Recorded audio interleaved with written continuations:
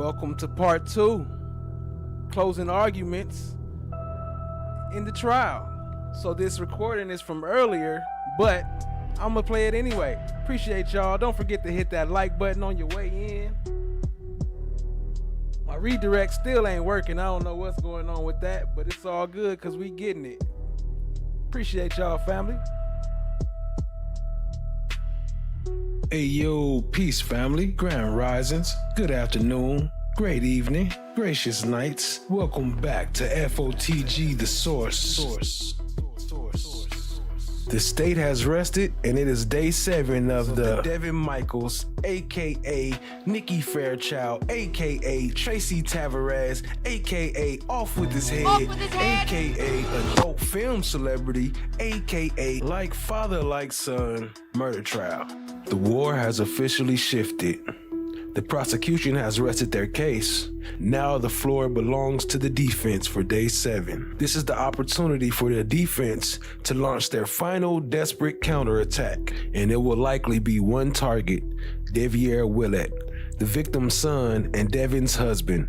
The defense must spend today planting a massive seed of reasonable doubt, arguing that the true killer is still sitting in the courtroom but wearing a suit and tie. And now we're back to another big question. Will Devyn Michaels testify? We're expecting the defense to call witnesses who expose.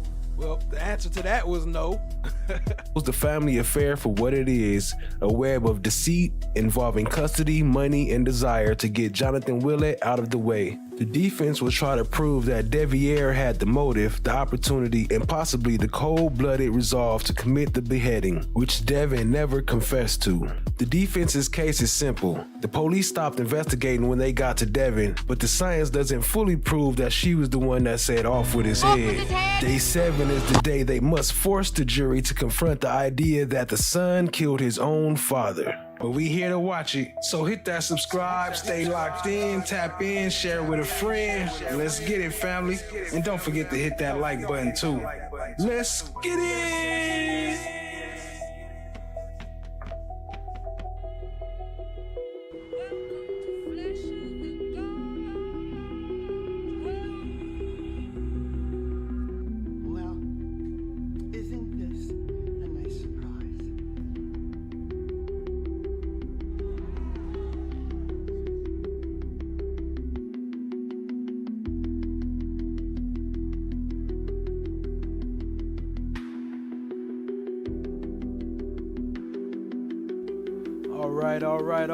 All right. Welcome back.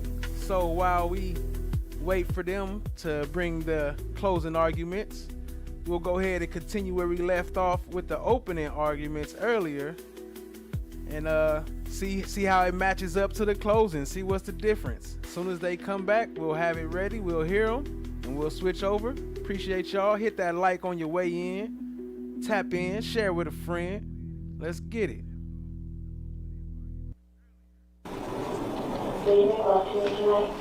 I just want to tell you better. I feel so just as you touching me, just in my body, each of yours. I just want some passion tonight, please. These are photos recovered from her phone that were taken from her phone, 5/17/23. And again, they're sexual in nature. This isn't too offending. However,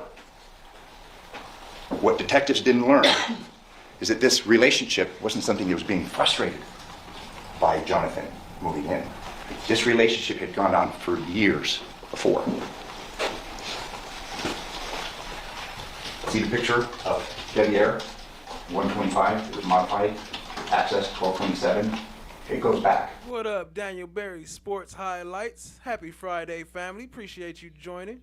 And everybody else, I am Shout, Indigo Kepra, No One, Lady L, Allie. Appreciate y'all being here. 7 years. And those in the bushes. Driver's license, this is Deviere, and if you look and take notice, I mean, this is some years ago before, he's 6'4". He's 185 pounds. He's a big guy, like his dad. His dad, 6'4", 205 pounds. We had spoken yesterday. Devyn Michaels was in the porn industry. You know, she's not on trial for morality, she's on trial for murder. She had AKAs, given her line of work. Deviere was into that. He knew that. He appreciated that. He pursued that. And this... He appreciated that. He pursued that. You thought Devyn wasn't in love? Boy, she changed Devyn's whole life. Look, I mean, not Devyn, Deviere. That boy was hooked. What up, Joni Ford? Appreciate you. Michelle B. Appreciate you. Illicit relationship began before the relationship had ended with his father. It was done behind his back. Pass between Deviere and Devyn. See, notice the photo? It's that same photo I showed you. 19-year-old, he's now 20. Girl, you had me mesmerized last night. You don't have to change a thing. Like that night was hands down the most sensational feeling I've ever felt since I lost my virginity. These are expressions of a passionate 20-year-old young man who's in love with a porn star.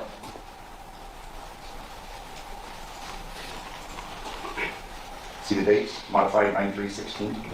That means it was looked at 7/18/26.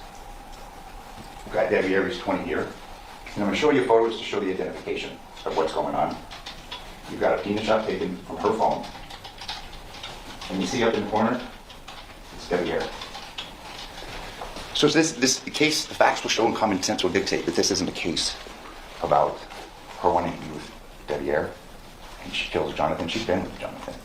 What happened on August 7th, 2023 is Deviere was getting kicked out. He was no longer going to be a part of this relationship because the dad he hated, was coming in and not only taking his home, but taking his wife. Again, 2016, and this shows the length. This isn't everything, but we're trying to just present this to you now so you have an idea. You can appreciate the motivations. Tracy, you put the biggest smile on my face. You haven't seen it already. You were the first thing on my mind in the morning, but I can't kiss you in the morning sadly. But boy, when my lips touch yours, it feels like time stops. For you, my heart races 1,000 miles and never skips a beat. I have it in my arms. You may as well start firing my back. In order to make you feel healthy, better, like you at your best. Just wanted to say you truly felt good. The rest. 784. Don't worry, at one point I'll be laying next to you, playing with your hair, scratching your back, and whispering something romantic in your ear. Again, the dates are telling.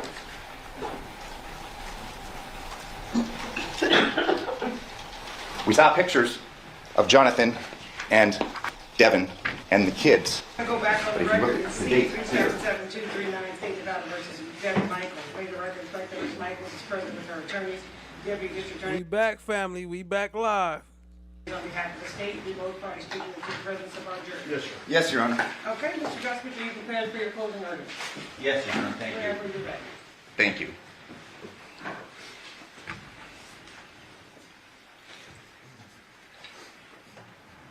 This case is entitled The State of Nevada versus Devyn.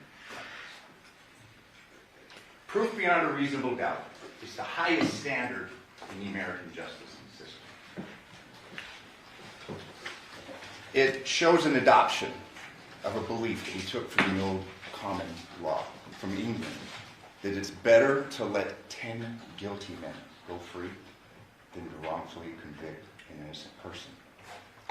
I would also submit to you that it shows a belief and an understanding from the Founding Fathers that very few people have the resources, the opportunity, or the ability to prove their innocence. You've seen that through the course of this trial. You have officers come in, collect evidence, and officers are people. I'm not going to stand before you and say this officer's a bad person. We talked about it through jury selection. But officers make mistakes. People are subject to biases, to confirmation bias, where they reach a conclusion first and then kind of work backwards. And I would submit to you that that is what happened in this case. And our Founding Fathers understood that. And that's why they placed the burden upon the state, and the state alone, to prove its case, each and every element of its case, beyond a reasonable doubt. I'd like to talk a few minutes about the jury instructions. We had a few technical difficulties, but you all have the same packet. I'd like to discuss just a few of these instructions. I'm not going to tell you which boxes to check. You're smart. You paid attention, very close attention throughout the entirety of this trial. You are the sole judges of the facts. You alone will decide what will happen to Devyn Michaels. Instruction number 3 talks about murder with use of a deadly weapon, and that's what the state wants you to convict her of, first degree with use. But the pleading document is telling. Instruction 3, it states, murder with use of a deadly weapon. Did willfully and lawfully, feloniously, with malice aforethought, kill Johnathan Willette, a human being, with use of a deadly weapon, to wit, a wooden stick and or other unknown object. By striking the said Johnathan Willette with said wooden stick and or other unknown object, and or through other unknown means. And then it lays out the mental state. It has to be deliberate, premeditated, or, of all things, committed during the perpetration or attempted perpetration of a robbery. The following instructions in this packet lay out, after you've assumed that Devyn has killed somebody, her mental states. Instructions 6 through 16 talk about all the different mental states required. That's after you've determined that this person did the killing. There's even a number of instructions concerning robbery. It's instructions 17 through 20. You see, in the state of Nevada, we have what's called this felony murder rule. It's a shortcut. It's maybe basically getting to the shortest distance between 2 points to convict her of first-degree murder. There are, however, other instructions that I would like to spend a little more time on. And again, you are the sole judges of facts. You will review these instructions.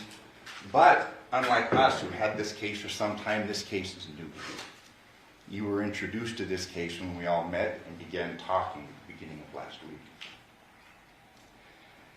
There is an instruction concerning expert testimony, instruction 33. Please look at that. There's a common sense instruction. And I'm going to flip to that. It's kind of telling.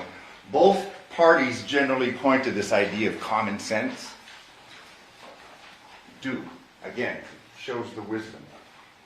Instruction number 34.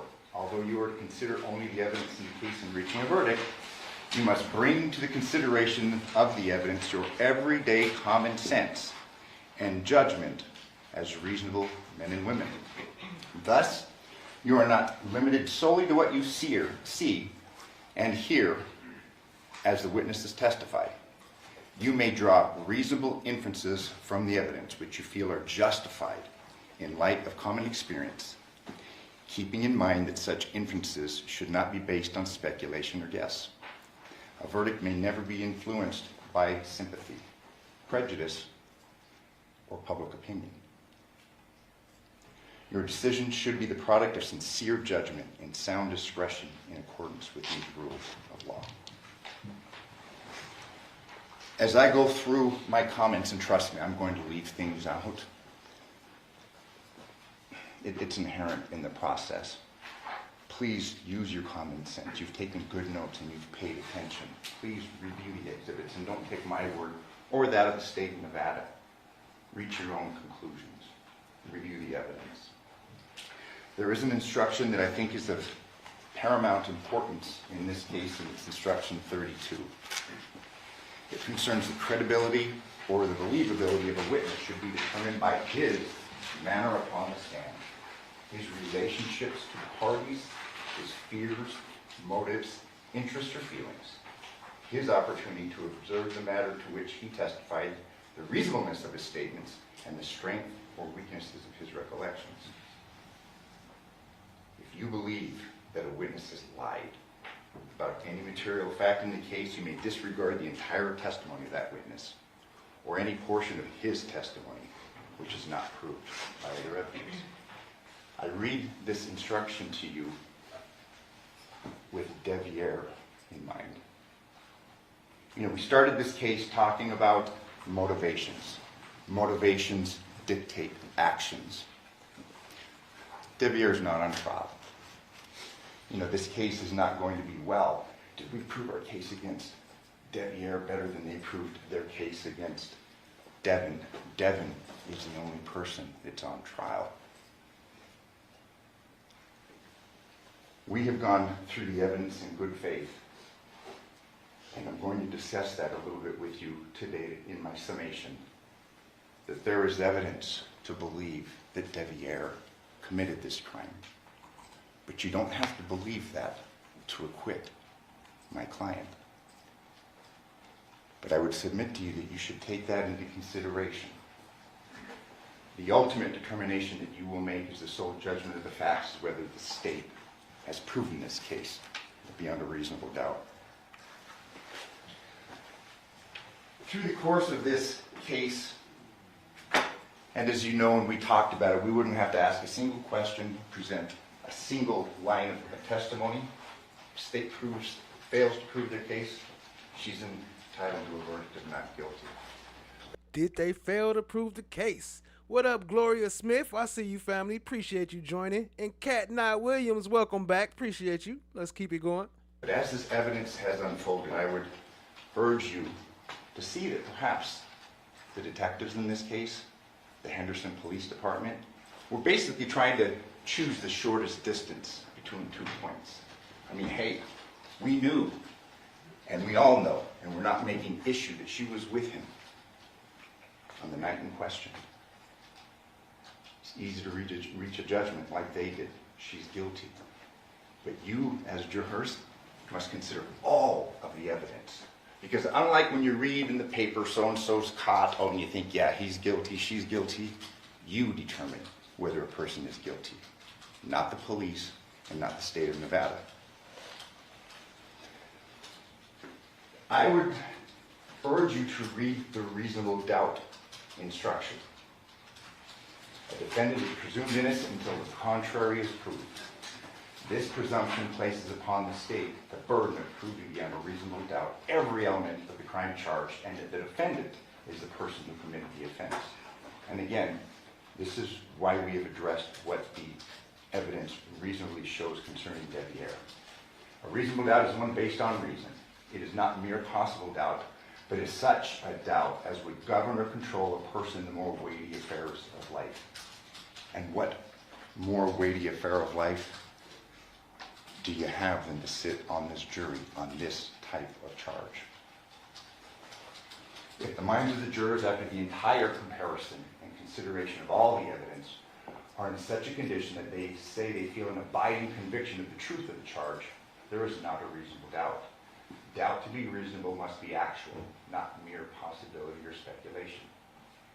If you have a reasonable doubt as to the guilt of the defendant, she is entitled to a verdict of not guilty. Since this is a charge of murder, I'd like to begin my comments, and I won't be long. I mean, we've been here a long time, but this is important. Let's begin at the autopsy. We had Dr. Sims. He was the lead coroner here in Clark County for 19 and a half years. You heard his testimony. It wasn't much of a cross because he didn't say much to be disagreed with. We did, however, hear from Dr. Yagi. Do you recall the question that was posed to her? Would you agree with me that a decapitation is difficult to effectuate? Remember her answer? I don't know, I've never done one. We heard from Dr. Sims that yes, it would be difficult. It takes a lot. It's involved. Dr. Yagi missed the tattoos. It was in the report. We had Oriental John. That kind of goes to the weight that you should give her testimony and the thoroughness of her examination of the body. The state's relying upon Dr. Yagi's statement, her testimony that there was no injury on the hand. You got to consider the source. Dr. Sims testified that the cause of death cannot be determined without evidence of injury, and he was talking about standard practices. Obviously, these are very suspicious circumstances. In fact, if John was murdered, it's very reasonable to assume, common sense would dictate, that the person that killed him decapitated him. And through the course of this evidence, they have not shown a scintilla of evidence that she was involved with a decapitation. She didn't do it. Determination of homicidal violence cannot be used when in large part that fatty liver or drugs and alcohol are present. He was talking basically about the industry standards, what experts in this field collectively agreed upon. And we saw a variation in this case from Dr. Yagi. In this case, we did have a combination of all three. You heard the testimony about 20 times the level of THC, alcohol in the body. 0.02 was the alcohol in the blood, but Dr. Sims testified that that, in conjunction with this high level of THC, would cause a person to be intoxicated. That's important in this case because you will hear testimony concerning her concern, Devyn's concern about not letting him drive. As you recall, we went through all those texts beginning back in 2018 concerning Yoko's concern. And again, I don't want to speak ill of the dead, and it was no showing of disrespect towards her, but it was an ongoing concern that she had. She didn't want her son driving drunk, and that concern was shared by Devyn. She had his key. She took the key to the house. That's not evidence that she committed a murder. This is extremely important, and there's been a great deal of issue made concerning this video evidence. As you recall, through the course of Deviere's testimony, I read it to you at the beginning of the trial and read it to him, where basically we had a detective, it was the 12th of September, telling him, you're under the radar. We're here to clear you. I mean, when you look at the radar, when you look at this net that was cast, it has so many holes in it. The state would have you believe that both homes were under 24-hour surveillance. It's just not true. The evidence of Detective Lippisch and the other detectives showed that. The state expects you to accept representations made by Detective Lippisch regarding the true time of the videos from this residence, and I want to start there. This concerns the state's timeline, which I would tell you flies in the face of common sense, but it's important to take into account how this evidence was gathered. You recall the list of times or the videos that were shown? He supposedly didn't, it was on a neighbor's cell phone. We saw no logs. We saw no indication of the veracity or the accuracy of those times. The state's basing this idea that she's pulling up in front of the Talavera residence and is somehow moving her car at 11:04 to avoid detection. You have to take this detective at his word. And again, I'm not necessarily saying he's lying, but he did a sloppy job of collecting that evidence. And this is the video evidence that I'm referring to.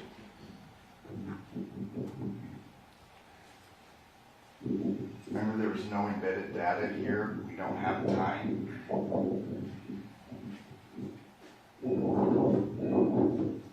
He would have you believe that the vehicle is moved at 11:04. We don't know what time this is occurring. We do know that the vehicle perhaps was moved from the Burla, but we don't know the sequence of events. As you recall, and you will have the evidence, there was various blue lines showing triangles, and we heard that through the positioning of the GPS, you have movement, even if a vehicle is in one place. We don't have specific times, and we really don't know the order of how things occurred. We would urge you to believe and to consider that common sense would dictate that this was when Devyn left the residence at 2:04.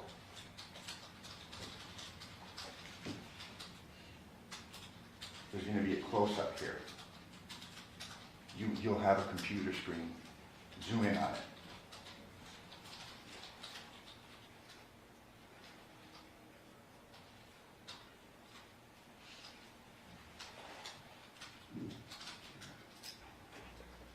Real quick, shout out to No One. Appreciate you, family. Y'all show him some love. You know, it's that time. He got to head on out, but I appreciate you tapping in, and everybody else. We gonna keep it rolling. Much love, much love. Appreciate y'all. Hey, Vernicia Williams in the building. What's good, family? Hey, and Miss DB. What up, Miss DB? Welcome back, welcome back. And welcome back, Vernicia Williams as well. Appreciate y'all, family. Much love.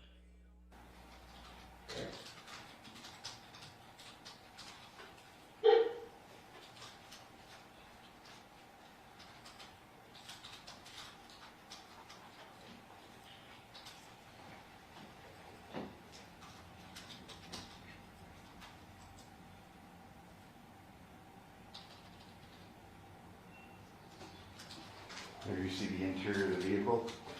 You see Devyn getting in. You see a bag on the passenger seat.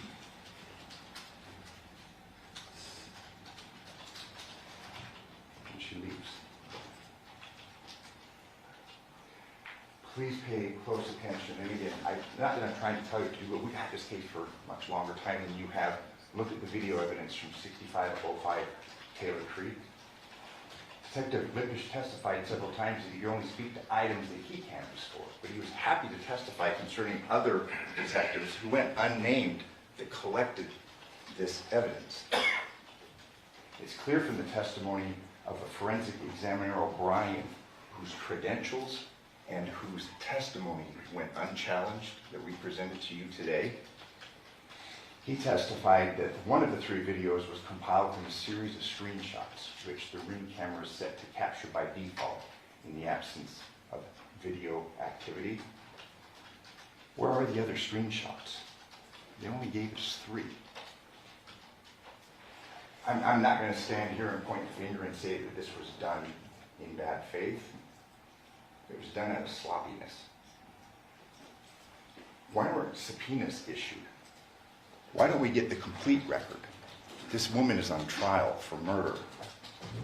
We heard nothing concerning them going to the third-party providers, Ring, Google, other parties. No, they're relying upon the cooperation of neighbors who are living their own lives and who very well may be indifferent to the gravity of this situation. Didn't give us the full picture, and that was the video that had constant, you got a good scene into or a good view of the residence. It's incomplete. We just have these 3.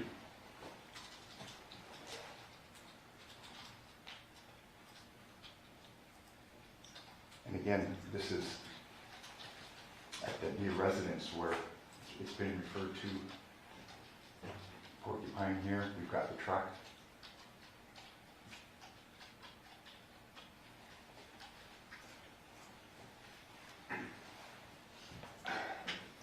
You know, there's been an argument made that Deviere had to have been in the home the whole time. Based on what? Because the entrance to the neighborhood with the continuous camera doesn't show a vehicle. There's other ways to leave that residence. There's a walkway next to one house away. There's over the fence. This is something that's been discarded by the state, but again, I would submit to you that goes to what Devyn is thinking. It goes to her innocence. She starts trying to contact Johnathan on the morning of the 7th, starting about 4 a.m. She'd left him. She'd left him at the residence. The plan was that they were going to take the girls to school that morning, and we have evidence, and you've heard uncontradicted evidence that that's what she did. The message she leaves him is concerning the girls' school supplies. She's letting him know that their daughter was sick, because we know that she's at that pharmacy, and it's a 24-hour pharmacy at 2:28 a.m. That's what went on. She hadn't killed him and decapitated him. She was worried about getting her daughters to school that morning. She sends messages of concern when he doesn't respond. The state claims, and again, this is where common sense comes into question, the state claims that Devyn was answering Johnathan's phone from the house the morning of 8/7/2023. You heard the argument concerning the notifications. We did hear from Detective Skinner that they didn't put it on airplane mode. those notifications wouldn't have shown up. That evidence, like so many other pieces of evidence, were mishandled. But the state's going to have you believe that she purposely took the phone from Paladera to Porcupine Rim and leave it out on the driveway, and at the same time be calling it and answering it and leaving it on the driveway. That flies in the face of common sense. She took it and left it there, and then is answering it and calling it to provide some sort of an alibi. She's lucky that in this very slipshod investigation that she has as much evidence that she does to present to you that she didn't commit this crime. Crime scene, the footprints. There are footprints in the backyard. And we have, and I'll show you the photos, we marked them and had them admitted. We have this, the Henderson Police Department documenting these footprints, but then trying to basically throw shade on that, saying, well, they could have been there for some time. They weren't important. When you look at the photo, you can see that they're fresh. They wanted to argue that they're male or female. They didn't do any follow-up. There was no footprint comparisons to anybody's shoes in this case, much less Deviere's. You recall Yoko's testimony, there were 4 dogs in the backyard. If that footprint had been there for very long, common sense would dictate that the dogs would have walked through it. They would have been sullied. They weren't. They were fresh. Again, they were not analyzed or tested. And there it is. And Detective Ozawa just kind of discounted that and said, well, we don't know how long they were there, but apparently no one really looked at Yoko's testimony and Yoko's statements. 4 dogs were out there for most of the night. This was a big point of contention. And again, these aren't red herrings. These go right to the very heart of the case. There was no blood cast off in the bedroom. In spite of evidence, uncontroverted evidence, that a mechanical powered saw was being used to decapitate Johnathan. You recall, Coroner Yagi went so far as to try and compare a beheading by a mechanical tool there at a crime scene, and Dr. Sims took issue with this. She tried to compare that. These crime scene analysts tried to compare that to the dismemberment of a body under controlled conditions by specialized tools in the morgue. Bodies that have been refrigerated, but nonetheless, she testified that they still wear protective goggles and aprons to protect themselves from this cast-off. Luminol, we heard no testimony whatsoever that luminol was used by the crime scene analysts. That would show indications of blood or attempts to wipe it up. Nothing. What's clear, and it was kind of laborious at the beginning of this trial, was Yoko's testimony, because her testimony was so crucial to the timing of this case. There were some difficulties with the interpreter. However, I'd submit to you she speaks pretty good English. It was important to memorialize what she told officers the morning of in the 40-minute conversation, as well as what she testified to the grand jury. She testified that she saw Devyn at 1 a.m. and Devyn didn't have any blood on her. If you follow the state's timeline, it's sometime around then, and it's unclear. She's involved in this murder and decapitation. She stated that no gloves were worn by Devyn when she met her at 1 a.m. And you recall the testimony concerning the dishes and the alcohol bottles. And there were some issues concerning Jonathan's level of drinking. 15 minutes. She testified that the light was on. That brings to question the veracity and the reliability of the statements through her multiple interviews that Devyn made to the detectives. There was no blood visible on Devyn's shirt at the CVS drive-thru pharmacy. And thank God that she stopped there. Because again, we have real time. We have real evidence that shows that she didn't commit this crime and not some detective's opinion. There's another issue concerning this, the mixture of ammonia, bleach, the stench. Remember that? We heard that the first responders, that they said that the smell got worse the longer they were there. If we're to believe the state's timeline, this is smoking for 9 hours. That flies in the face of common sense. Ammonia evaporates quickly. And again, your common experiences. The state never, and one of you posed a question to Dr. Sims. Again, it's the state and the state alone that bears this burden. Where was the expert to talk about that? That was important. This case was out of the ordinary. It's clearly gruesome, but because it's gruesome doesn't make that woman guilty. It isn't evidence that she committed this crime. Here we are, 2:27 in the 24-hour pharmacy, and you'll have this. Look at her.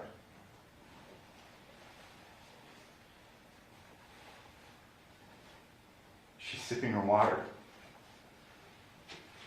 Apparently this is after she's murdered a man and decapitated him.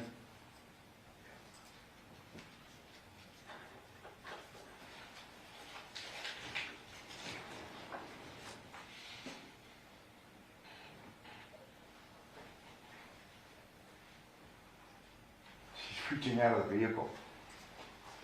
No marks, no blood, nothing. And Sims testified that this would have been messy.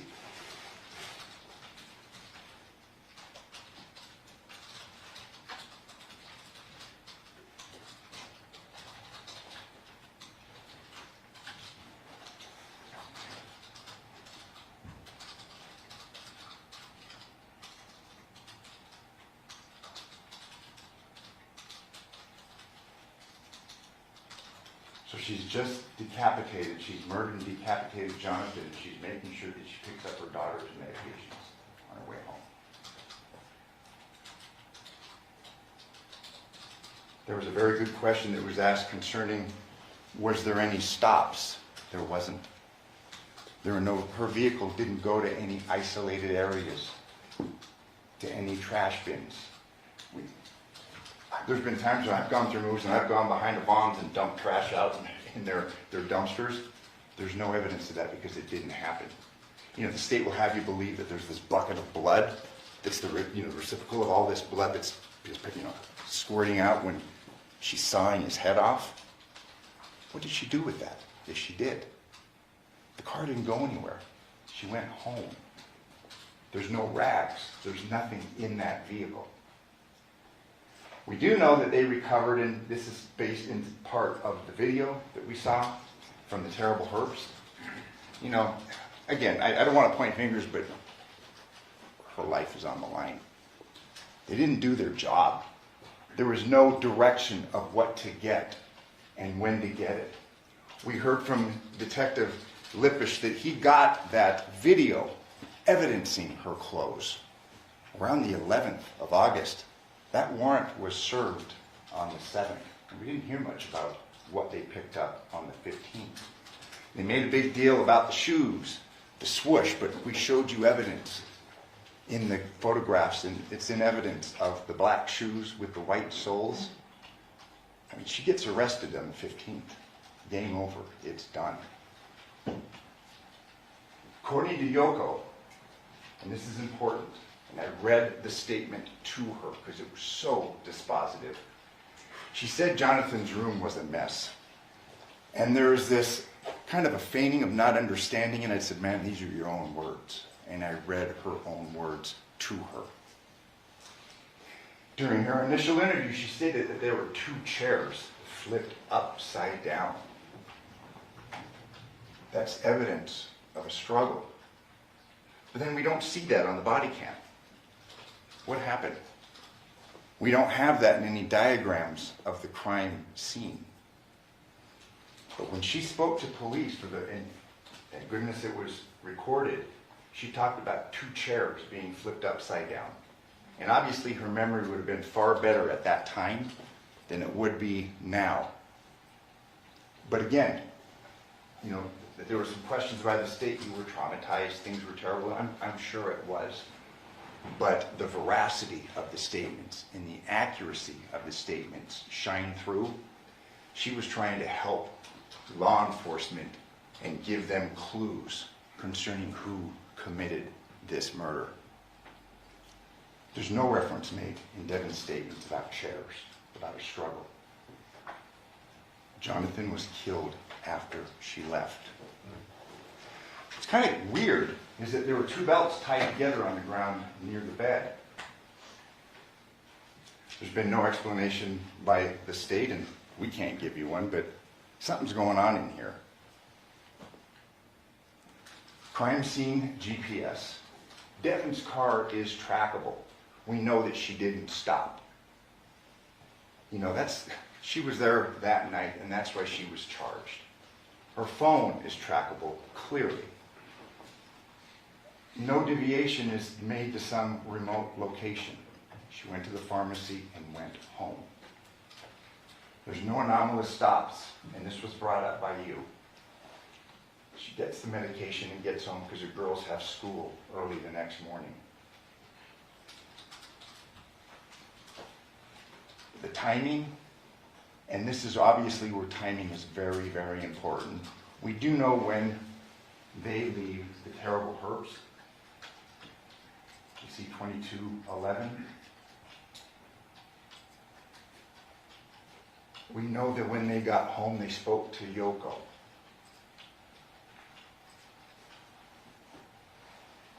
We don't know how long they spoke, but do you recall LOKO's testimony? Her words were, it was a very good day. She'd known for months that they were getting together. They were trying to unite the family. And you know what? No union is perfect. Hey, we all know that. There are ups and downs, but she and Johnathan had a union. You know, the state in their first closing, they're going to get a second one, try and paint her as this devious, manipulative, conniving temptress. But think about that. The flip side, a 19-year-old.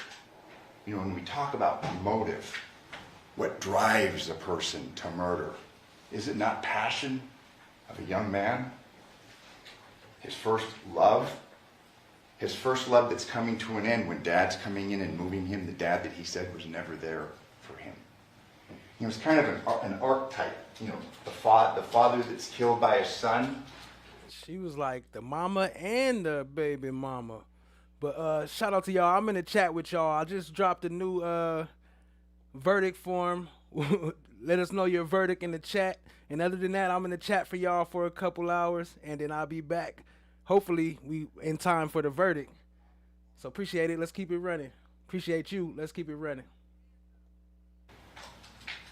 I mean, it's in, I believe it's Isaiah 38:18. We've got these Greek stories of it, Oedipus. I mean, there's various variations of that, but it's an archetype. Saturn. It's known, and it's as old as the human condition. Fathers are sometimes killed by their sons, and that's why we wanted to underscore, and we spent a great deal of time in our opening statement, because we didn't know where it was going to go with Deviere, but we knew that they'd had a relationship that had been kept clandestine. Deviere covered for Deviere, and Devyn covered for Deviere. And this is important. I would submit to you that this is a more accurate and a more reasonable timeline. LOKO was awake. 10:58. There's a 44-second call to Deviere from her phone. You recall, we get the text, and you want to talk about an alibi-type text, putting the girls to sleep. It's 10:36. I'm going to bed. That has been refuted by facts. He testified here that, well, maybe he woke up at 2. That was the first time. Previously, he had testified before a grand jury that he got home, put the girls to bed, went to sleep, woke up, Devyn was there. That is a lie. Why would he lie? What motivation would he have to lie? He's a fairly smart young man. I mean, he was kind of catatonic here, and understandably so in the witness chair. But again, we need to look at motivations, because motivations, they author actions. At any rate, and we knew the night before that Devyn had been there late with Johnathan. But after we were to believe that he's asleep at 10:36, we got a 44-second call from Devyn's phone to Deviere. 8 minutes pass. 11:05, we get that 10-second burla in the Nissan Armada. It may have been moved. You're to determine that, because I'll tell you, we really don't know. The evidence is not reliable.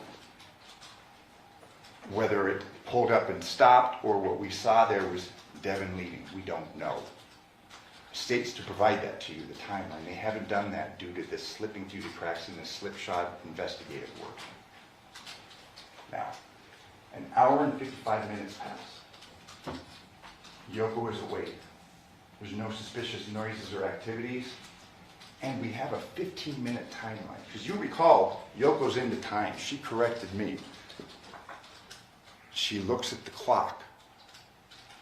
They talked for 15 minutes. And it was kind of like pulling teeth. She admitted about the dishes and the alcohol. They talked for 15 minutes. We're to believe that, and again, this goes to Devyn's statement and the reliability after she's subjected to interview after interview. Yoko says the lights are on. The state would have you believe, apparently, that Johnathan's dead. She struck him in the head, and he's dead. Meanwhile, she has this 15-minute communication. Again, no blood, gloves, chemical smell, any of that on Devyn. At 1:15, Yoko goes back upstairs. And you recall yesterday, that was kind of rebutted Lena's testimony. They kept hitting her with that hour and 4 minutes. That's why you don't talk to the police. That's why you have a right to remain silent. One thing that we have learned is don't talk to the cops, especially if you're the target, because they're going to take what you say and they're going to twist it.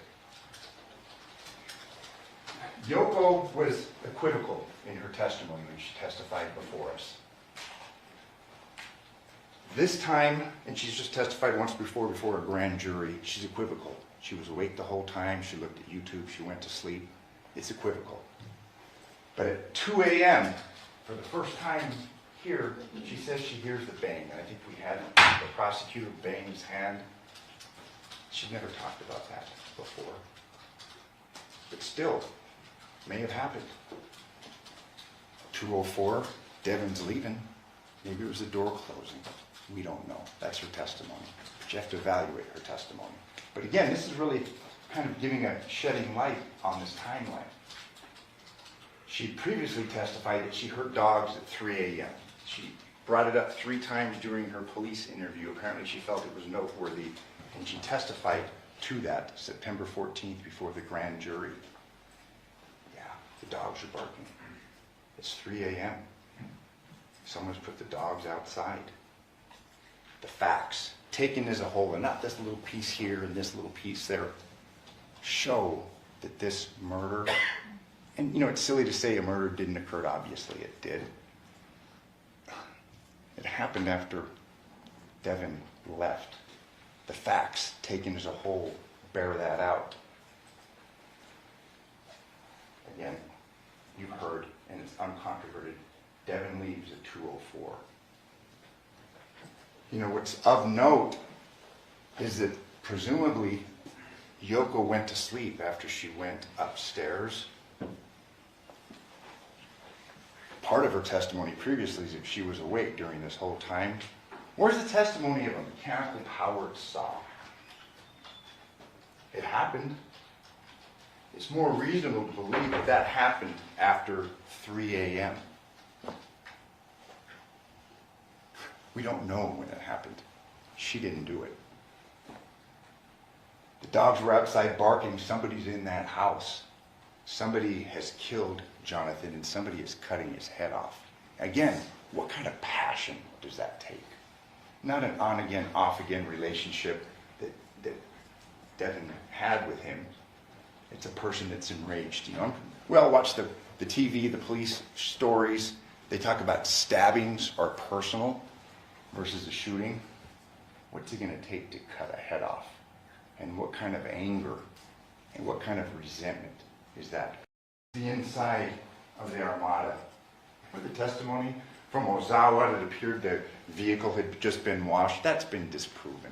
The burla shows that that didn't happen. The location coordinates show that that didn't happen. Look at the inside of this vehicle. I know my partner, Mr. Horvath, had asked Detective Spangler, well, was it very clean inside? I think he made a reference to teenage kids, something along those lines. This isn't well kept. I've seen much worse, but it's not well kept.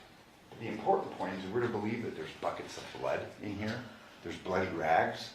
There's a head, a murder weapon, a saw. There's nothing in there. They sealed this vehicle and they took it off. If you're to believe that she murdered and decapitated Johnathan, you're to believe, common sense would dictate that there's going to be some indicia of a crime in here. You're taking buckets of blood because they weren't at that residence. This made reference, and again, nobody understood the significance at the time. Miss Miriam didn't, but there's the table that she talked about. It was a moving day. Injuries do happen. We're to believe, again, Dr. Yagi's, the reliability of her testimony. She said there was no bleeding injuries. Well, we've got an injury right there. Whether it's bleeding or not, we don't know. But that's sign of an injury. And remember, this is the same doctor, the same coroner that said John didn't have tattoos on his arms. Big point was made about the telephone. And we're to believe that Devyn is so sophisticated and so cool and so cunning and so informed that she can murder this guy, decapitate him, not leave any evidence, and then drop his phone in her driveway. A more reasonable explanation, it's tired. She's got girls that are going to school in the morning. She's been carrying things, it's late. She obviously brought the phone. Whether it was knowing or not, we don't know. It appeared that it had fallen on the side. She tries to give an explanation. You recall about the cigarette butts? She didn't know the phone was there. That's why she was calling the phone, following up with Johnathan. She knew he wasn't dead because she didn't kill him. Another thing that was a big point of contention, sometimes little things can have very large implications. Remember the issue about the blood on the screen? Papakostas, the DNA expert, testified that she couldn't confirm that it was blood. There was a presumptive test, but the confirmatory test, and some of you are far more knowledgeable than I am, it was not. She couldn't confirm that it was blood. So then the state recalls crime scene analyst Miriam to apparently discredit their DNA expert in reference to the blood. And this is the entity that's charged with proving this case beyond a reasonable doubt. They're calling a crime scene analyst on a presumptive test to discredit the DNA expert who gave testimony, uncontroverted testimony, concerning the lack of a confirmation for this blood. We know that John's DNA is on the phone. I would submit that it is somewhat significant in determining whether the state's proven his case.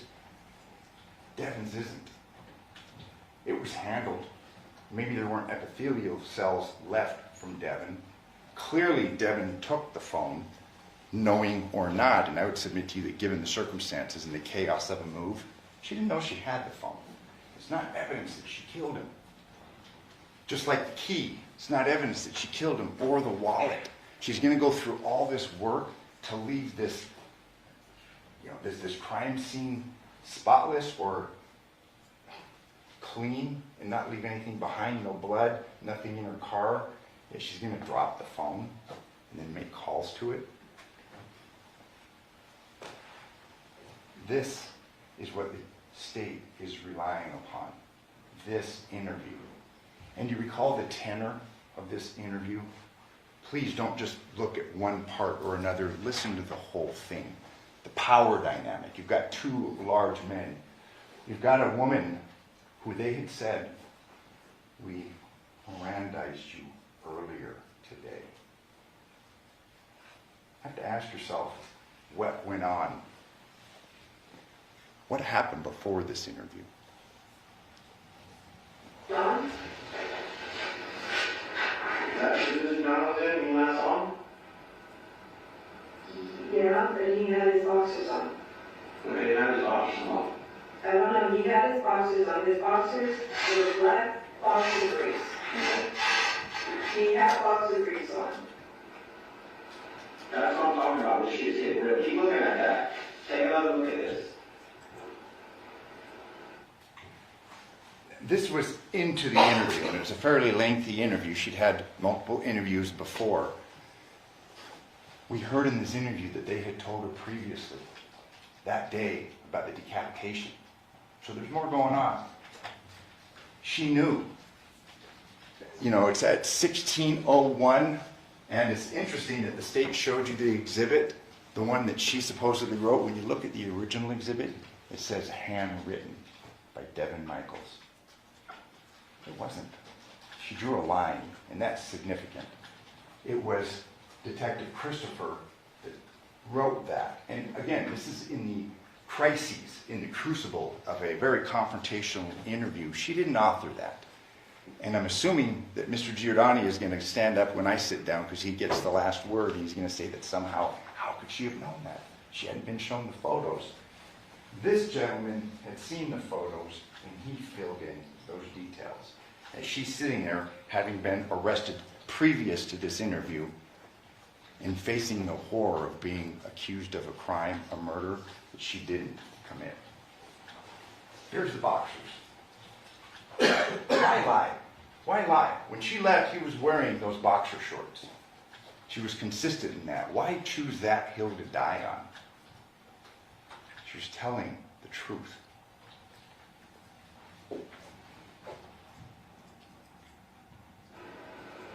Have you had moments in the past where you Yes. have been stuff where Yes. this happened? Yes, there's things in my past where I cannot remember. And yes, I have talked to my doctor about it. Yes, they're trying to figure out what's going on with me. Yes. Okay, you don't have to tell me if you don't want to, but what is wrong with you that you say that I you're trying to don't be know. back? They're testing me now. I think yesterday, for whatever reason, my brain tingles and then I black out. And I literally have it on documentation from the doctor, and they're trying to figure out what's going on with me. This interview is on August 15th of 2023. This condition that she's talking about, it's documented 6/7/2023. New patient established her patient she feels like tingling, vibrating in back of head, comes and goes, denies headache, has dizziness.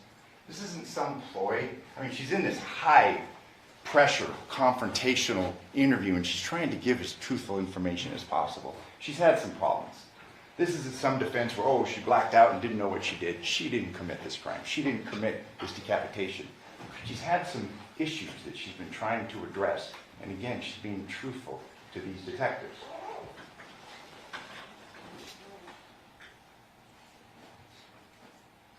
It's confirmed.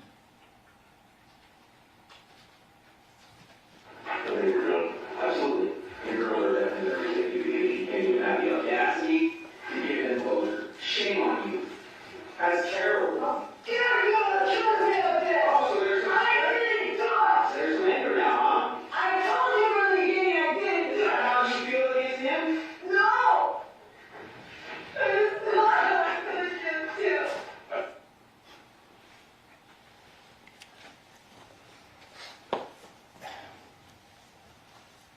She's pushing back. She's been interviewed over and over again.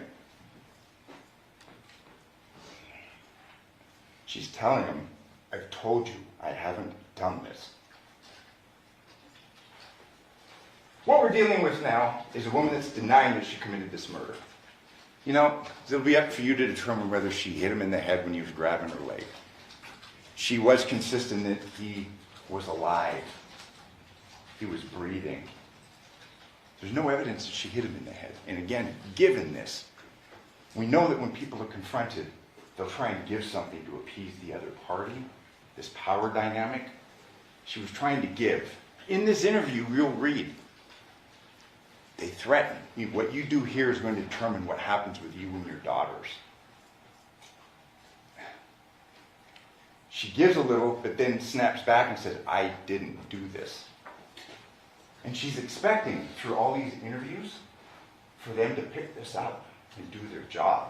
But they'd already made their minds up. You heard from Lanai yesterday. In their minds, she was guilty.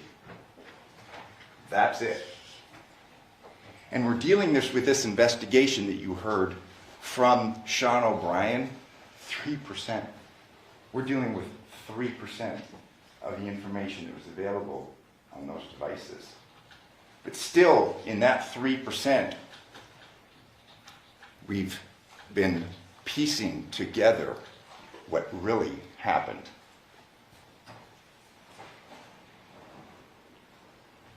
We do know, and it's clear, incomplete Celebrite reader files.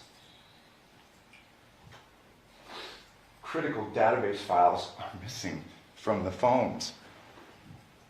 Now, years later, we're trying to piece together a defense to defend a woman that didn't commit this murder.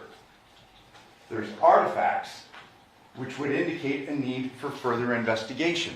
And Sean O'Brien testified that generally, as he's been a forensic analyst, he's been involved in law enforcement. There's supposed to be this back and forth. Hey, get us this. You know, as this investigation develops, we need more information. There was no indication that that occurred in this case. She's at the house. She's the low-hanging fruit. She's guilty. The end. All investigation stops. Image of Devyn and Deviere. And again, we would like to have more, but we can show you this image. Now, all the images that are available on a cell phone, I think I probably have 4,000. You know, it's going to be the state's position, well, this is just randomly popping up. Devyn had said that he was asleep, or Deviere had said that he was asleep at this time. He testified under oath. He lied under oath. Look. There's a Discord chat application, 231. This is telling. You know, the state can play 3 phone calls from the girls who are adorable. Those were all after 11 o'clock. We have no proof where Deviere is. But we have 2 indications of 2 artifacts at 2:12 a.m. and 2:31 a.m. that he's up and he is engaged. There's a deliberately deleted file. This is the image, 2:12:38 a.m. This is after there's been 3 calls from the home phone that night to Devyn. 3 of them were the girls. What about the other 8? But of all images, at 2:12:38 a.m., this is being looked at on Deviere's phone.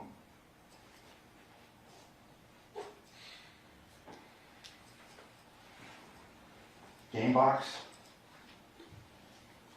Again, and this is important, this was not preserved, this was overlooked. There's photos. He was a gamer. They had issues. Gamers are on their game platforms and they talk to other people. We have a Discord file. There's a remnant of that. He's using that at 2:31 a.m. in the morning. He's up. He didn't drive his car over there, and again, I can't tell you for certain if he committed this murder. But he could have easily gotten out of the house, and he's not going to walk. He's going to talk to a fellow gamer. We now know that he's up, and he's lied. He's lied under oath. What does he have to lose? I mean, he was able to avoid the motives through the course of this investigation concerning getting kicked out of his house and losing his wife, who he, based upon all the photos, and we didn't have to go through those, you saw them, he was in love with her. But we do, in this 3% that's available to us, we can show you that he was up. Not 1 indication, but 2. And given the nature of that photograph, the multiple phone calls that were made earlier, and now we have this discord, we have a remnant that he's on and at, it's not too hard to imagine that he went there. Those are the facts. And the timelines, you recall the detectives that for the Henderson Police Department that testified, they set out timelines, but they didn't do a more in-depth analysis. And this is what our analysis, with only 3%, we were able to show he was awake. This was deleted, it's there. I'm not saying that was that night, but that's something that should be taken into account, headed there now.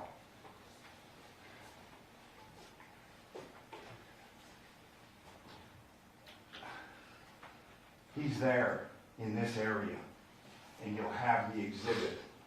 He's next to a remote area. Don't know if he had a job there or not. This is the morning after 8/7/10/25. You know, when detectives interviewed him, he'd said, hey, I've been drinking. We don't know if he'd been drinking all night. We don't. He's a drinker. He's in a remote area where, and obviously there's been no testimony, there's been no investigation in those wash areas. We know he was over there. We know he was up. We know that he was looking at a picture of him and Devyn. You know, it's, you see on the crime TV shows about motive, means, and opportunity. He had all three. He had the motive. He had the means. He didn't walk there, but he was talking to somebody. Clearly, he had the opportunity given the timeline. But again, I'm not going to stand before you and say he did it. We don't know. She didn't. These were texts that were between him and his father. You have nothing to tell me, WTH or TF. I thought you were my seed. If what I can know, I can't fuck with you. Boy, that's true. Devil shit. It was clear, and he tried to smooth things over through the course of his testimony, but Deviere did not like his dad. He had an affair with his dad's girlfriend. You know, these things don't reflect too good on her, okay? They reflect poorly on Devyn. But Devyn's not here for good moral character. You can despise the choices that she made, but you can't convict her for murder. For a murder that she didn't commit.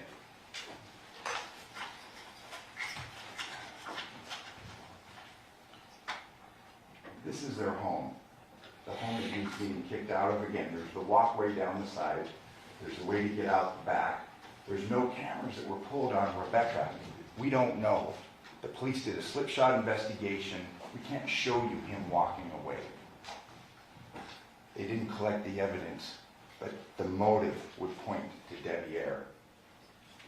This gun, there was an issue made concerning that. That gun was looked at the afternoon of, I'm sorry, that's another gun. There's guns in his possession. We don't know if that person was shot or not. Johnathan was. The swords, again, we're not trying to throw these things out, aha, but this just shows a conscious indifference on the part of law enforcement in collecting evidence that could exculpate her. Their minds were made up. She was guilty. There's so much evidence here that you can go through and look. Again, thank you for your patience. Thank you for your attentiveness. You know, this is the last chance that we'll have to speak. There's going to be things that I have overlooked, things that I missed. Don't hold them against her. Hold it against me. You remember the movie 12 Angry Men? The jury went through and exonerated that young man. I'm going to ask you to do that, to look at the facts. You may not be comfortable with a verdict of not guilty. She's done some bad things. She didn't commit this murder. She didn't kill him and cut his head off, because those two things are combined. Common sense would dictate that they are. She's not guilty of this charge. Thank you. I think, are you prepared to give your rebuttal argument? Ladies and gentlemen, because the state has the burden of proof, they are allowed to open and close the closing argument.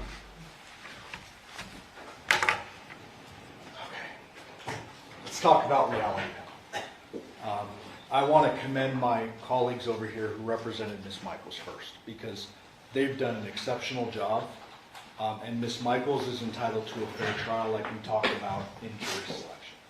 They've done a good job of coming through and poking as many holes as they can in the evidence, and I commend them on that. But make absolutely no mistake, that woman is guilty as sin. That family deserves justice. Those girls deserve justice. Do not take this lightly just because a real polished defense attorney gets up here and spins a yarn for you. Do not take this lightly. Those people deserve justice.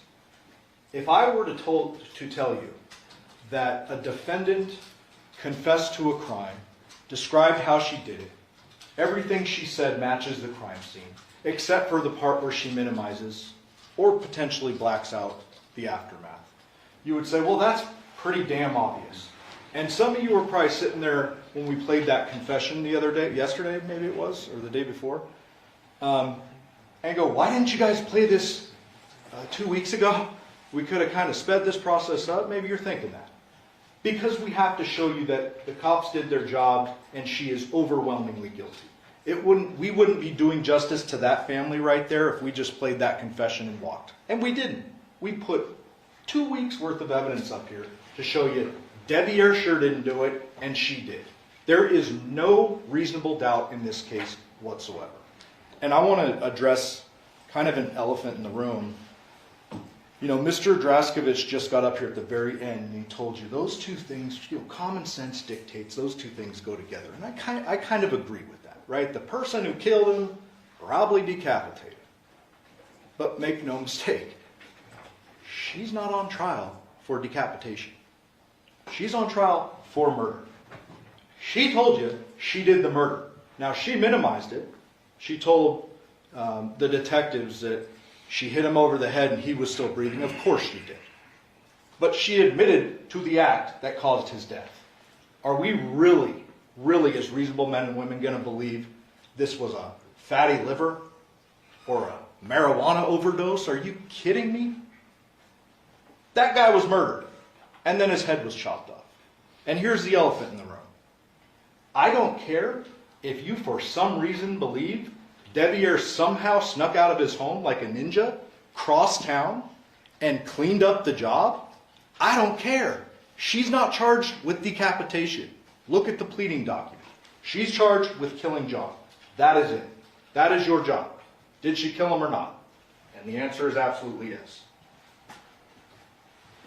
I need to show you a couple instructions because they're important. Bear with me. I know you're probably tired because we all are. But this is too important to just gloss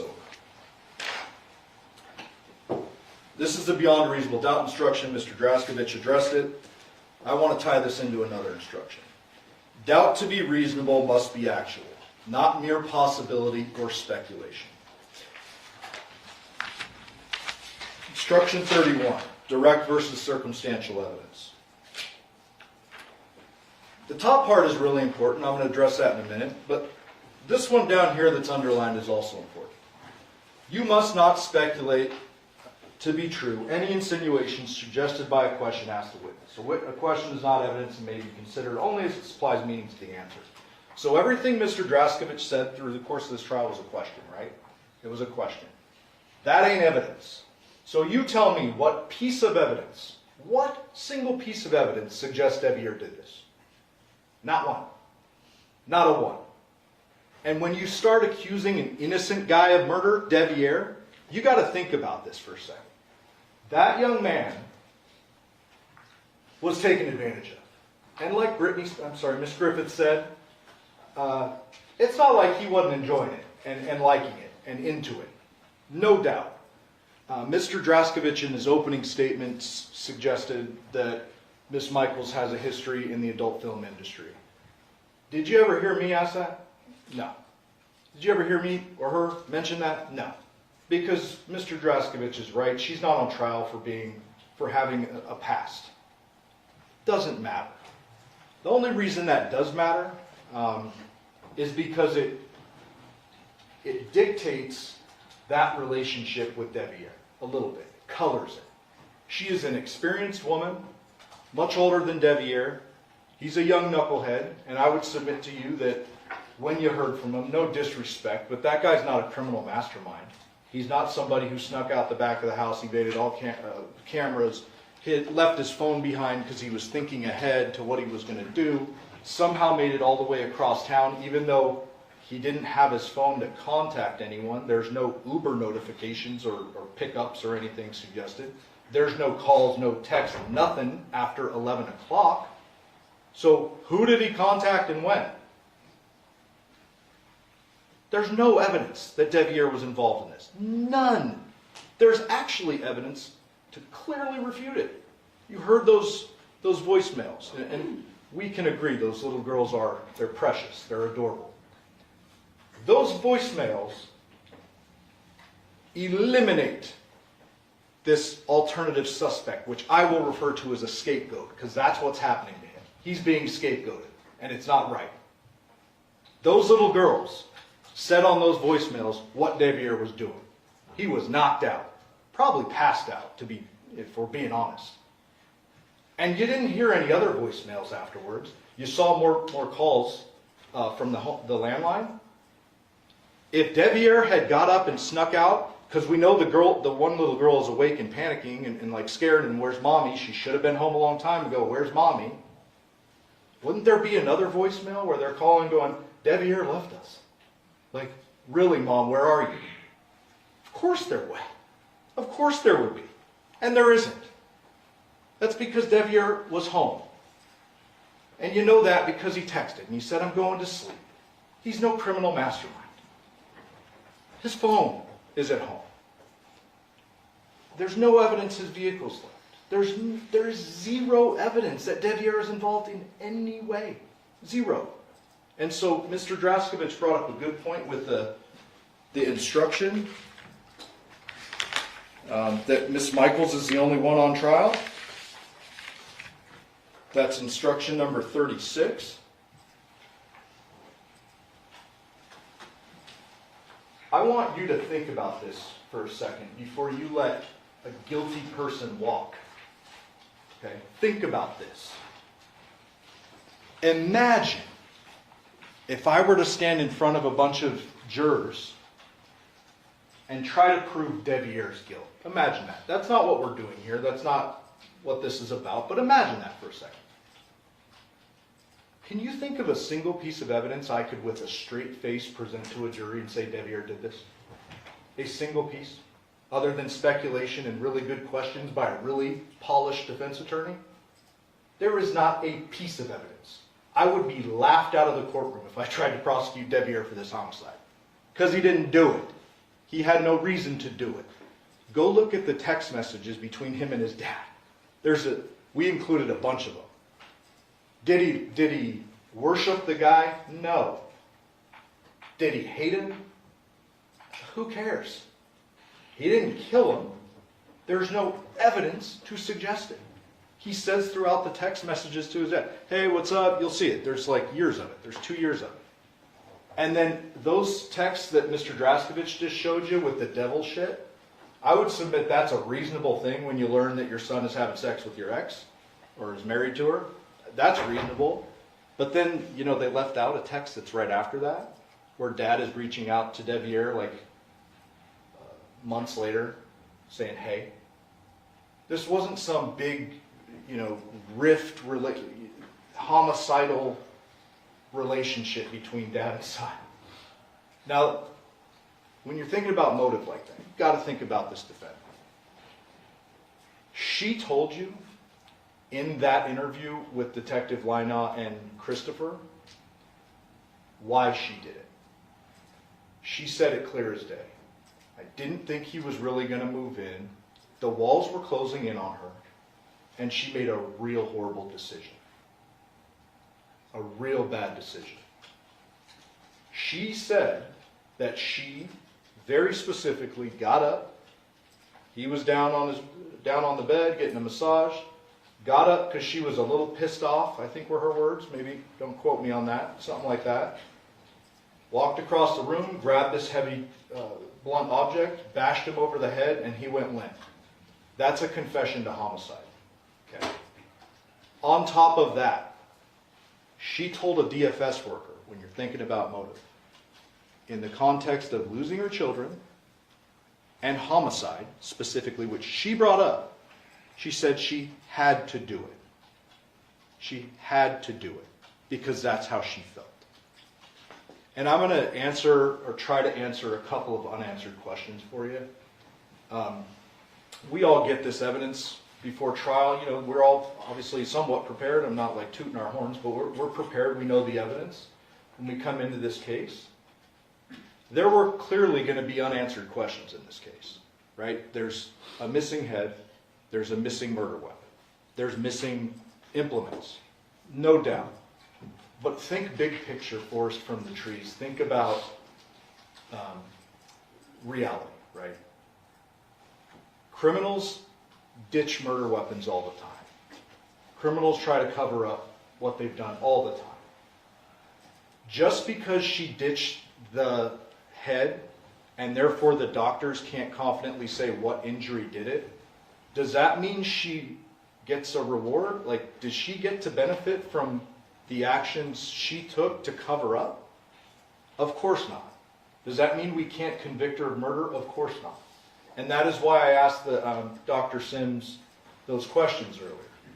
I didn't challenge his credentials. Like I've dealt with him on cases before, as you probably noticed, and he's a smart enough guy. He's very educated, but he's not disputing that a blunt blow could kill a man, right? He is saying exactly what Dr. Yagi said, the decapitation is post-mortem. And you know what he didn't say, which should be very notable for you? That there were other bleeding injuries on the body, including the hand, right? Because there weren't.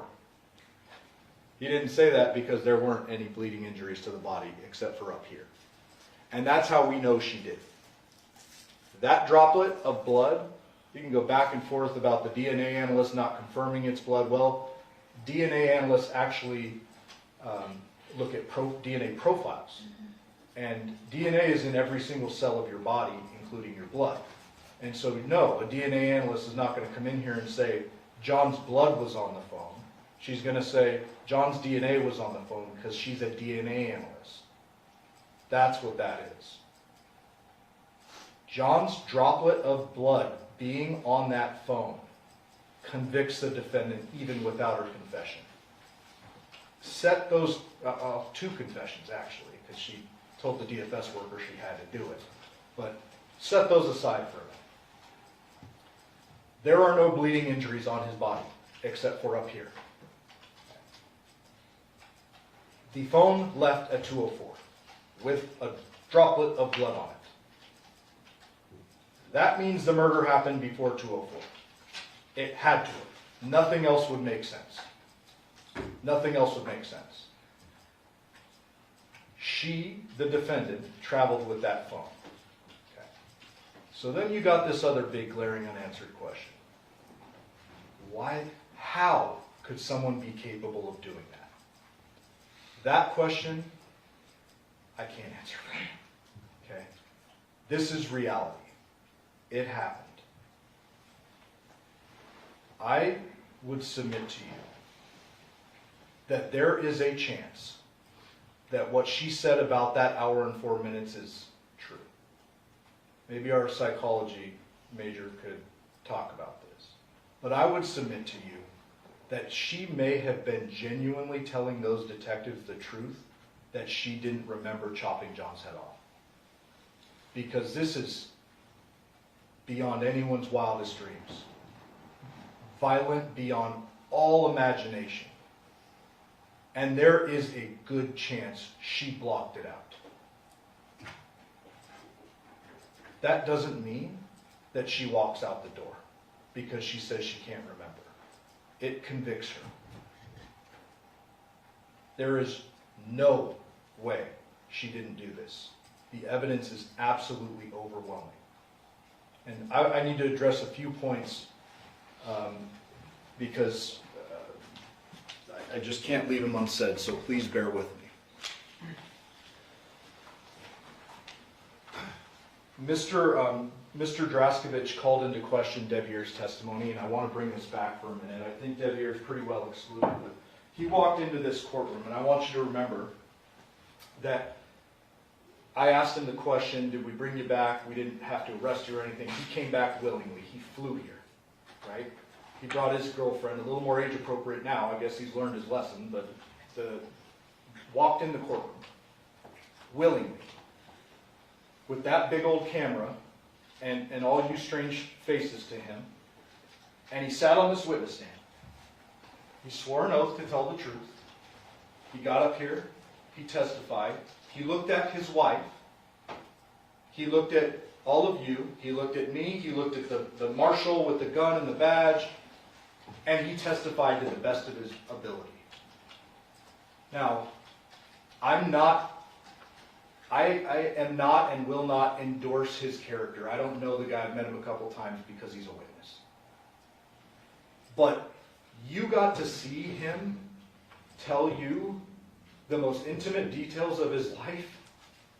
And I asked him straight up for a reason, and I did this early in the trial because we just learned he's the defense.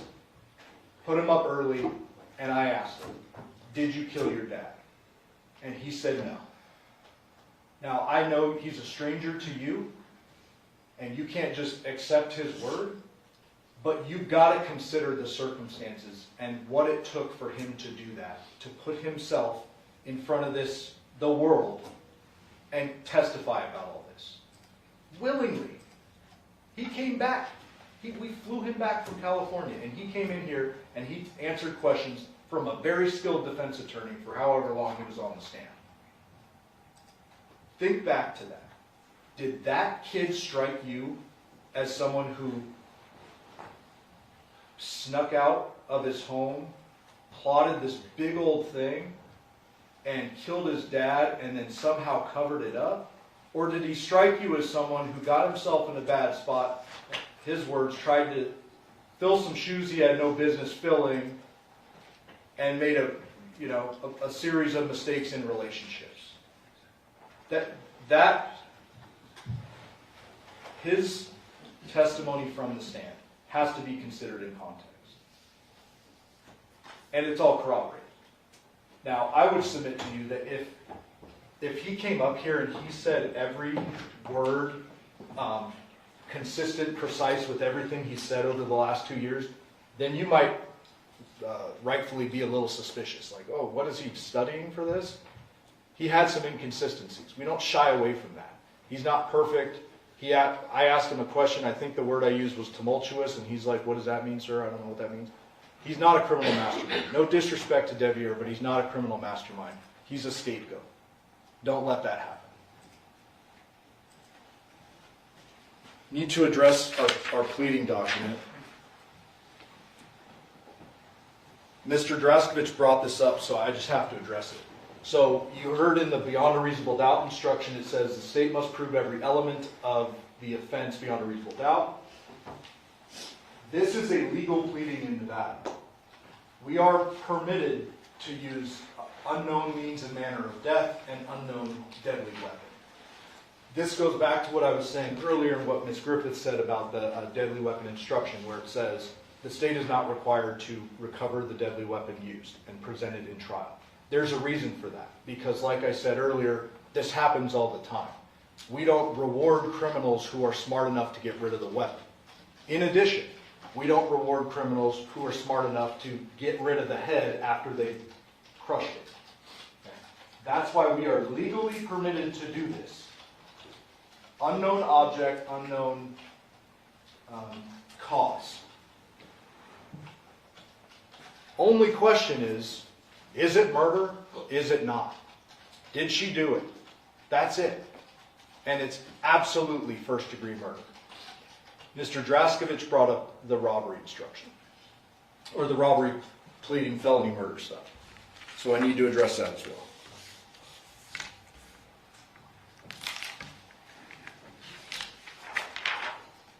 Instruction 18.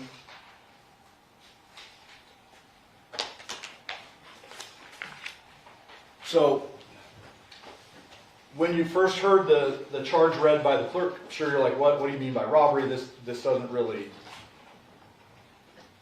it doesn't really make sense. This doesn't really seem like a robbery, but bear with me a second. Taking property by means of force is a crime. The motive and reason behind it is separate. So yes, she took his wallet, his keys, and his social. We're not saying she took that for its value, right? It's not like the traditional robbery. The evidence says she took that for a reason, and it all comes down to one thing, and that's the girls. She took the Social Security card because she knew she had John out of the way, and she was going to make some changes and live the life that she wanted to live. So it is, by law, a robbery what she did. She killed someone, took their property, but we're not saying that she took the property to take the property. She took it because she wanted the girls and she wanted John out of her life.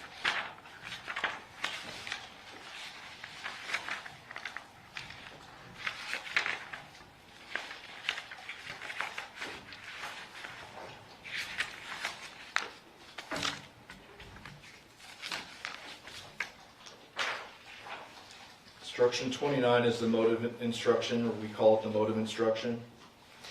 Motive is not an element of the offense or the crime charge. We're not ever required to prove motive, but you're permitted to use it to color kind of the facts of the case and determine whether there was a motive that could lead you to convicting on the crime.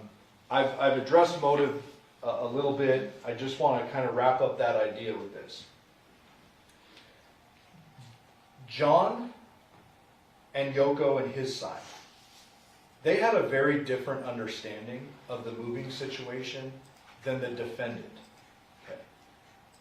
She didn't want it to happen. Go look at the text, especially the ones that Miss Griffith showed in her closing. John is continually saying, I miss my girls, I want you girls back.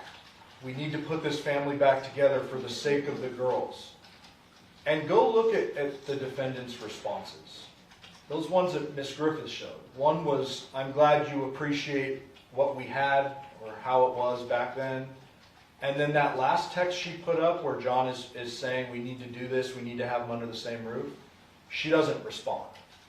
So go look at those when you're thinking about motive and tie it in with the last statement, the confession.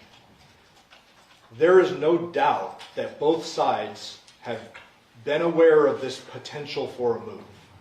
What I would suggest to you the evidence says is that she didn't want John moving in, and John did. John wanted that. And it didn't become real until that night. And you know that because of the conversations with Deviere. He's still there. He's literally still living there. So if he was going to be moving out for John to move in, why isn't he moved out already? That's because no one expected John to try to make the move that night. And that's when the wall started closing in on her. She's thinking in her head, I want my girls back. I want my girls. That's it. This guy can't move into my house. That's not what I want. She wanted him out of the way. And she did what most reasonable people wouldn't do. She made the decision to take a blunt object and bash him in the head and kill him.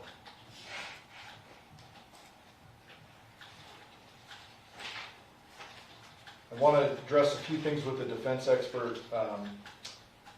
Mr. Draskovich showed a couple of cameras and a couple of texts or activity, 212 and 230. One's a Discord, one's a photograph.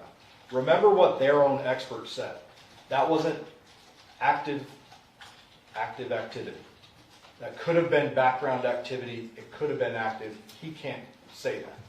So whether Deviere woke up and activated his phone at 2:12 or 2:30, well, that just tells you he's still at home. And if it's just background activity, then who cares? Either way, it's not good for the defendant because it rules out Deviere. It's either with his phone or it's a nothing burger.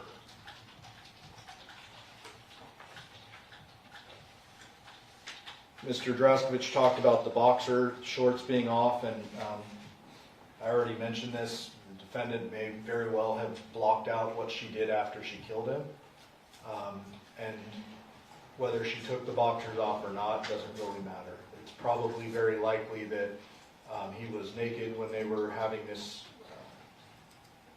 massage situation, but the boxers being on scene have no real import in this case. Mr. Draskovic talked about the CVS pickup, and I got to address that. So he said, and he showed you the video, there's no blood on the defendant in that drive-thru. Now, we all watched it together. I don't see any blood from here up from what you can see. But do not forget, that shirt was never recovered. Neither were the shoes. Now, I'm not arguing to you or suggesting that I know what the defendant was wearing when she decapitated him. She could have been naked. She could have put John's shirt on. She could have changed her clothes, a number of things.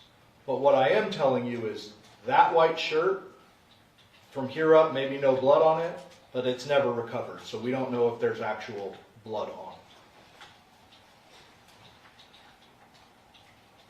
Mr. Draskovic asked you a question, and I need to provide an answer. He said, is that a woman picking up this medication for her girls that's just done this, has the wherewithal to have just done this and go pick up medication? Yes.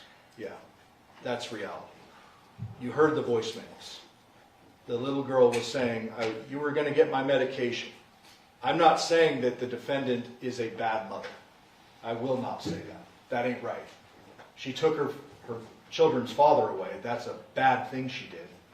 But did she care about her girls? Obviously. She stopped to get medication? Obviously. That doesn't exonerate her in any possible way. And neither does the post-homicide messages she sent to the victim's phone in the early morning hours. There is two very real explanations for those messages. Number one, you already know the extremes she went to cover up what she did to his head. She took it. That's extreme. She poured chemicals. She took a bunch of stuff from the scene, probably a towel too that was on top of him when she did the chopping.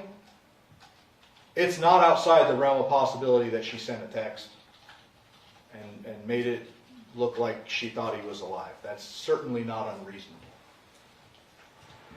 The other explanation, as I've intimated to and pretty much said directly, is that she doesn't remember the real bad stuff, and legitimately in her mind, he was still alive after she hit him. Because from then on, she blocked it out. So take those text messages for what they are. They're either she's alibying herself or covering up, or she genuinely doesn't remember the wet work. That's what that is.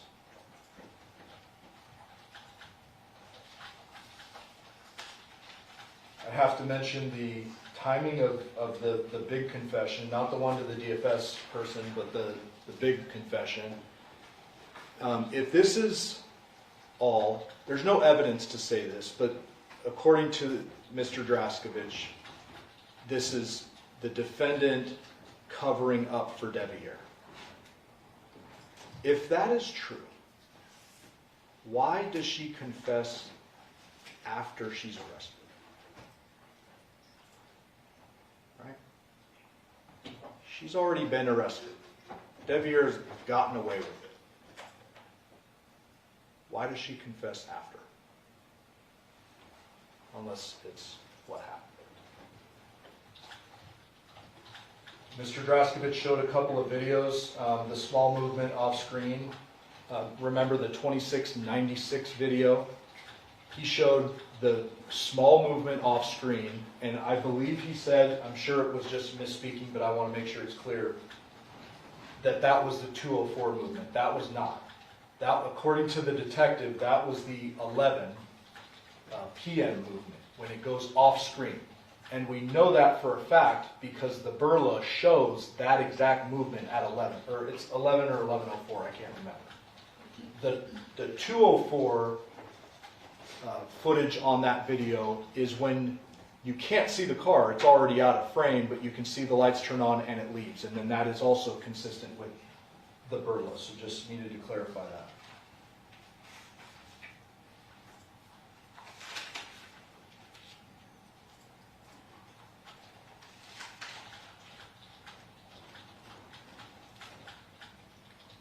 I want to briefly address the girls. So you didn't hear from them in this trial. You can probably imagine why we wouldn't want to put them through anything more than what they've been through. I would just ask you to, that's my decision. I live with that decision to not call them. But I would submit to you that you heard everything you needed to hear from the girls in those voicemails. Deviere was home. Deviere was asleep. That's it.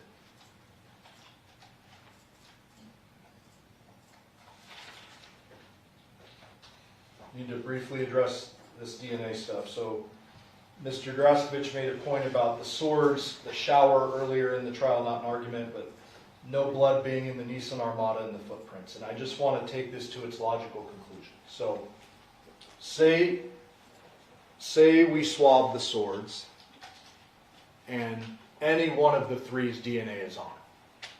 What question does that answer for you that hasn't already been answered?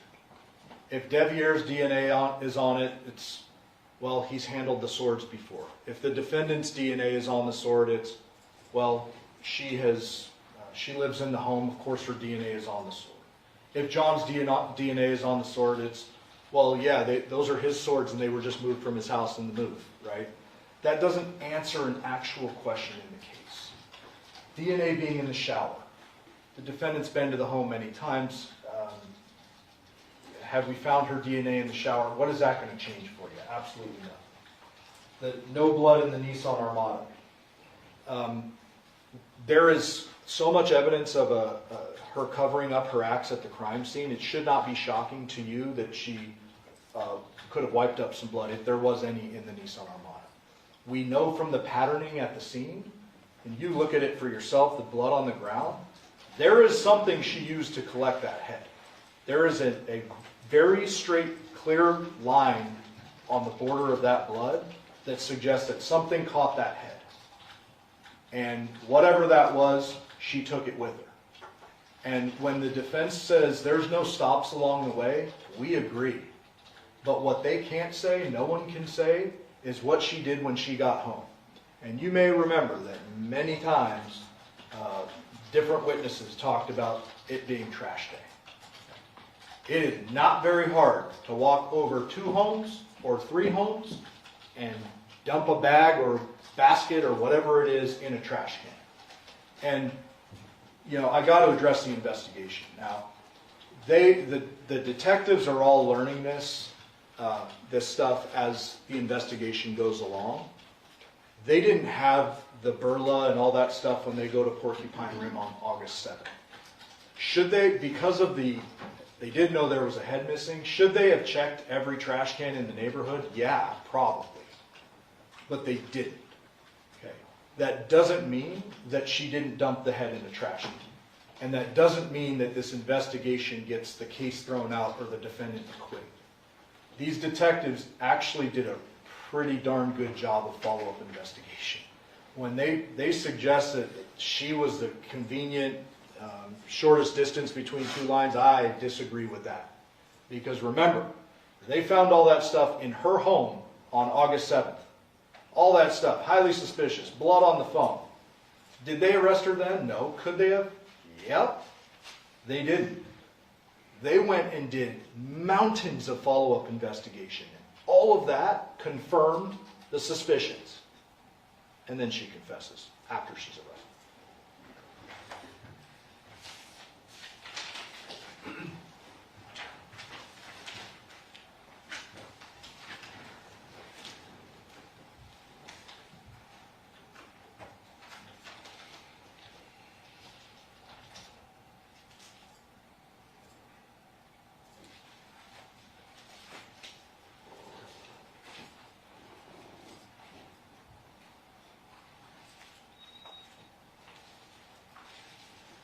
It's too important to miss anything, so bear with me. I know it's getting late.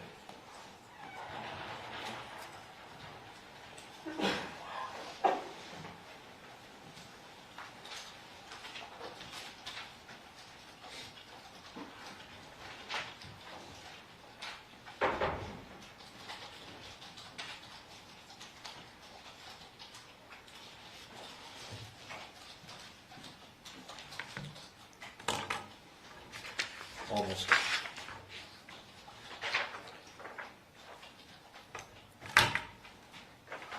Instruction number 35 is important. In arriving at a verdict in this case as to whether the defendant is guilty or not, the subject of penalty or punishment is not to be discussed or considered by you and should in no way influence your verdict.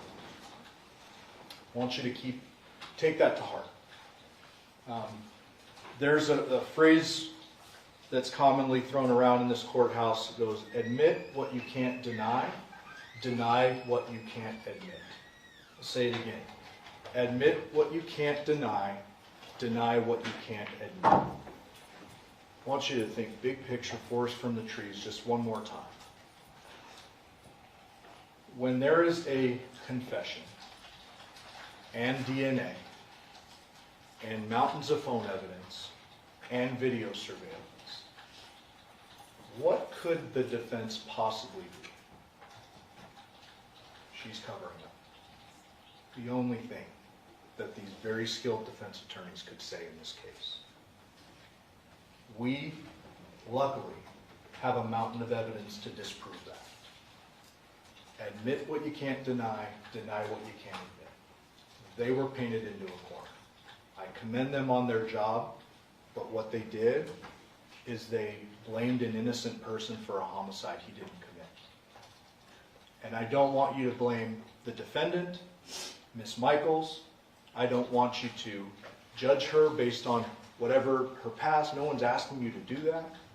I also don't want you to take into account whether she's a good person or a bad person. She seems like she has some good qualities about her. Seems like she's trying, to be a good mom. You must not make this decision based on sympathy or a popularity contest. Mr. Draskovich, very likable. We're not here to do a popularity contest. This is real stuff. Okay? Real stuff. Do not think about whether you think she deserves a little leniency or redemption or this is a one-off. She lost it. None of that matters for you. That matters for the judge, Judge Jones, who in her wisdom will sentence the defendant, not you. That is not your calculus. Your job is simple. Did the defendant do it or not? That's it. Please remember your oath to follow the law. It's my understanding the judge is going to let you stay a little bit after to deliberate tonight. I'm sure you might get instruction on that. But please don't take this lightly. This is important to more people than just the defendant. She is guilty beyond a reasonable doubt. Guilty of homicide. Thank you for your time and attention these 2 weeks. We really appreciate it. All right. I'm now going to ask the clerk to swear in the officers to take charge of the jury and the alternate jurors. You do solemnly swear that you will keep this jury together in some private and convenient place, that you will not permit any person to speak to them, nor speak to them yourself, unless it be by order of the court, except to ask them whether they have agreed upon a verdict, and that you will return them into court when they have so agreed, so help you God. Yes. All right, ladies and gentlemen of the jury, as you know, a criminal jury is composed of 12 members, and there are 14 of you who are here. That is because 2 of you will serve as our alternate jurors. This means you are not discharged from your service as a juror. Your service may still be needed if one of the other jurors is no longer able to participate in deliberations. In this case, our alternate jurors are juror number 13, Ms. Fitzpatrick, and juror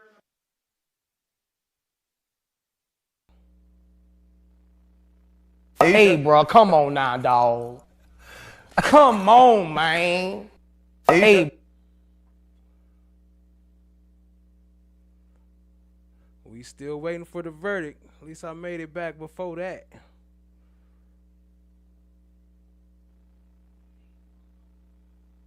Come on now, dog.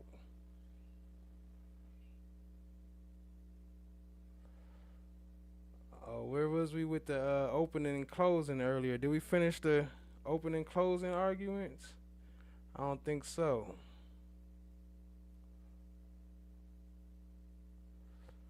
We could get into some of that while we wait for the verdict.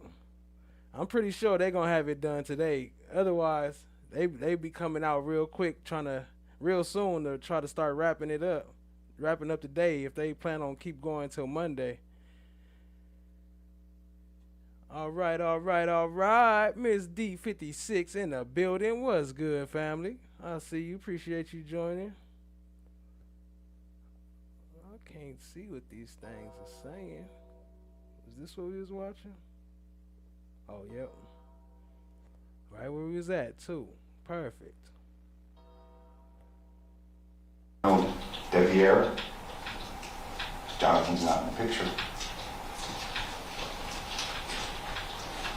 Same time frame, you'll see. Screenshot, 8/23/16. There were a couple. And there were a couple behind Dad's back. Same photo, same time frame, modified 5/9/22. We're coming now to the present. There'd been a long... Hold on, we could play a little bit of that. I wish I could have started it while we was gone. Shoot, we would have watched the whole thing already. Let me see. Let me pull that up real quick.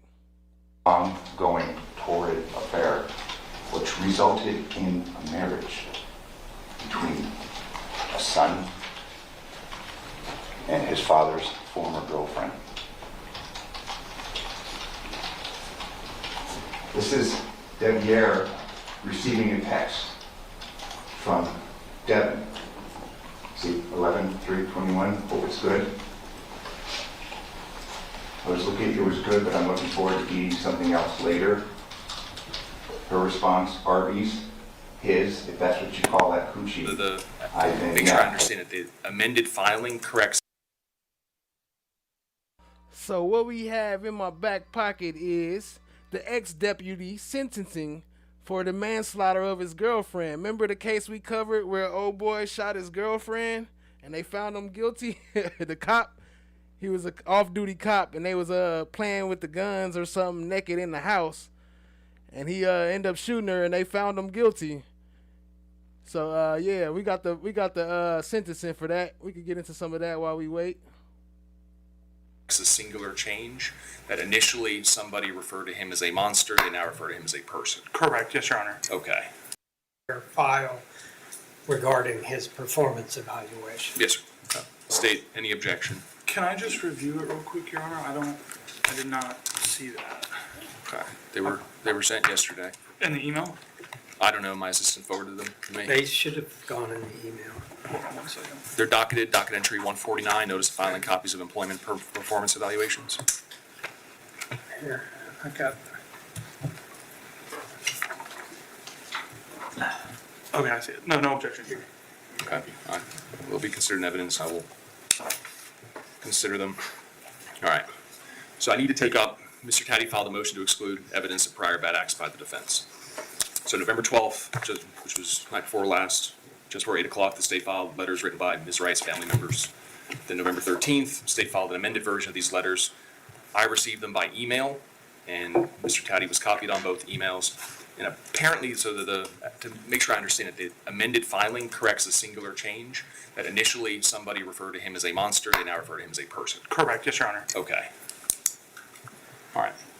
So Mr. Caddy's filed a motion to preclude the court from considering the part of the statements that Mr. Boileau had emotionally abused her, or previously physically abused her on one occasion, and asked the court also to preclude from consideration reference to some incident where Mr. Boileau discharged a firearm from a vehicle in a wooded area. And the argument is that there was no Williams rule notice filed and that the evidence is being introduced solely to prove bad character or propensity. Is that a fair summary of the argument? It is. Okay. State, are these not references to uncharged criminal conduct? They are, Your Honor. Okay. And would you agree that uncharged conduct is not a proper factor for a court to consider in sentencing?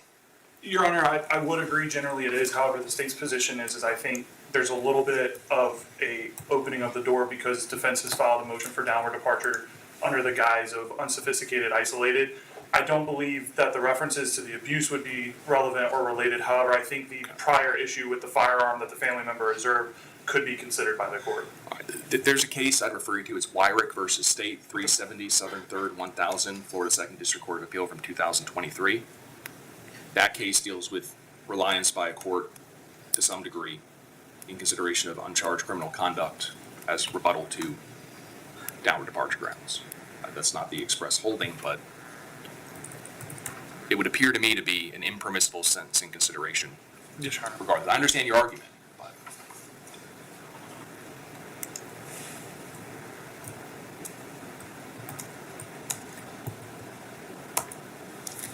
we're discharging a firearm into a wooded area, and what happened in this case seems to me to be,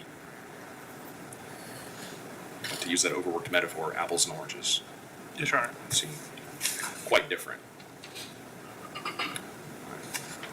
Let me know if you still want to argue that and have me consider it, or. No, Your Honor, that's fine. All right, well then, with that being said, I will not consider in sentencing today any allegation as written in a diary about physical or emotional abuse, nor will I consider that on some occasion Mr. Boileau is alleged to have discharged a firearm from a vehicle into a wooded area. All right, very good.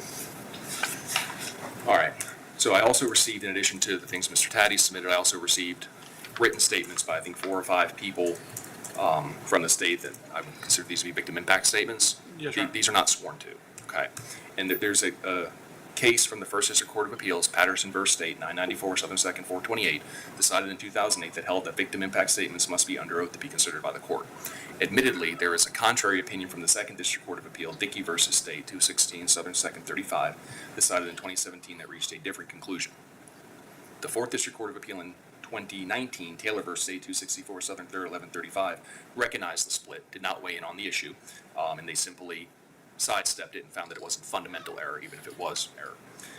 The Supreme Court has not resolved it, and I'm unaware of any Fifth DCA case that expressly weighs in on the issue. There's one case, State v. Hollinger, 253 Southern 3rd 1207, decided in 2018.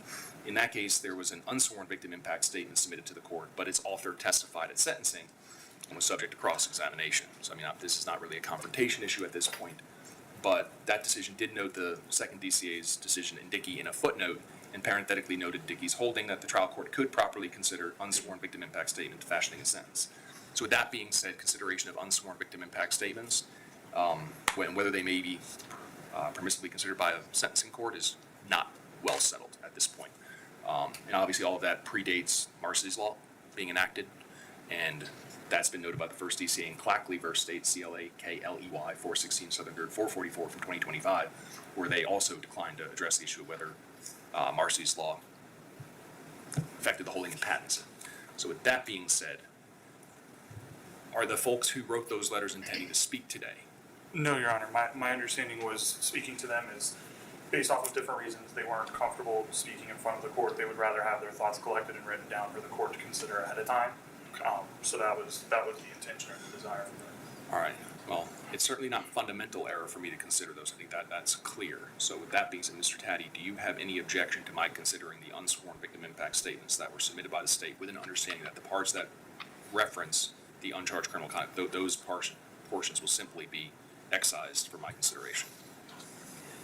With that caveat, no, I do not have an objection to the court considering unsworn written statements from the members of Ms. Wright's family. Then they will be considered for that for which they are relevant. So, all right. With that being said, Mr. Taddy, you filed a motion for downward departure. The way I think I'd like to do this today is to allow the state to present any just general victim impact statement evidence. Okay. After that, Mr. Taddy, you present whatever evidence you need to present on behalf of your client, mitigating or in support of Yes, sir. your motion, and go from there. And forgive me, but we began the hearing with the court inquiring of my objection with regard to the pre-sentence investigation. Yes, sir. And I don't want to let that pass without Very well. addressing it. My concern with the PSI is the probation officer both repeats information the court has now determined to be inadmissible at sentencing and appears to rely on that information in coming up with a recommendation. I would move that the court ban from its consideration those statements in the pre-sentence investigation, which are consistent with the statements in the letters that the court's already said you won't consider. And frankly, I would ask the court to disregard the probation officer's sentencing recommendation because it's based on improper considerations. State, any response? Your Honor, based off the prior ruling, no objection. I think that's fair, and I understand Department of Corrections is required to make a sentencing recommendation. Well, they typically do. I often don't give that a whole lot of weight simply because they are not privy to the facts of the case in the way that I have been. So I will disregard the sentencing recommendation entirely, as well as any reference to uncharged criminal conduct that appears in the PSI. But aside from that, biographical information and the like for Mr. Boileau is all correct? No corrections need to be made? No, sir. Okay, all right, very well. All right, State, do you have any witnesses you wish to call? Yes, Your Honor, the first one statement call is William Rubble. William Rubble. Rubble, come on up. Right this way, sir.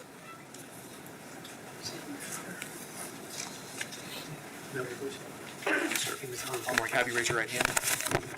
You swear to tell the truth, the whole truth, nothing but the truth, so help you God. Yes, Ron. All right, you can put your hand down, sir.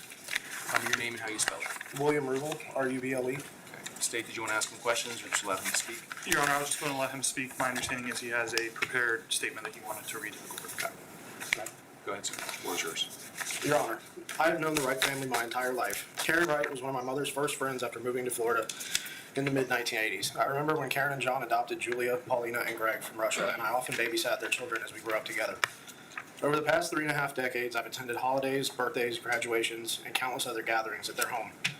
It's nearly impossible to leave their company in anything but a better mood than when you arrived. They are, without question, one of the most loving and joyful families I've ever known.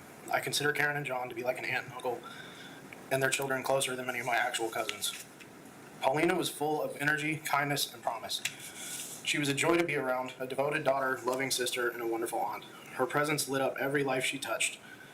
The court has heard from many people who loved her, or will. But I would like to speak specifically to the effect her loss has had on this family. Quite frankly, the only word that fits is shattered. Those of us who have spent time working in the criminal justice system often see tragedy up close, but this family has not. To watch the pain they have endured has been absolutely heartbreaking. And yet, I've been profoundly proud of how they've carried themselves with the same grace and composure that they showed during the entirety of this trial. As a former law enforcement officer myself, I understand the responsibility that comes with carrying a firearm. Every individual who goes through Florida Basic Recruit Training is taught that there's no room for complacency when it comes to weapon handling. The public places an unspoken but heightened trust in those who wear the badge, not only to protect the community, but also to keep the people closest to them safe. By all reasonable measures, Dale Boileau's presence in Paulina's life should have made her safer, not placed her in danger. His conduct violated that trust and directly caused her death, an outcome that was entirely preventable. I've also personally experienced the consequences of such negligence firsthand. While on Thanksgiving break from my own recruit academy class in 2009, I was a victim of a negligent discharge by someone I believed to be competent with firearms. Bullet shattered my right elbow, partially severed my ulnar nerve, and led to a 2-year recovery before I was able to return to training in 2011. That experience instilled in me a lifelong respect for how quickly a single careless act can change, or in Paulina's case, end a life. The result of failing to follow the most basic principle of firearm safety, something every recruit is taught, including Dale, is that the Wright family and all of us who love them will forever be dimmed by Paulina's loss. I've always believed that a guilty verdict belongs to the victim, but sentencing is for the living, for those left behind. I respectfully ask that the court consider the absolute maximum sentence available in light of the egregious negligence committed by Dale Boileau. It is the closest thing to being made whole that any of us who knew and loved Paulina will ever feel again. It is the closest sentence available behind. I respectfully ask that the court consider the absolute maximum sentence available in light of the egregious negligence committed by Dale Willow. It is the closest thing to being made whole that any of us who knew and loved Paulina will ever feel again. Thank you, sir. Thank you. Mr. Taddy, any questions? No, sir. You can be seated. I had to rewind that real quick. I almost thought I heard him say that we asking for the lightest sentence. I was like, what? Your Honor, Hell next no. state's going to call Rebecca Baker to the stand.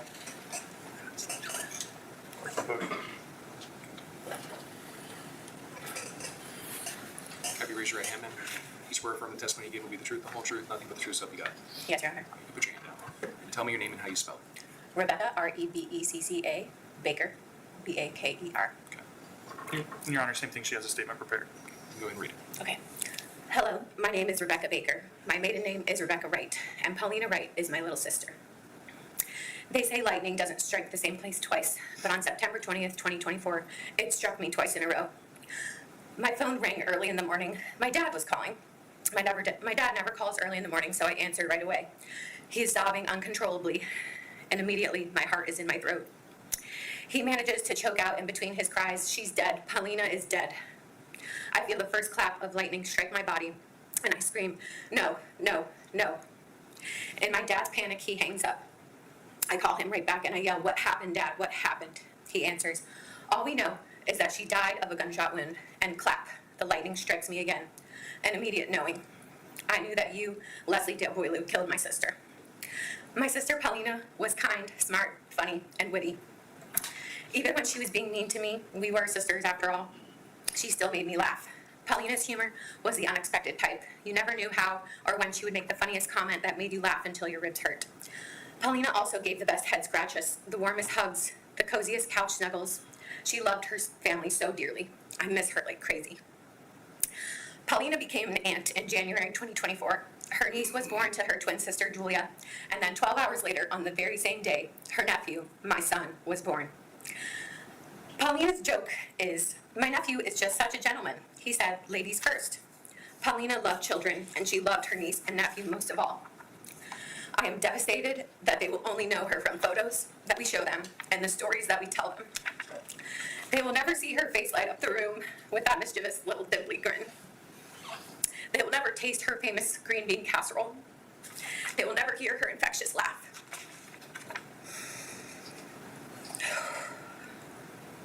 Grief changes everything. I did not only lose my sister that horrible day, I lost a version of my family that I will never get back. I lost a version of myself. How did I know that it was Dale who killed Paulina? There are a million tiny changes in Paulina in the short years she knew Dale. She never spoke a word against him. She never told me he was hurting her. She never told me really anything at all about their relationship. But when I poked and prodded as sisters do, it always alarmed me at how little she would say. It wasn't what she said, it was what she didn't say. I had no evidence that Dale was coercively controlling her, emotionally manipulating her, or physically abusing her. But what I did have was a weird sinking suspicion and intuition that my sister was in danger. After she was killed, I found the evidence. Her journals, her friends who saw the strange bruises. It will always haunt me that I never had the opportunity to help her escape.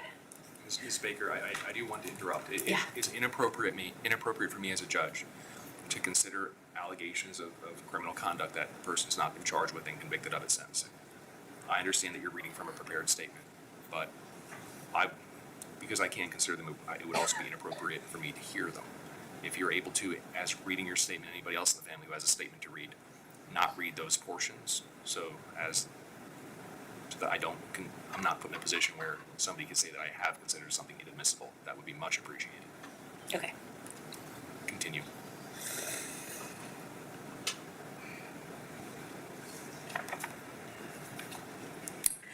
Two days before Paulina was killed, we chatted on FaceTime for a long while. She made silly faces at my son. She told me about how excited she was for her future. We planned to have her come and visit me where I live in the state of Maryland. We just had the best little chat. That call plays over and over and over in my head. Could I have said something to save her? My family and I will grieve for a lifetime. However, we do not grieve without hope. We grieve with the knowledge that Paulina is in the arms of her Savior, Jesus Christ. Paulina, I know I will be seeing you.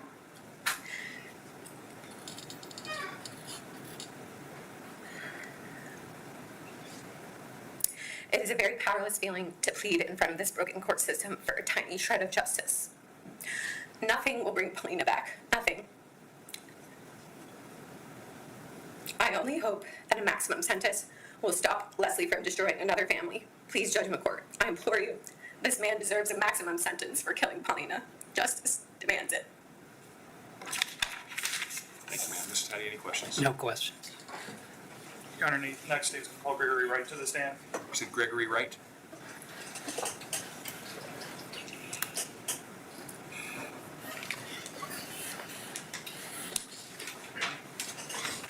Sir, have you raised your right hand? Yes, sir. Swear affirm any testimony you give today will be the truth, the whole truth, nothing but the truth, so help you God. Yes, Your Honor. You can put your hand down, sir. Tell me your name and how you spell it. Gregory Wright, Grigory, Wright. What would you like to tell me, sir? What would you like to tell me? My name is Gregory Wright, and Paulina was my sister.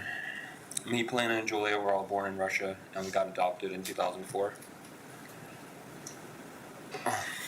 For the first 5 years of their life, their safety was on me. We didn't have a good father figure around, so I was in charge of keeping them safe. And I did until we got to America, and then it was on my father. And he did great for 13 years. And then the responsibility shifted to Mr. Boylou, and he was not able to do that. I saw Julia get married. I saw her become a mother. It breaks my heart that I won't get to see the same for Paulina. I have a daughter, 8 years old. Paulina won't get to see her grow up, graduate high school, any of that. For the rest of my life, I will have to console my father and my mother, and my brother and my 3 sisters. Words do no justice in describing how much I miss her. And how much this hurt me. That is all, Your Honor. Mr. Taddy, any questions? No, sir. You all mind if I ask a question or two?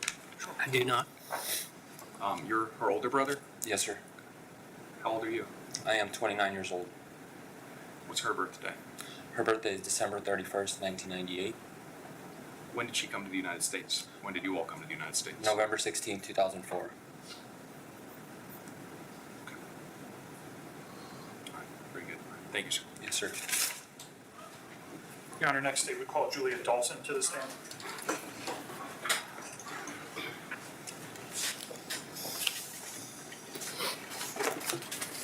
Now do you raise your right hand? You swear affirm any testimony you give will be the truth, the whole truth, nothing but the truth, so help you God. Yes, sir. All right, you can put your hand down. Tell me your name and how you spell it. Julia, Julia, Dawson, Dawson. What would you like to tell me? My name is Julia Dawson. I am Paulina's twin sister. Growing up, our grandpa called Paulina Dimples and I Giggles. We were Dimple and Giggles. Since Dimples has gone, my Giggles seem to have disappeared. Rarely are they heard much these days. Losing my twin sister in such a horrendous act has devastated many, but destroyed me. There are no words I could ever say to describe the pain and heartbreak I am feeling. I have lived 25 years being a twin to Paulina. Paulina and I had a bond no one could or would ever understand. God blessed me with one twin. There is no going to find another. Paulina is all I've known my whole life. The bond formed between us even before birth is a lifelong connection. And in a blink of an eye, that was all taken away from me. Half of me has died. I desperately pray I can feel whole again, but knowing Paulina is no longer here or side with me leaves me numb.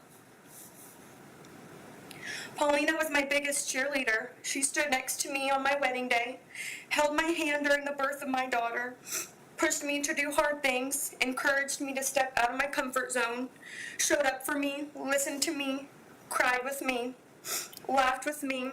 I could keep going. I will no longer get to make any memories with her. I just cling on to the 25 years. God blessed me with having her by my side. She was my best friend. No morning as I wake or lay my head down to rest go without tears, anger, pain, and Paulina on my mind.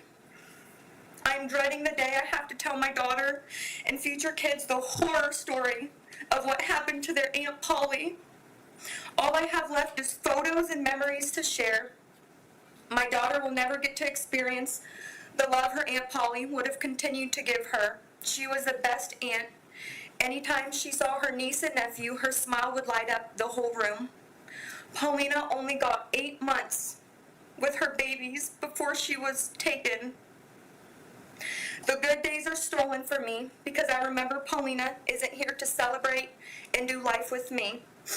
The bad days are only worse because I'm constantly reminded of the evil way she was taken for no reason. I am now left to celebrate birthdays on my own. I am left to blow out Paulina's side of the candles on our birthday cake. A day that's supposed to be filled with life and celebration is now a day I mourn and wish to never celebrate again. My life is now filled with fear, anger, anxiety, sleepless nights, nightmares, endless tears and heartbreak that will never go away. Through my tears, pain, and sorrow, Jesus is better. I do not know why this happened to Paulina. I do not know why this happened to both families. But I do know we have a faithful, all-knowing, and loving Father. Because of Jesus' blood, Paulina is in eternal glory now, where we all yearn to be. That is all I have left to cling on to. I will see her beautiful face again, and what a celebration that will be. My life will live on, but it will never be the same again. The emotional wounds caused will never heal. I will continue to carry Paulina's memory on.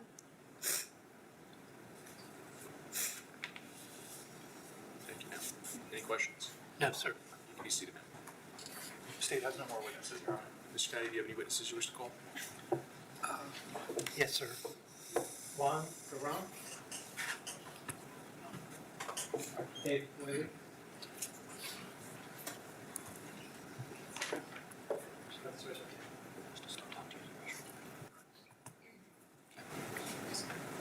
Caddy, raise your right hand. Do you swear affirm any testimony you give will be the truth, the whole truth, nothing but the truth, so help you God? Yes, sir.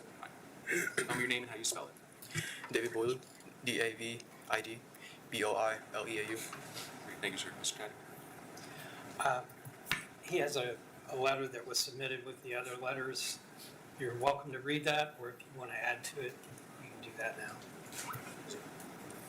I have read it. You have read it? I have read it, but if you want to read it, you can. If there's anything you want to say, you can. If you've already read it, sir, then I'll just add to it. My condolences to the Wright family. It's a terrible tragedy that happened. That's all I can say. Thank you. Thank you, sir.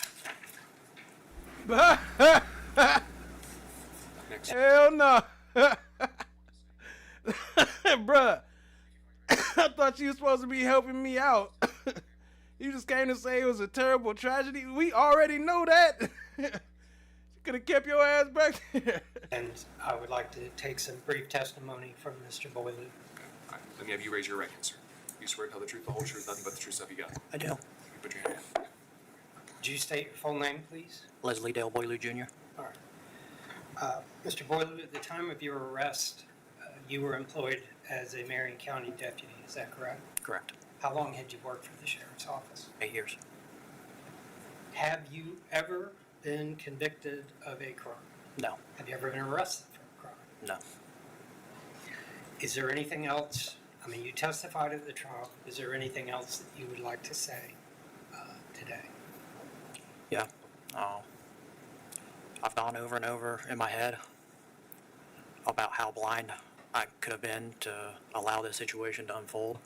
It comes down to me being complacent, prideful, arrogant, and overconfident. And I know I can't make up for what happened that night, but I'm going to do my best to make a difference. And I'm truly sorry to both families. That's all. State, did you all have any questions? No, Your Honor. Was there any other evidence you wanted to present? No, sir. Okay. All right. Let's take about a 10-minute recess. We'll come back at about 1:15. Yes, Your Honor.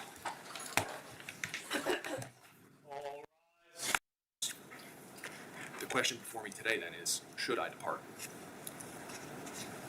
To make this decision, I must weigh the totality of the circumstances of this case, including the aggravating and mitigating factors. To that end, I have thought about the evidence presented and reflected on what justice requires here today. On the one hand, you were a law enforcement officer. You swore an oath to serve as a law enforcement officer, a solemn promise to protect others, even at the risk of your own life. For 8 years, you did that. And by all measures, you did that well and honorably. You know what it's like to put on a bulletproof vest each morning, knowing that your day may bring you face to face with mortal danger at the hands of a person who may seek to use a firearm to end your life. Most people don't know what that's like. Your service will be recognized today as a mitigating factor, as will your record of good character and the good that you did in this community until September 19th of 2024. But one cannot simply ignore the other side of that coin. You, more than most, understood the power of a firearm and the responsibility that comes with holding one.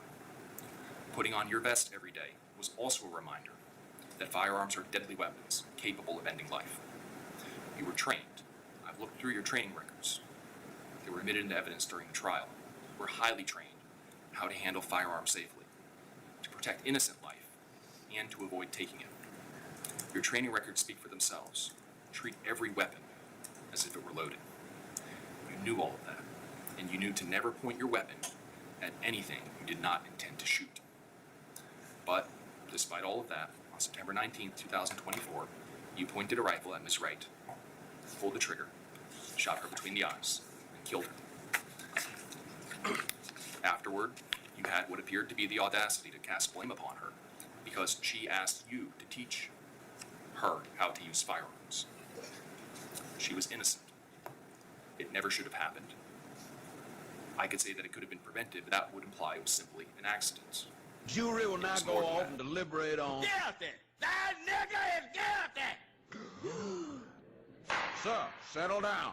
You have to go deliberate. I don't need to deliberate. Hang that nigga now! I got the rope right here! But that would imply it was simply an accident. It was more than that. It was senseless, reckless, and criminal. There will be no winners in the courtroom today. You have brought loss to everybody here, and none of their lives will ever be the same. Paulina Wright lost her life in the promise of all that it could have been. Her family very clearly lost a lifetime of memories they will never get to make. And even your family, they have to live with having you in their lives in the way that they deserve. And your actions and your choices are to blame for all of that. Mr. Boileau, you are going to lose your freedom today. The totality of the circumstances in this case do not warrant a downward departure sentence, and I will not exercise my discretion to impose one. I will, however, try to achieve some measure of justice here, with an understanding that true justice would be restoring what was lost, something that is far above what I have the power to do. Every life has worth beyond measure, and every act has a consequence. Your act of taking Ms. Wright's life in the manner... Judge. The blue man flash should be good. Madam Clerk, if you would mind calling ECR.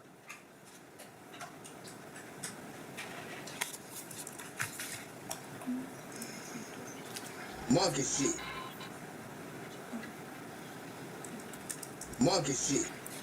Every life has worth beyond measure, and every act has a consequence. Your act of taking Ms. Wright's life in the manner you did is no exception. It is a crime, and for it you will be punished. Accordingly, as to the offense of manslaughter with a firearm, you will be adjudicated guilty. You will be sentenced to 25 years, 8 months, and 20 days in the Department of Corrections. You will receive credit for 47 days served. I calculated that as follows. You were arrested on September 20th, 2024, and posted bond on September 21st, 2024. That is 2 days of credit. You were remanded into custody following the trial October 1st, 2025, and will remain in custody through today. That's 31 days in October, 14 thus far in November, for a total of 45 days. That's a total of 47. You'll pay a fine, $1,000. Any mandatory court costs and surcharges of $100, and the cost of prosecution to the Office of the State Attorney. You have 30 days if you'd like to file a notice of appeal, and if you cannot afford to hire an attorney to represent you on appeal and qualify, I am happy to appoint the Office of the Public Defender to represent you on appeal. That'll be the sentence of the court. Would you like me to consider Mr. Petty appointing the Office of the Public Defender for appeal? Not at this time. Okay, very good. Court will be adjourned. 25 years. 25 years. That's that cop slack. That's that he got a little bit of justice because he was a cop. Anybody else would have been life. Guilty. That nigga is guilty. At least county initially. All his belongings are there. They didn't book him out of their facility, so I would request that he be sent back to Sumter at this point. And then I wanted to ask the court if you were willing to include in the sentencing documents that the court would not have an objection to Mr. Boileau being transferred out of the state of Florida in the Department of Corrections Interstate Compact system. I've already spoken with the coordinator of that program. It sounded to me like they would attempt to do that themselves, even without a recommendation from the court, but my hope is that would help. The state has been gracious enough. The gentleman asked or suggested that if he got a letter from the state, it would facilitate the process. Mr. O'Neill is drafting a letter indicating that the state has no objection to the transfer. Does he have family out of state? No, but I think the family will go where he goes, at least part of them. Okay. The problem is the department, while the jail may be able to identify and segregate Mr. Boileau from persons that he's responsible for putting in the jail, the Department of Corrections is going to have no way to accurately determine who in any particular facility Mr. Boileau may have arrested and participated in putting in prison. I understand. If you don't mind, file a motion, and I'll consider it. I would enter a subsequent written order if I am inclined to. I want to consider that.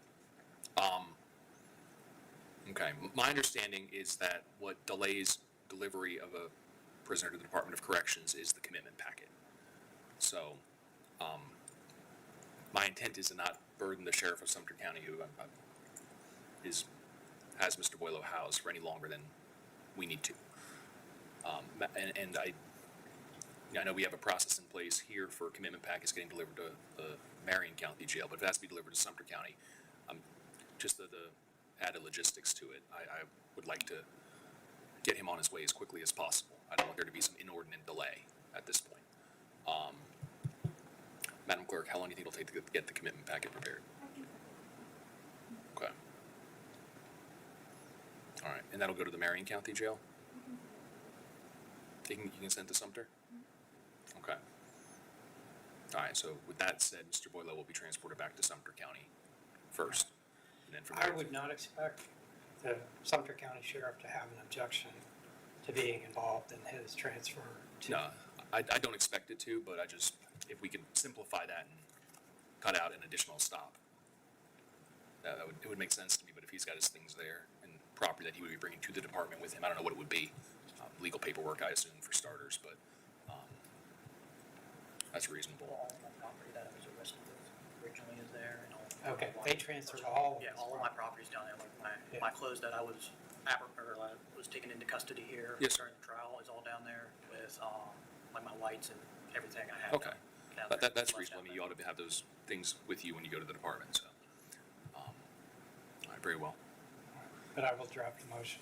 Yes, sir. I'll definitely give it some consideration. So, and state, just so I don't have to wait for any type of response or objection, the state has no objection to him being transferred to a prison in a different state. No, Your Honor, and as Mr. Taddy said, I did inform him. I was actually drafting the letter when I was getting back to the office, just on state attorney letterhead saying we had no objection. I was going to get the contact information for the person, that way I could email a copy to them and I'll obviously attach Mr. Taddy as well so he knows that they receive it, and I have no objection to the court entering an order or recommendation either. Okay. And did you want me to make any type of recommendation to the department regarding housing in the interim, in the event, or Yes, housing in the event that he is not transferred to a different state? Does he have a preference to be near family, or? Not here in the state of Florida. Yeah, not within the state. No preference. So Okay, all right. I'll be visiting those. All right, very well. Okay, all right. Good luck, sir. Thank you, sir. Thank you, Judge. Madam Clerk, you can have paperwork for me to sign? All right, I'll just stay here until I sign it. Okay. Thank you. Point blank, and they get his boy manslaughter. Talk about it was an accident. How the hell it was an accident? You been a cop for how long? You been using guns for how long? You been trained how many times? You shoot her dead in the face, and then she put her hand up right before you shoot? Yeah, right. Let's hear the 911 call. Talk about it was an accident. Oh my God, no, no. Ma'am, calm down, ma'am. Ma'am, calm down. Okay,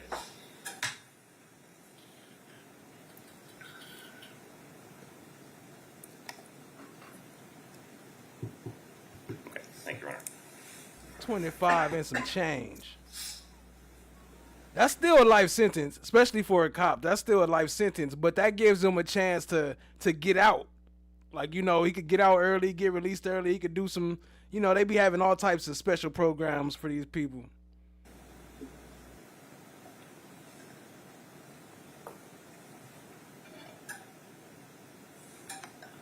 They were.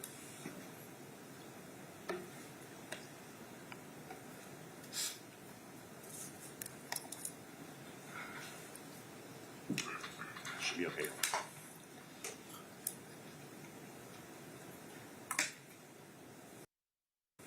Okay, I just saw the emergency. I just had an accidental discharge. What was that, ma'am? Accidental discharge of a firearm. Okay, ma'am, and what's going to be the address for this? 327 Southeast 32nd Ave. And can you repeat it one more time? No! No, no, no! Ma'am, can you...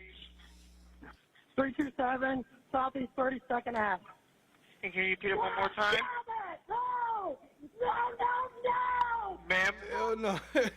327 32nd Ave. God damn it! Oh! Oh my God! No! Ma'am, what happened?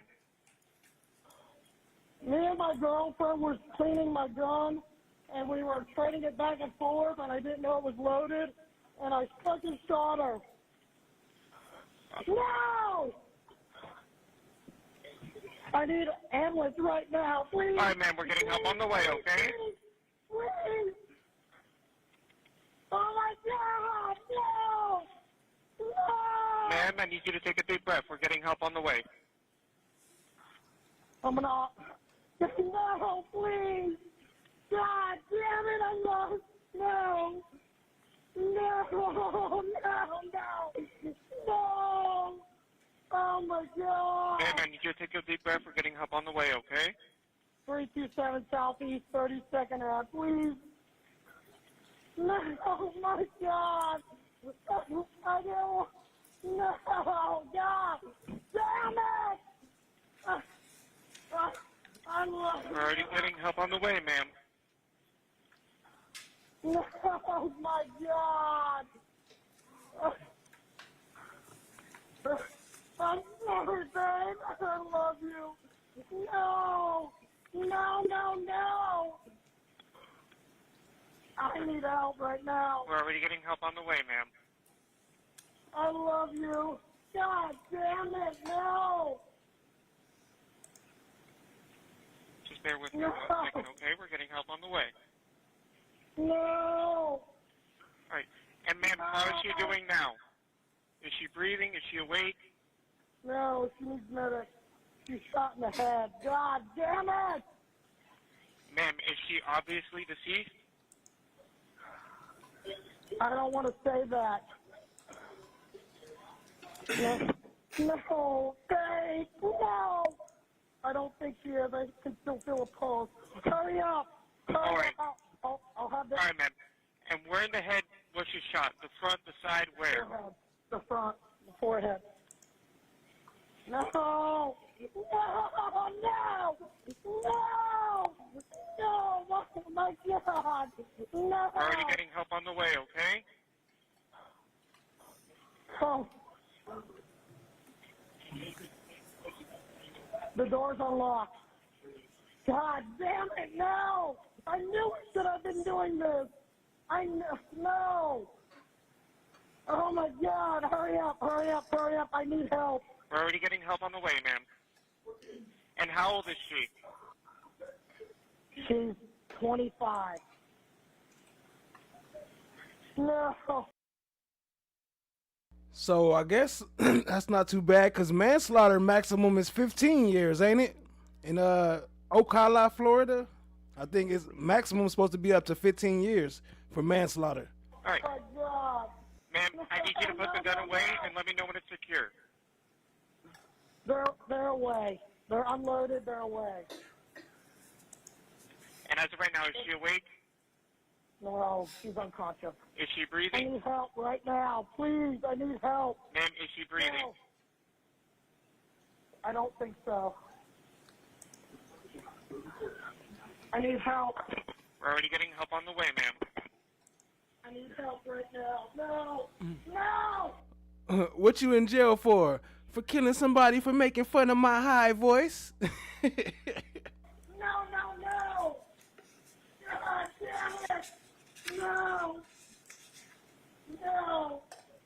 No! Tell them to come in. I'm good. I'm good. All right, ma'am. I need help Turn the head.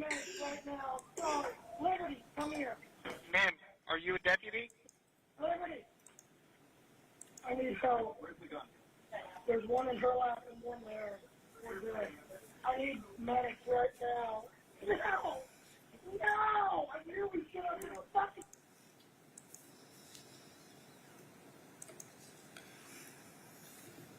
We heard during the 911 call, the call taker repeatedly refer to the caller as ma'am. Yes. When you arrived, did you actually determine that the caller was a male? Yes. Okay. When you arrived, tell the jury a picture of what was going on and what you saw when you got there. I saw a white male holding a white female's head. She was sitting in a chair. Did you notice any vehicles parked outside the residence when you were walking up to it? I did. What did you see? It was a Marion County Sheriff's Office patrol car. Did you eventually determine who that patrol car belonged to? We did. Who? It belonged to the defendant. Okay. Were you the first officer on scene, or So jury's still deliberating. They about 2 hours in, family. About 2 hours in. Oh wait, I saw a camera shake. No, we still going. did multiple officers arrive at all around the same time? Multiple officers arrived around the same time. Was there a dog in the residence? There was. Based on the defendant's comments, did you determine the dog's name? Yes. What was it? Liberty. Showing us the marked states exhibit B as in boy. Can you take a look at those photos and tell me if you recognize them?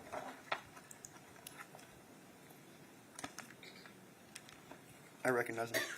And generally, what do those photos show? Photos of the crime scene. Do they fairly and accurately depict the residence and the inside of the residence? Yes. This time, state would move B into evidence as states 2, Your Honor. No objection. Without objection, what's been marked for identification as State's Exhibit B will be admitted to evidence as State's Exhibit 2. May I publish? Yes, sir. Showing you photo 1 of state 2. Generally, what does this show? Shows the front of the residence. Okay, and did you also see the Marion County Patrol vehicle in front? I do.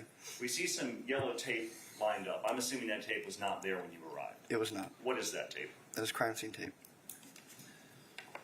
Was anyone outside when you arrived? No.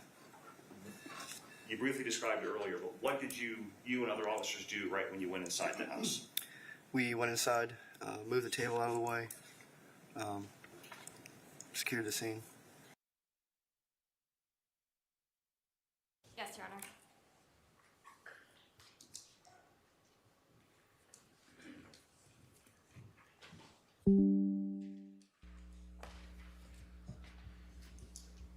This is Dima Tower opening statements.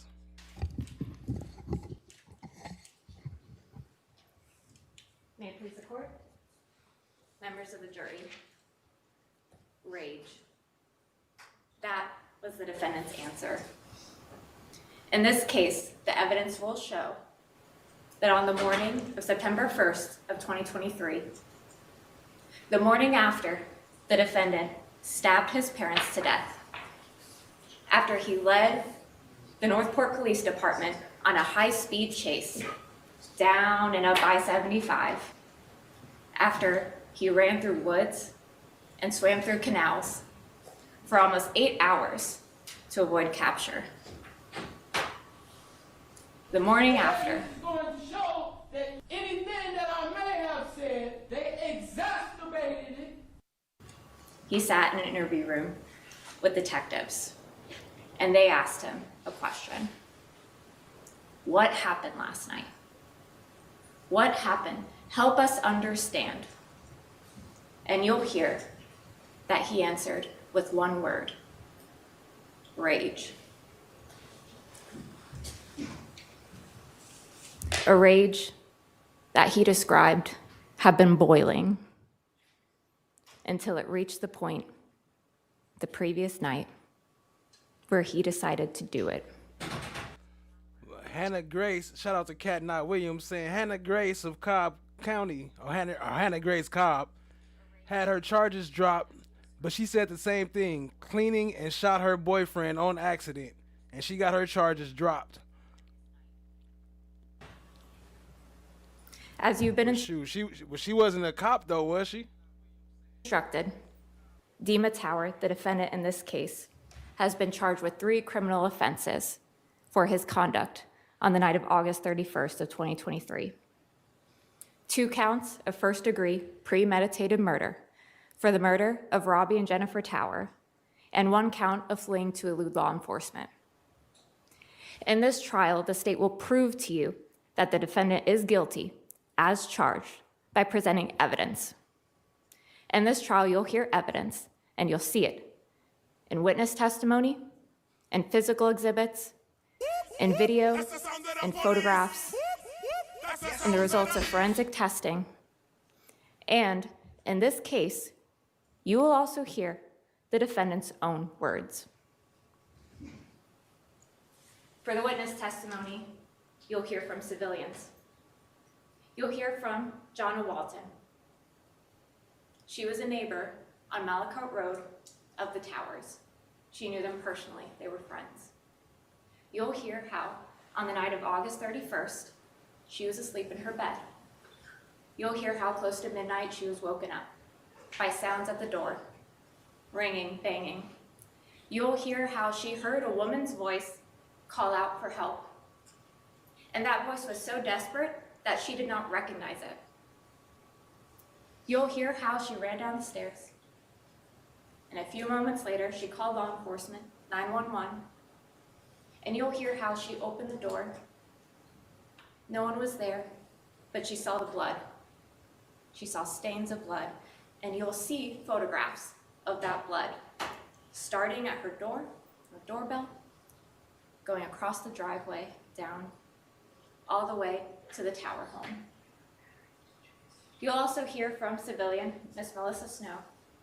She was staff at a local preschool near the Lower Road exit of I-75 in Venice. You'll hear how she went to work that day, about 7:30, like normal, and there was lockdown because of the defendant at large in the area.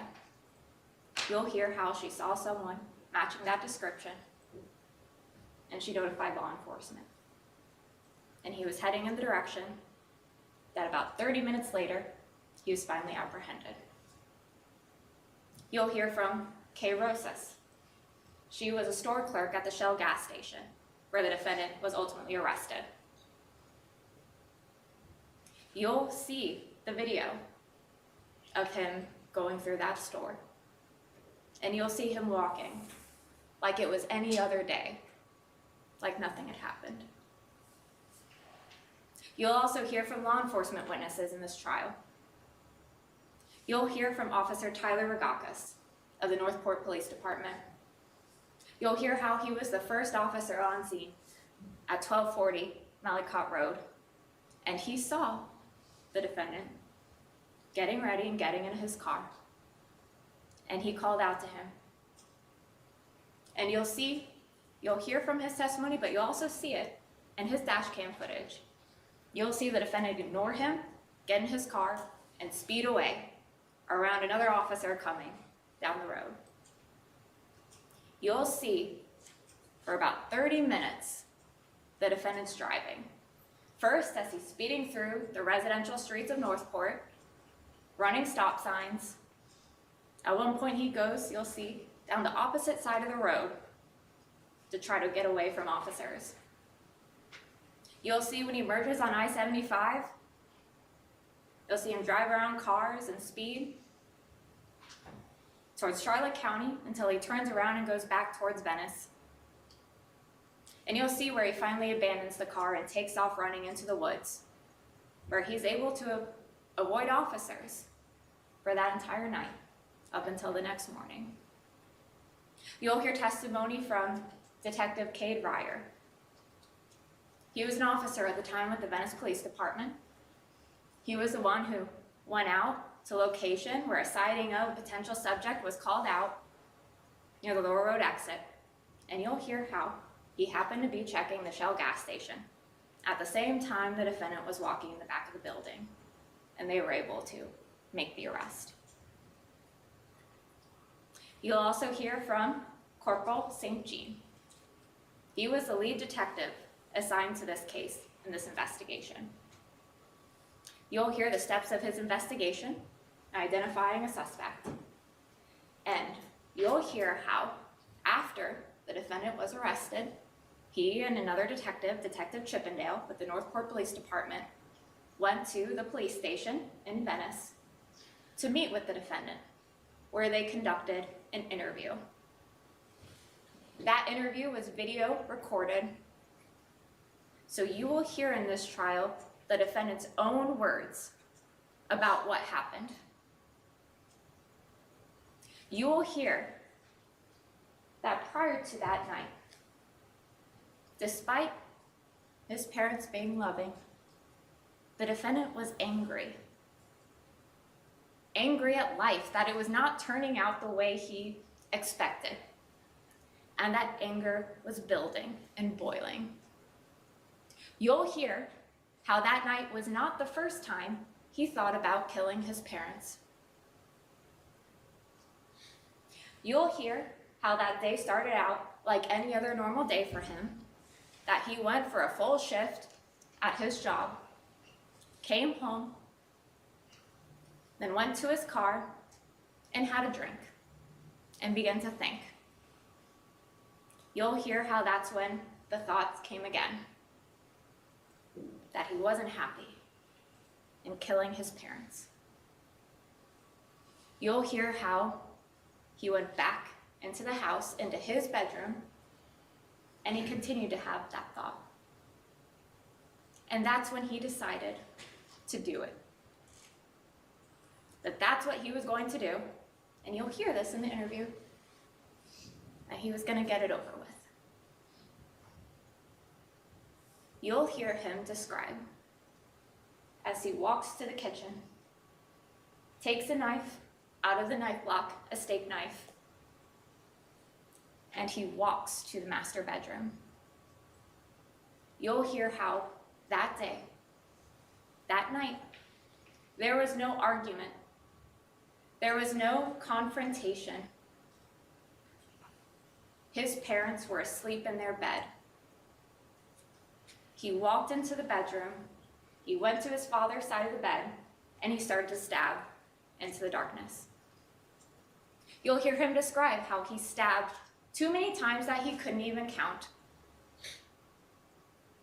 You'll hear the defendant say that the knife slipped away as he was stabbing. And you'll hear how losing the knife was not enough to stop him, that he walked back to the kitchen, grabbed a second knife out of the block, and walked back to the bedroom. And these are his own words, to finish what he started. You'll hear how, as he's stabbing his father tried to fight him off. But there was blood everywhere, and the defendant was too strong. You'll hear how his father, Robbie Tower, went to the living room to try to get away, and the defendant followed him and continued to stab until Robbie Tower died, collapsed on the carpet of the living room floor. You'll hear how the defendant's mother woke up while this was happening and tried to defend her husband, but she wasn't strong enough. You'll hear how after she was stabbed, she fled to the neighbor's house for help. And you'll hear how the defendant followed her and took her back inside. You'll hear how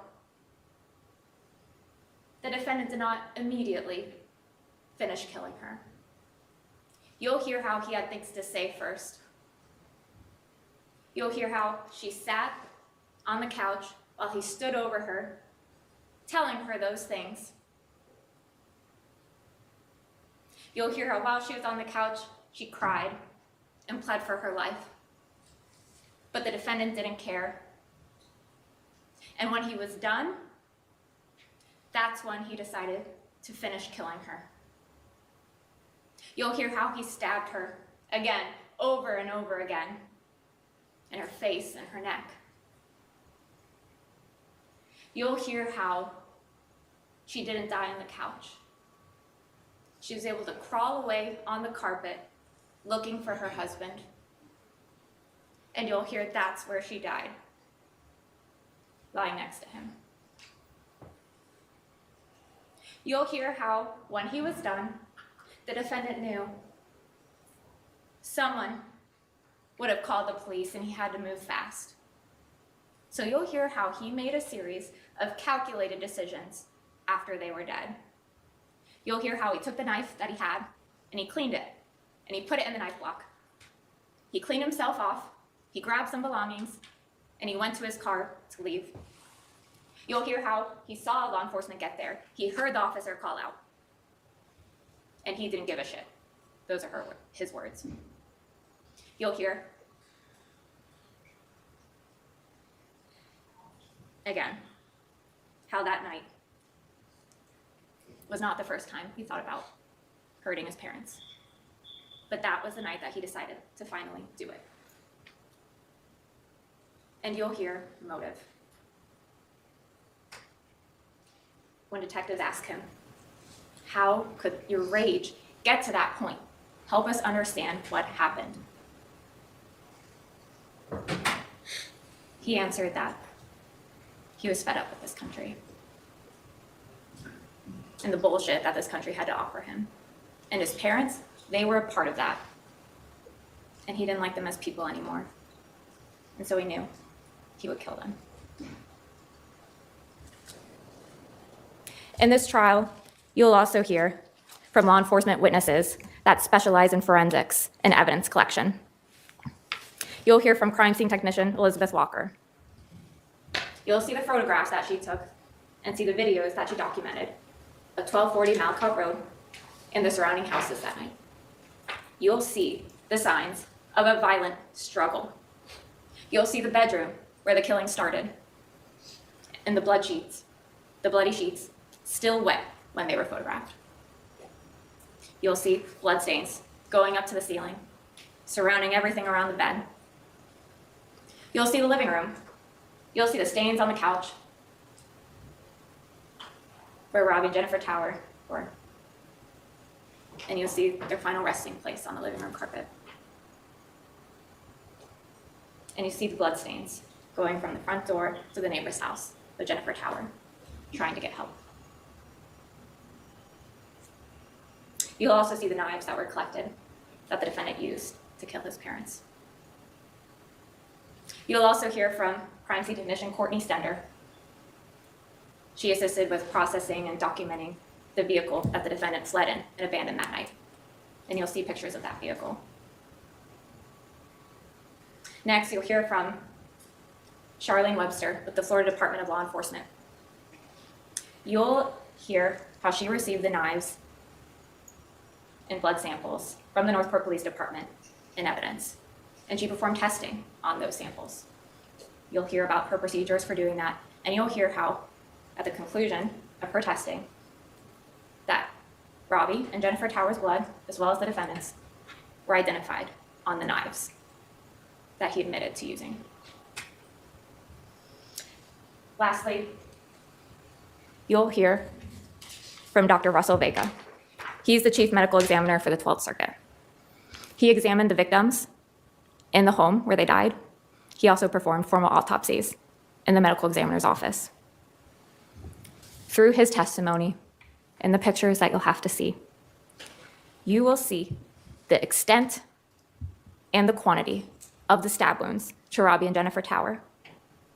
The evidence will show that Robbie Tower had 68 penetrating wounds, wounds to his scalp, his neck, shoulders, chest, his 68? God damn. back, arms, and one of his It was 140 total, so that means he stabbed the other lady just as many times. legs. You'll hear that Robbie Tower had perforations of a carotid artery, larynx, and his left lung. You'll also see and hear that Jennifer Tower had 79 penetrating stab wounds, clustered over her scalp, her head, her back, her right shoulder, her chest and arms, and 38 stab wounds to her neck. You'll hear that she had perforations of her carotid artery, her internal jugular vein, and even her spinal cord. At the end of this trial, in the close of all the evidence, after the judge instructs you in the law, the state will ask you to render a verdict that aligns with three things: the evidence you will be presented, the law, and your common sense. We will ask that you render a verdict that holds the defendant accountable and that you find the defendant guilty as charged. Thank you.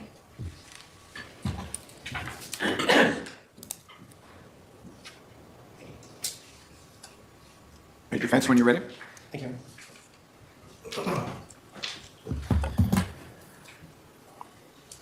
It has a lot to do with everything that I've been through, everything that I've seen. On the date that the state is talking about, Dima Tower was a few days short of his 22nd birthday. He had been in this country for approximately 7 to 8 years. He came from Ukraine, where he was in foster care prior to coming to this country. He was in foster care, you will hear, because his mother passed away when he was very young, and his family in Ukraine just didn't want to deal with him. So they put him in foster care in a country at war, where he was raised until two strangers picked him up and brought him to America.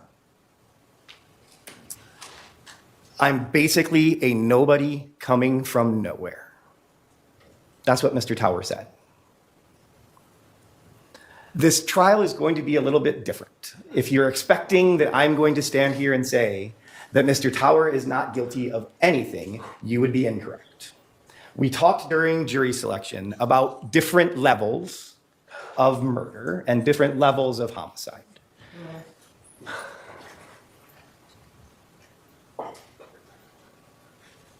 Let's continue for a moment. Let's see if we can continue. Sure. Go ahead, Mr.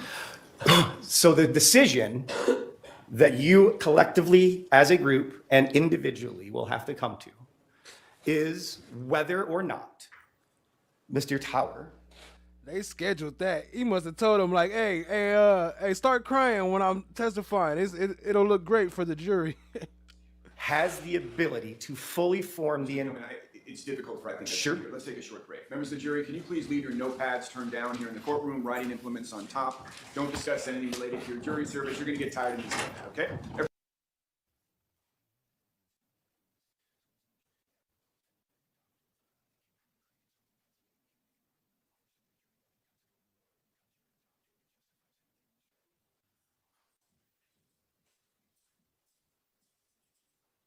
All right, we have everybody back in the courtroom, including the defendant, Mr. Tower. Mr. Tower, we just had to take a break because of your behavior in the courtroom. You were showing emotion, crying, sobbing, using Kleenex. You were here when I spoke to the audience this morning. So this is a current trial that was happening. He actually already been found guilty. He just got found guilty today. And he killed his parents. He stabbed them. I mean, his foster parents. They weren't his real parents, but he had moved out and moved back in with them, something like that. And we played the interrogation video. Was that today? I think earlier today. Yeah, Dima Tower from Florida. And yeah, he stabbed his parents, foster parents, 140 times. He's from Ukraine. Moved out here when he was 16. He was 21 when it happened last year. Or I mean 2 years ago, I think. Morning, right, Mr. Tower? I don't know. Was it? Okay. I spent time this morning, I thought you were in here, where I instructed those in the audience that they can't show emotion, that there are times during especially a murder trial where the emotion might be high, and that if they're unable to handle it, I need them to remove themselves from the courtroom. I will not allow the jury to be persuaded or interfered with by folks showing that emotion in the courtroom, okay? And that includes you, Mr. Tower. So you need to handle yourself accordingly. If you need to take a break because you feel that the emotion is too high and you're struggling, please bring it to Mr. Gilman's attention and we can take a break, okay? But we can't have any more outbursts like that in front of the jury. Do you understand, Mr. Tower? Anything else, Mr. Gilman, you wanted to add? No, Your Honor. State? No, thank you. Okay, are both sides ready to bring the jurors back in? Yes, sir. Yes, Your Honor. You have your thoughts together where you were in your statement, Mr. Gilman? Yes, Your Honor. Okay, let's bring the jurors back in.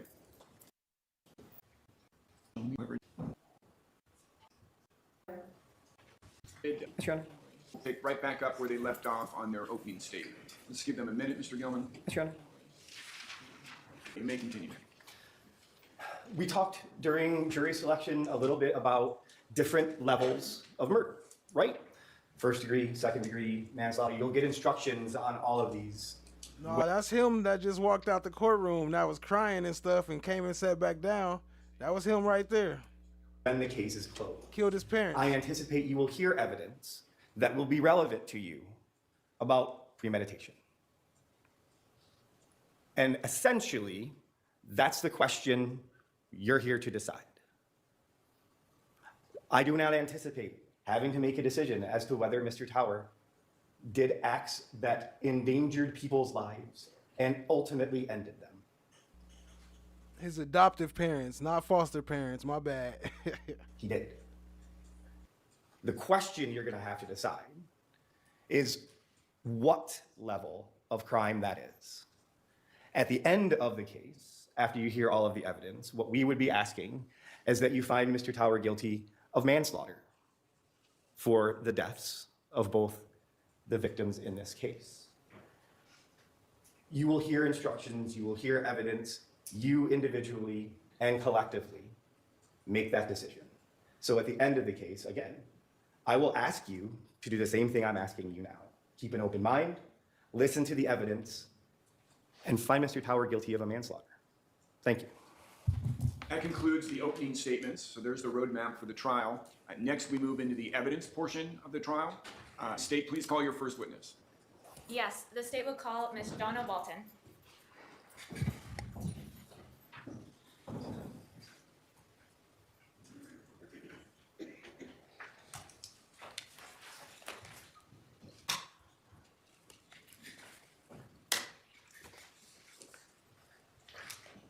Are we using a jury room down the hall, or what do we, no? Not jury room, I'm sorry, witness room? We No? did not use it so far, Okay. but we can. Okay, so you reviewed the contents of that disc? I did. Okay. Yeah. I'm showing you. While that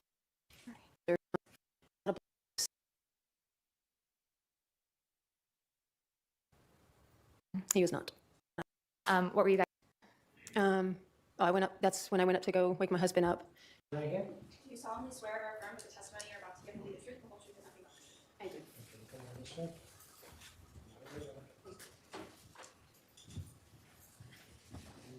Yes, please. Just keep that more close to you.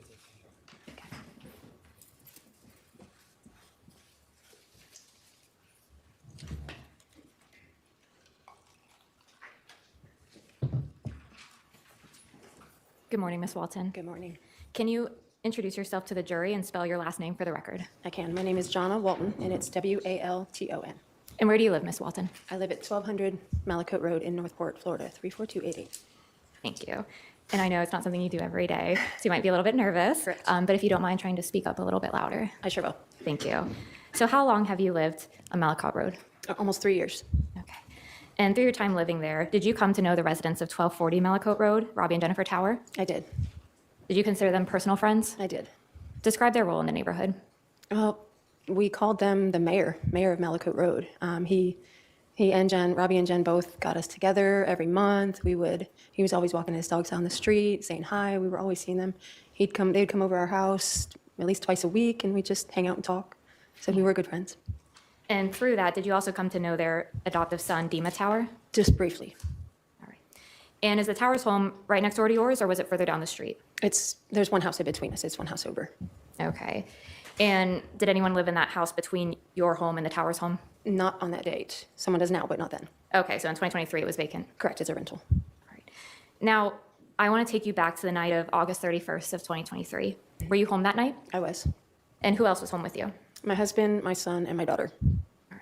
How old are your children? Right now, 10 and 19. Okay. Now, just before midnight that night, what were you doing? I was sleeping. Okay. Were you sleeping in your bedroom? I was. Okay. And is your bedroom on the first or the second floor? It's on the second floor. And is it located at the back of the house or more towards the front of the house? It's actually on the side. It goes front to back on the side of the house. Okay. Now, about a quarter till midnight, did something wake you up? It did. Tell the jury what you heard. Well, I heard the Ring doorbell at first. Okay. So And after you heard that doorbell, what did you hear next? I heard banging and screaming for help. I need help. I need help. Okay. And that voice, I need help, I need help. Did you recognize that voice? I did not recognize the voice at the time. It woke me up out of a sleep. It's just a female voice. That's all I could know at the time. Okay. Now, when you heard what was happening at your door, were you afraid? Yeah, I was concerned. I ran downstairs to my daughter, who was sleeping downstairs in the room down there, and that was the first thing I did, make sure she was okay. Okay. So when you ran downstairs, you made sure she was okay? I did. Okay. Did you see your son as well? Yeah, he followed me down the stairs because he heard it as well. Okay. Now, after you made sure that your daughter was safe, what did you do then? I went back upstairs. My husband was actually still asleep, and I woke him up, and I explained what I had heard. So. Yeah.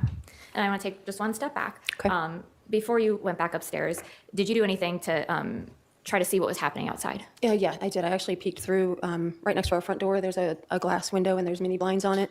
So I peeked through those to see anything, but our light was off, so it was dark out there. I didn't see anything. Okay. And after you checked that front window, did you check another window at the front of your house? I did. Right next to it is that office/guest room, and there's a window in there too. It's a little bit bigger window, so I checked that one too to see if I could see anything. But it was dark. It was dark outside. So were you able to see anyone at your door out that window? I couldn't see anything. No. Okay. So after you did that, what did you do then? I went up. That's when I went up to go wake my husband up and tell him what I heard, and then I came back downstairs. Yeah. So when you first wake up your husband, what were you guys doing upstairs? We were actually trying to find the gun safe key. We couldn't find it, so of course we were very nervous. It was concerning, so we trying to find the key. He was looking around for it, and I went back downstairs to my daughter and to my son. Yeah. So was he able to find the gun? he was not. Okay. So once you go back downstairs, were you able to see anything at that point? No. No. Okay. So what did you do then? That's when. Well, damn, ain't that some shit? When you have an emergency, somebody coming trying to break in the house, or if it's a random purge day and everybody coming to kill you, and you can't find a damn safe key, you can't get to your gun, hell no. When I called 911. Okay. And when you called 911, about, to the best of your memory, how much time had passed since you were first woken up? It couldn't have been more than 5 minutes. Just maybe that's about it. Yeah. Now, while you were talking on the phone with the 911 dispatcher, did you open your front door? I did. Can you tell the jury what you saw? I saw a lot of blood on the ground. I didn't expect that. I had actually turned the light on to see, and when I did, I looked down and you can see it all on my front porch, front walkway. And what did you do when you saw that blood? I kind of freaked out a little. I told them that we needed someone. I don't know if it was an ambulance or police or whoever. 911 told me to shut the door and lock it, and I did. So, and they asked me to stay on the phone with them until an officer showed up. Yeah. So you're still on the phone while that happened? Yes. All right.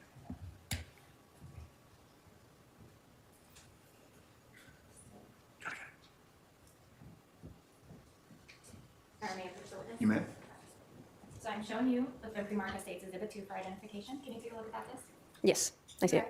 Do you recognize it? I do. How do you recognize it? This was the disc that we reviewed prior to this to make sure, and I signed it and dated it. Okay, so you reviewed the contents of that disc? I did. Okay. And are the contents of that disc a true and accurate copy of the 911 call that you made on August 31st of 2023? It is. Your Honor, at this time, the state will move to enter States 2 into evidence. No objection. Right. What's been pre-marked as State's Exhibit Number 2 will be admitted into evidence. You may publish it at your leisure. Are you going to play it right now? Yes, Your Honor. Is there a transcript with that or no? No. No. Okay.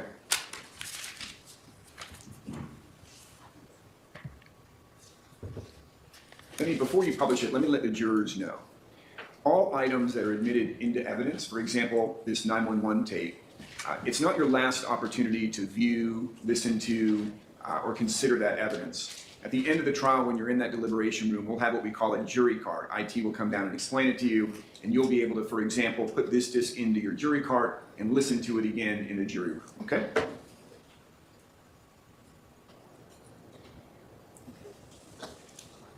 And for the record, the state's publishing states 2. And it might get a little bit of light. You can. 911, what is the location of the emergency? There's not much emergency anymore right now, but we live at 1200 Melcote Road in Northport. So I was trying to reach Northport police and it keeps sending me back to this. Okay, so you got a police issue going on? No, I was upstairs in bed and my daughter was sleeping downstairs and someone screamed and banged on our door and rang the doorbell screaming, I need help, I need help. Took me Real quick, so they passed 6:30 in Vegas, so they must be really trying to get it done today. They must be trying to reach this verdict today, and somebody is not agreeing with somebody, so that's good news for Devyn. Second to register what was going on, and we were trying to find, our gun upstairs before we opened the door, and the person's gone. All right, well, let me connect you on Northport so I can check the area. Let me connect you, please. Okay, thank you. Northport emergency. This is Sarasota connecting a caller 120. Potentially good news, that is. 0 Malakote Road. Okay. Caller, what's your emergency? Yes, ma'am. It's not much emergency for us right now, but about 5 minutes ago or so, maybe a few more, there was a woman that came on the door. I was upstairs sleeping, but I heard the doorbell ring. And my daughter was sleeping upstairs, and the girl was screaming, I guess. And I heard her scream. My son heard her scream.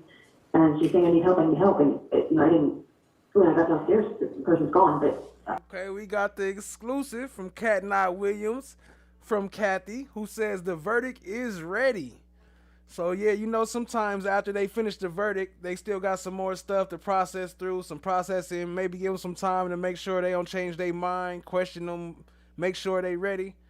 But it should be coming soon. Sounds like the verdict is in, family.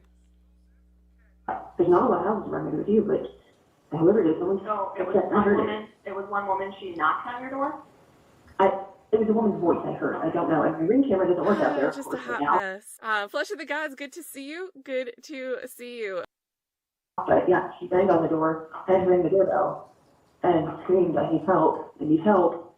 And I was just going out. I haven't gone out yet, but we were trying to find one of our weapons, but we can't find one. Okay, so did you ever see her? I did not, and my camera's not working, so. Did anyone in your home see her? No, we all heard her. Okay. But everything's pretty vacant around here. The house across the street is empty, the house next door is empty. Okay. There's only like 2 other houses on the street.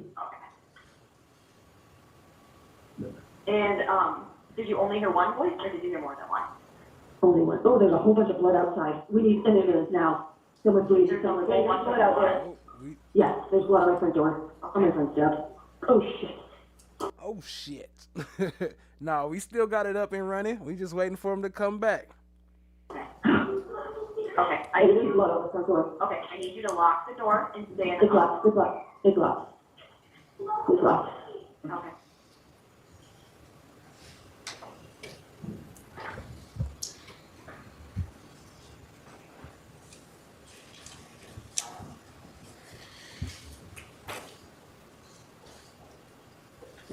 Now, we heard at the end of that call, you went back inside and locked the door. After you went back inside, where did you go in the house? Dispatch had asked us if there was another exit that we can go out through to meet with an officer, and I said, yes, we can go out the garage. So we went into the garage until they told us to open the door. Okay. So when you were told that police had arrived, did you open the garage door? I did. Okay. Can you tell the jury, what did you see when you opened that door? Well, when the door went up, we could see the police lights, the headlights coming down, just the headlights, no blue lights or anything. And it stopped at a distance, which is 2 houses. They stopped 2 houses down. And then I started to walk out of the garage, and then the next thing we know is we see a black vehicle pull out from in front of the home 1240 Malakote Road and drive off, and the police officer followed behind with blue lights and sirens. Okay. And we were like, what just happened? Yeah. Now, the car that you saw, that black car, did you recognize it? I did. And who did it belong to? It was Dima Towers. I actually said, what is Dima's car driving away, and why are the police chasing it? Okay. So you recognize that car from I did. being in the neighborhood? Well, my husband was working on his car for him. So. And when was that? Oh, that week. All right. Now, when you went outside to meet with police, did you see more bloodstains on your driveway and front area? We did, yes. I did. Great.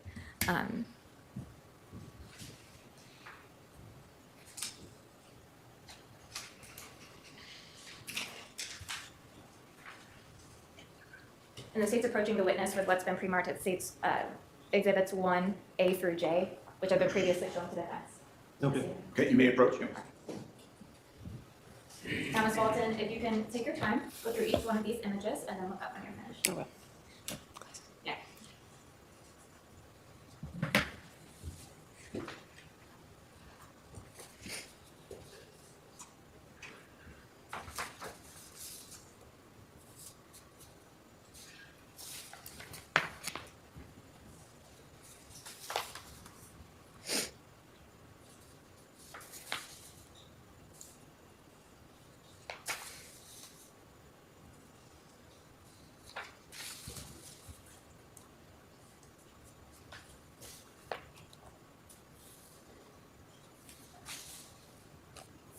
Joni over here biting her nails, huh? What will it be? What would a Do you recognize verdict these be? photographs? I do. How do you recognize them? They're of my driveway and my house in the walkway. And do these photographs capture a fair and accurate depiction of the front areas of your home as it appeared after you called 911 on August 31st of 2023? It does. Now, at this time, the state would move into evidence states 1A through 1J. No objection. Right, A1 through AJ will be admitted. You may publish them at your leisure. Yes, the state would publish at this time through an exact digital copy. Just let the bailiffs know, let Carl and Fitz know if you need lights turned on. Let's see how it shows out. So for the record, the state will start with stage 1A. For Ms. Walton, there is a brief. Perfect. Maybe a slide. Which button was it on here? Top one or that one? On the side. I got that on. And then you press the red button red. down the whole time that you want to be. All right, so this is 1A. And Ms. Walton, is this of you looking straight towards your house from the road? Yes. Okay, and using the pointer, could you just kind of point for the jury where your bedroom area is? Right up in here. Okay. And if we're looking at that image, where, obviously it's obstructed, but where would your front door be? That window is the office window, and my front door is literally right next to it, so it goes around the garage. All right. And this is states 1B. And can you point for the jury where the blood marks are that you see in this image? There's a trail that goes all the way around right in here. And I see your truck in this image. What's underneath the gray covering that we see? It's an old Chevy vehicle truck. Can you folks hear the witness, jurors? I'm sorry. Yeah, they're having a tough time. I'm having a tough time too. It's difficult. Okay. You're looking at the I photo know, and the yeah. mic's Let me not- hold yep. this a little closer and I'll try and lean over. Do we need to start over with those? Do we need to start over? Oh, That's okay. And you said that's a Chevy. Yeah, it's an old classic vehicle that my husband is working on. All right. And so states 1C. Some additional blood. States 1D. So is this on the other side of that Chevy? It is. And where does your front pathway start that leads to your door in this image? Right here. States 1E. So is this the front pathway? It is. It came right where I pointed to that one on the last slide. You actually walk this way and walk up. Trigger warning. So that direction is the front door. Is the front door. Yes, And does this show your front door? it does. And that's 1F. I've got 1G. And can you point for the jury? Do you see any footprints in this image? I do. I see a partial right there, and I see one right there, and right there. Possibly right there too. So is that what you first saw when you opened the door in the 911 call? I saw that whole pile of it. That is what I saw, yes. And this is 1H.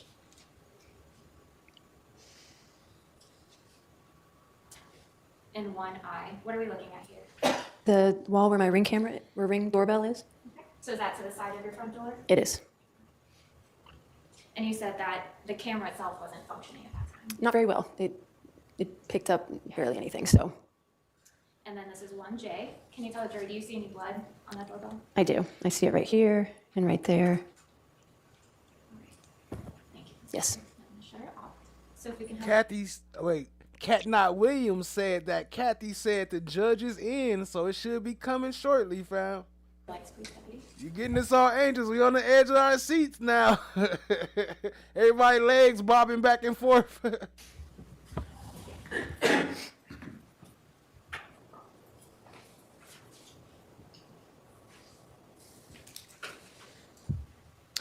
All right. Now, did you speak with police about what you had seen that night? I did. In your honor, a moment to confer. We back live, family. We got action.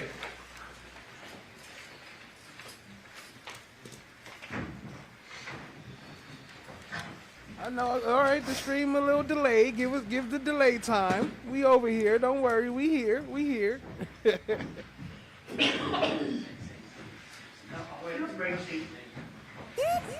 That's the sound of the police. That's the sound of the... Please be seated, Your Honor. The jury's all present and accounted for. Back on the record, receipt 377239, State of Nevada versus Devyn Michaels. The record reflects that Ms. Michaels is present with her attorneys. Deputy District Attorneys, on behalf of the state, we both parties stipulate to the presence of our jury. Yes, Your Honor. All right, ladies and gentlemen of the jury, has the jury selected a fourth person? All right. And Mr. Gilden? Mr. Foreperson, has the jury reached a verdict? Yes. If you could pass the right form to the marshal.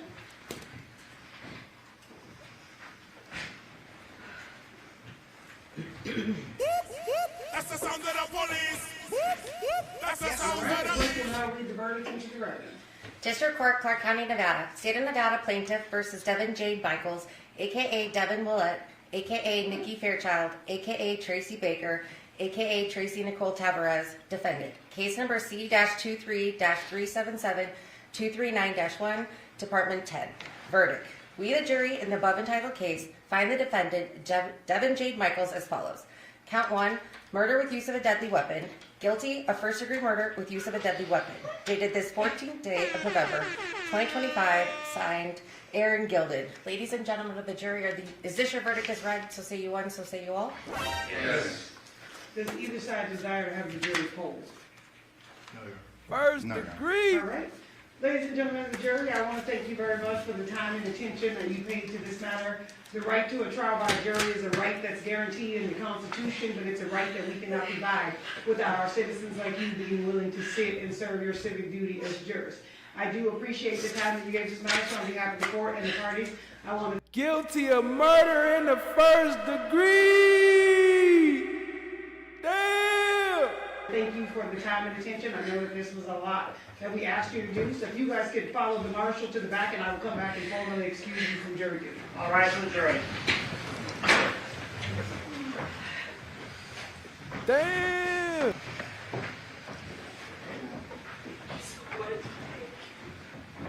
Come on now, dog. Come on, man. No, I think that's somebody in the crowd. It sounds like somebody in the crowd crying.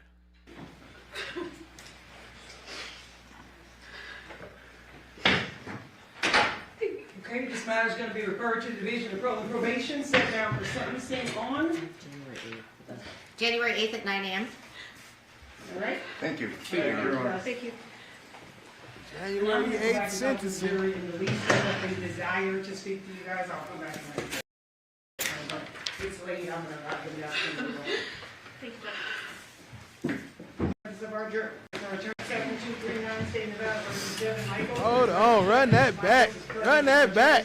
Deputy District Attorneys, on behalf of the state, we both parties stipulate to the presence of our jury. Yes, Your Honor. All right, ladies and gentlemen of the jury, has the jury selected a fourth person? All right. And Mr. Gilden? Mr. Foreperson, has the jury reached a verdict? Yes. If you could pass the right form to the marshal.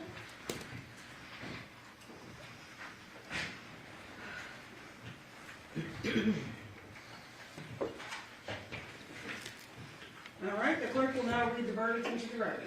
District Court, Clark County, Nevada. State of Nevada plaintiff versus Devyn Jade Michaels, a.k.a. Deviere Willette, a.k.a. Nikki Fairchild, a.k.a. Tracy Baker, a.k.a. Tracy Nicole Tavares, defendant. Case number C-23-377-239-1, pt.239-1, Department 10. Verdict. We, the jury, in the above entitled case, find the defendant, Devyn Michaels, as follows. Count 1, murder with use of a deadly weapon. Guilty of first-degree murder with use of a deadly weapon. Dated this 14th day of November, 2025, signed Aaron Gilded. Ladies and gentlemen of the jury, is this your verdict as read? So say you one, so say you all? Yes. Does either side desire to have the jury polled? No, Your Honor. All right. Ladies and gentlemen of the jury, I want to thank you very much for the time and attention that you paid to this matter. The right to a trial by jury is a right that's guaranteed in the Constitution, but it's a right that we cannot provide without our citizens like you being willing to sit and serve your civic duty as jurors. I do appreciate the time that you gave this matter on behalf of the court and the parties. I want to thank you for the time and attention. I know that this was a lot that we asked you to do, so if you guys could follow the marshal to the back, and I will come back and formally excuse you from jury duty. All right, to the jury.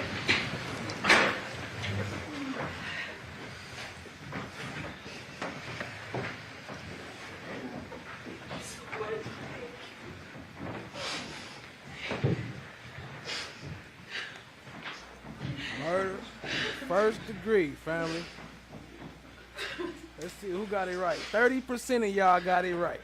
30% said murder in the first degree. Okay, this matter is going to be referred to the Division of Parole and Probation, set down for sentencing on January 8th at 9 a.m. All right. Thank you. Thank you. She would have had that 18 years, wasn't the plea? 18 years? To speak to you guys, I'll come back and let you know. It's late, I'm going to Thank you. Yoko with the samurai sword.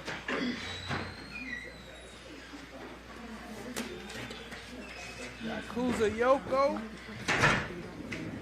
Nah, she ain't crying. She ain't even crying. She ain't even crying.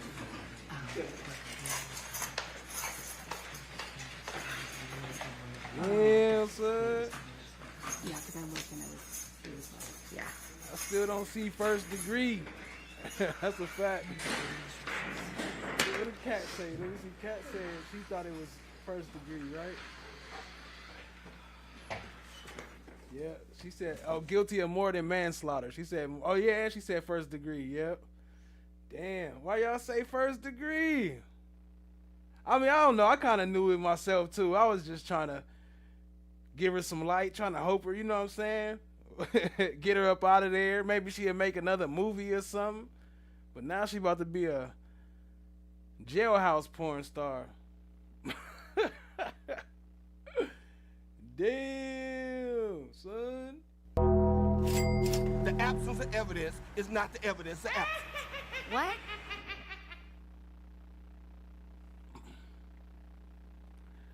Murder in the first degree. Well, I guess that's it for that. Let me see. I'll keep it going so y'all can keep speaking y'all mind. We'll keep it going for a little while. The absence of evidence is not the evidence of absence. The absence of evidence is not the evidence of absence. Just because you don't have evidence don't mean she didn't do the shit. The absence of evidence is not the evidence of absence. They still in there. The absence of evidence is not the evidence of absence. What? You what?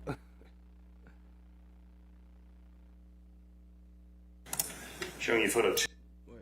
That's the wrong one. Damn, son. I ain't gonna lie. I wasn't expecting that. All right, they coming back. Oh, no, that's the other shit. The hell? Oh. All right, we have everybody back in the courtroom. Thank you for your patience, folks. All right, did the attorneys have a chance to come up and look at the verdict form? Yes, sir. Okay. Yes, sir. All right. What are your thoughts on sentencing? Your Honor, as all the interested parties are currently present and the court does not have discretion based on the jury's verdict as far as what the sentence can be, we would prefer to go forward today. Okay, State, are you prepared to go forward? Yes, Your Honor. Okay. Are you prepared to go forward now through the lunch hour? Yes. Yes, Your Honor. Okay. Yeah, the sentencing, they'll tell her sentencing, but that won't be till January. They got to go and make sure, because they might like do some, try to appeal the verdict or get her removed as a judge and different stuff like that. But it will be after January, though. Eligible for parole in 15 years. Oh, the deal. She would have been eligible in 15 years. Okay. The state does have some family members that would like to speak to you briefly. Sure. Are you ready? Do you know how you're going to proceed? In what order? Okay. Whenever you are, Your Honor. Okay. I just want people to know that he wasn't a bad, neither one of them were a bad parent. They were.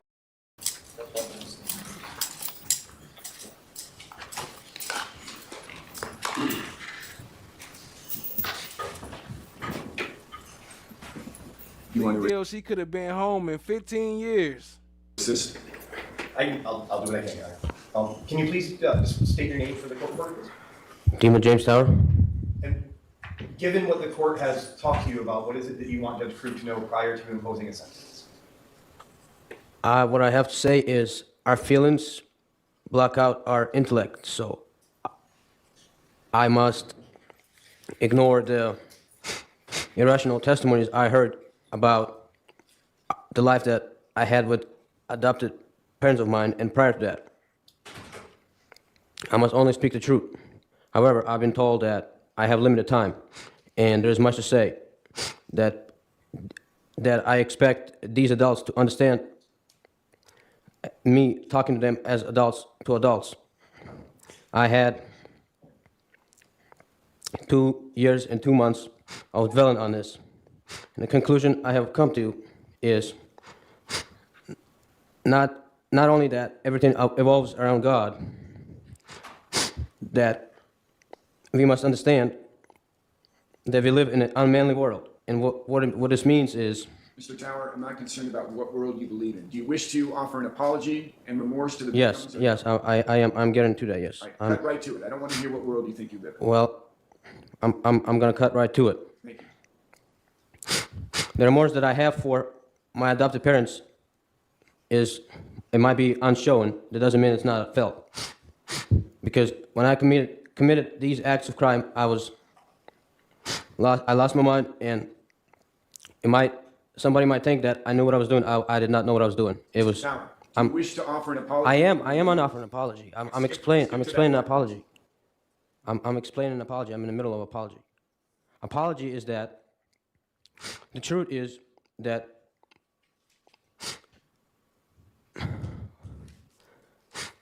there are a lot of fatherless children out there, and my apology in this is that nobody want to be held accountable for their actions, and I'm being held accountable for the actions of grown men. So my apology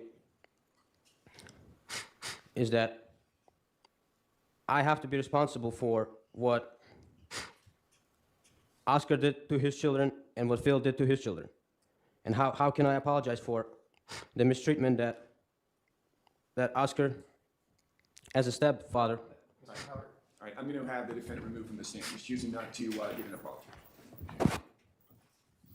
He got kicked off the stand. I'm sorry to the family in the courtroom. I wanted to give an opportunity for you to have to hear. So, some of y'all was right. So who is that? We had the poll too. Which one would get more time? And a lot of y'all said both of them.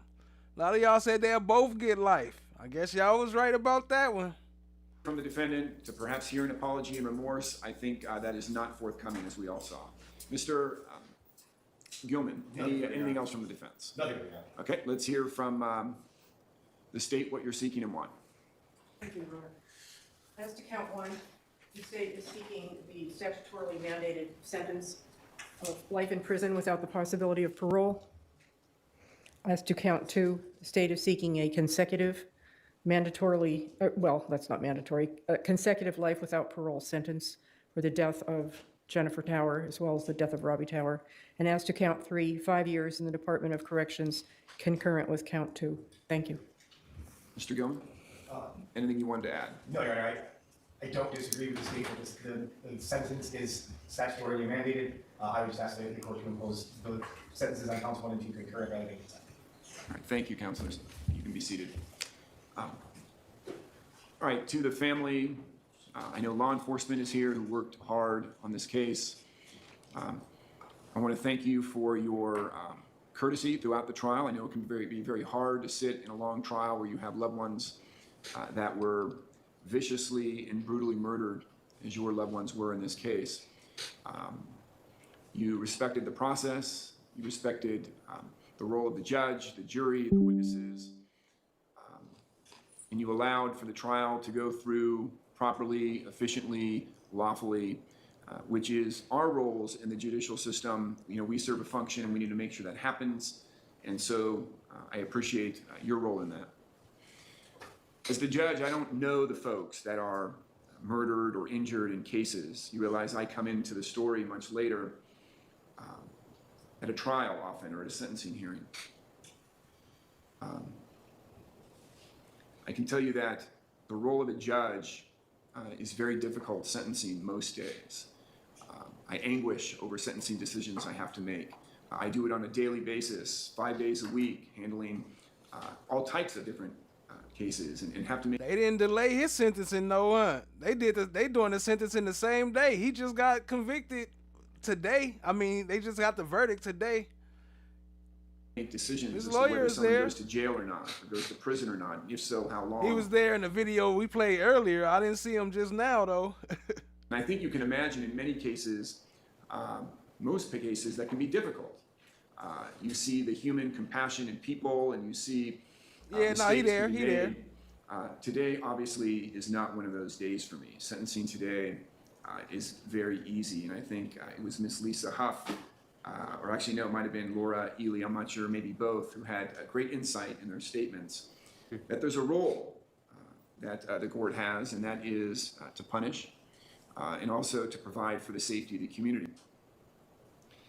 What I enjoyed this afternoon was, even though it was brief, learning about the terrific lives that this, I'm going to call them Robbie and Jennifer, lived. They seemed, and many of you used these words, that they were selfless. Some of you said that they gave the shirt off their back for others. They ministered to children and others, going as far as Ukraine and Russia to help those in need in South America. They were babysitters. They were a happy husband and wife. They were children to the parents we heard from, brothers, aunts, uncles. They just really seem like terrific people. And it is a shame that in this great country that we live in, that we lost two shining stars. I hope that, and one of you mentioned this, that they live on in your hearts, in your memory. And I hope you realize that. I know you do. The grief, the anger will continue for time. But I hope you cherish, and I know you will, those memories, and lean on each other and the love and support of your family, and celebrate what seems to be amazing lives of two great people, and they can be beacons for how you teach your children and how you continue to move on. Mr. Tower, I don't know what else to say. You seem to be an evil spirit, an evil person. Evil spirit because you're talking foolish. Who doesn't seem to have spirit. What else to say? You seem to be an evil spirit, an evil person. Evil spirit because you're talking foolish. Who doesn't seem to have any. Watch your mouth! What up, You're Jerome? full of remorse. I'm not showing it because I will at this time, Mr. Tower, sentence you as to count one. This is for first-degree murder of, count one was Robbie, is that right? Yes. Of Proper name is Robbie. Of Robbie Tower. I will sentence you to life in prison. You will serve the rest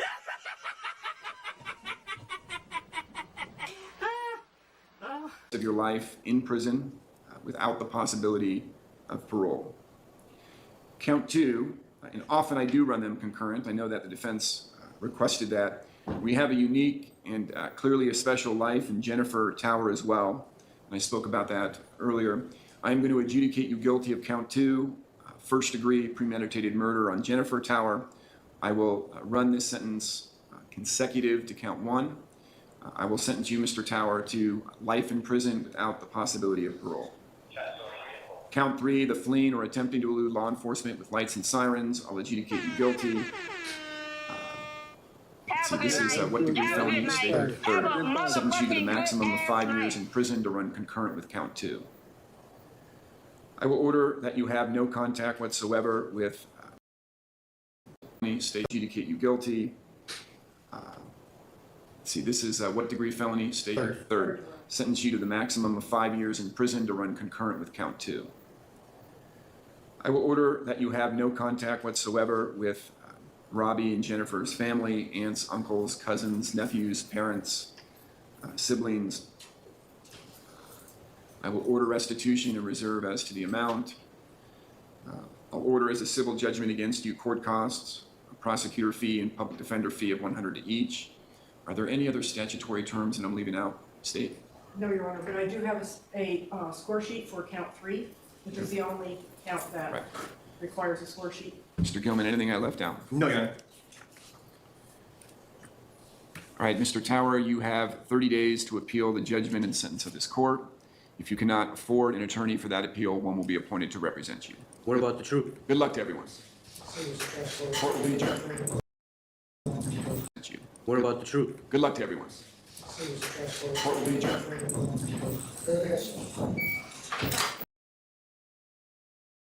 Them double life sentences today, family. That was crazy. It's been a crazy day. 2 life sentences. And this trial was only like 3 days, so I'll probably cover it, the actual trial, I'll cover it tomorrow night. Crazy stuff, crazy stuff. Y'all ready to get up out of here, or y'all still rocking and rolling? What else we got? What was this? Oh, the girlfriend. Dude crying on the phone. I need help right now. We're already getting help on the way, ma'am. No! We're already getting help on the way, ma'am. And this dude was a cop. Could you imagine how he probably used to fuck with people from being insecure? This dude was a cop.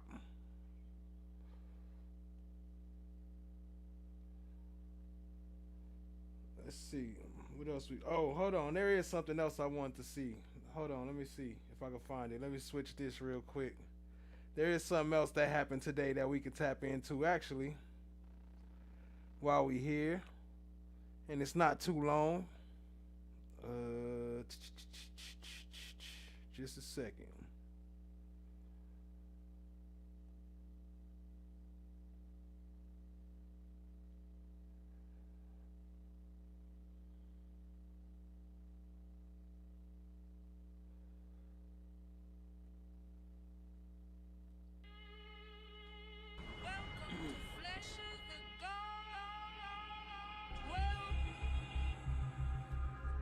Well, isn't this a nice surprise?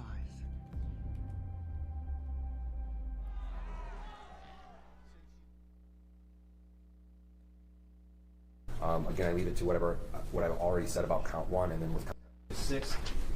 That's constitutional rights, sir. Yes. First, she was giving the forum rights to search. That's what we talked about, not this right. Correct. But those.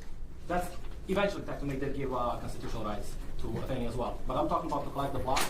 It was a consent to search form. I understand. And as far as the form here, when y'all remember the McDonald's murder? Here, I'll pull up a clip while this is. Oh, can y'all hear me? Let me see. Oh yeah, you can hear me. I'll pull up a clip. This is the McDonald's murder that happened. I believe it was in Detroit. So we'll watch a little bit of this, then we get up out of here. Appreciate y'all being here, family. No mental health issues with him. Nope, he's going straight to jail. Do not pass go. Do not collect $200.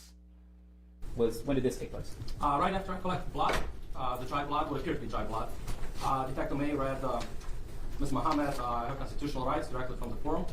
She initialed next to each right. She signed the form. I see my signature on it, and I see Detective May's signature, recognize his signature on it as well. Is it dated? Yeah. What's the date? 7/10/25. At this point, it's 8:56 a.m. Does that accurately reflect the document that, with the constitutional rights that she was given by you and Detective May, and which everyone signed? That's right. It's a copy of it, actually, but yes. Okay.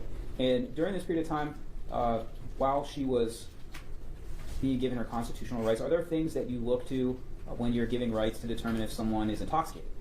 Well, we asked how far she went to school. She said she graduated high school. She stated she could read and write. She indicated she was not intoxicated. She was not on any drugs or alcohol. I asked her how much she got sleep the night before. She said at least 8 hours. She did indicate that she slept in her vehicle because she was currently homeless, but she said she's been doing it for a while now, staying out of her car. So That was a conversation. Any concerns that you wouldn't be able to have a proper interview with her? She appeared lucid. I did not see any signs of intoxication or anything like that. So I believe she was okay to talk to me. Before I move to Exhibit 6, I just want to hand over things to Josh Jones in case he wants to voir dire on voluntariness. Not at this time, Your Honor. Okay. Then people move to admit Exhibit 6. Heated moments in and out of the courtroom Friday after a relative of the victim was arrested after trying to bring a knife into the courtroom. It came after graphic video of the attack was played out in court. I seen the hand in the air with the knife, and I'm like, maybe I better go up there and see what is going on. When I got up there, the only thing I could see and notice was Jen laying on the floor in a big pool of blood asking for help. Alfini Badu Muhammad is accused of stabbing and killing her manager, Jennifer Harris, at an East Point McDonald's back in July after an argument. New video shows Muhammad entering through the back door wearing a mask while walking past the delivery driver. I saw them walk inside, and then within seconds I heard employees saying she's stabbing her. A customer at the drive-thru window also heard the commotion. I was screaming something like, stop, stop, stop, stop. Hold on, stop. Nobody was budging. I didn't see anybody else trying to stop them or break them up. I produced my firearm off my hip, pointed it at her. Once the commotion kind of calmed down, everybody stopped running. I did take a shot at her. Muhammad ran outside where the customer held her at gunpoint until police arrived. She was taken into custody and later admitted she intended to kill Harris. Despite the disturbing evidence, Muhammad showed little emotion in the courtroom. She was caught by a citizen's arrest. Entering through the back door. She was caught by a straight citizen's arrest.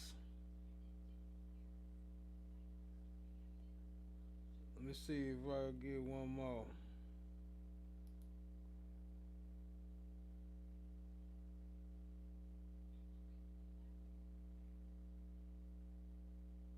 Thank you for joining us at noon. I'm Priya Mann. Things got heated in court today. An altercation brings the hearing for Afani Muhammad to a standstill. She's the woman accused of stabbing her McDonald's manager to death. That courtroom is now closed off. Lauren Kostick is following today's proceedings. Lauren, what can you tell us? The victim, with some of them being escorted out. And then just a little bit ago, we watched as this video of the incident was being shown, a very graphic video. And we are told one of the family members, they went out and they retrieved 2 knives and then attempted to bring them back into the courtroom. And because of all this, like you said, the public is now banned from attending this hearing. Just the media is allowed inside. So let me catch you up. We know that 27-year-old Fini Badu Muhammad appeared for knives and then attempted to bring them back into the courtroom. And because of all this, like you said, the public is now banned from attending this hearing. Just the media is allowed inside. So let me catch you up. We know that 27-year-old Fini Badu Muhammad appeared for her preliminary examination to determine if there is enough evidence to send her to trial. And that fatal stabbing, it happened back in July at the East Point McDonald's on 9 Mile. Afeni is accused of returning to work and stabbing her manager after being sent home early. And so far during this hearing, we've heard from 4 witnesses. We've also seen body camera video of her arrest for the first time and surveillance video of her walking in the back door wearing a mask. Now, one of those witnesses who testified was the driver credited with stopping this attack and holding Alfini at gunpoint. Take a listen. Seen a bunch of commotion, a bunch of people around. All right, we just heard his part, so let's go ahead and get to it. We'll play it on double speed, and we'll check it out. Thanks, Judge. Tell me a little bit more. After double the speed, rights but are fast signed, speed. what's the next step for you in that interview, Detective May? Usually we ask a question of what happened. I believe Detective May asked if she knew who Jennifer Harris was, and she stated she did. Was this a recorded interview? That's correct. Have you reviewed it prior to today? I did.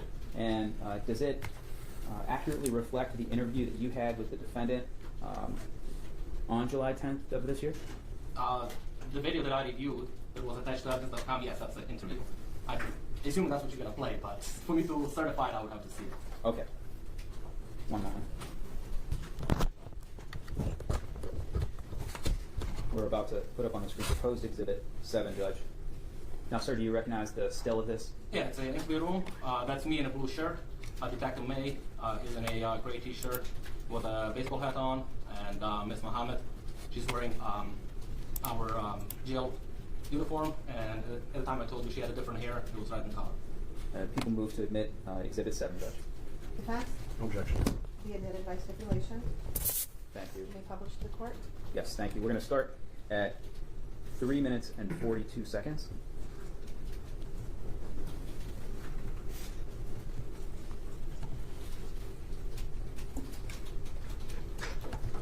Is the volume up on the TV? I'm not sure. Yes. One moment.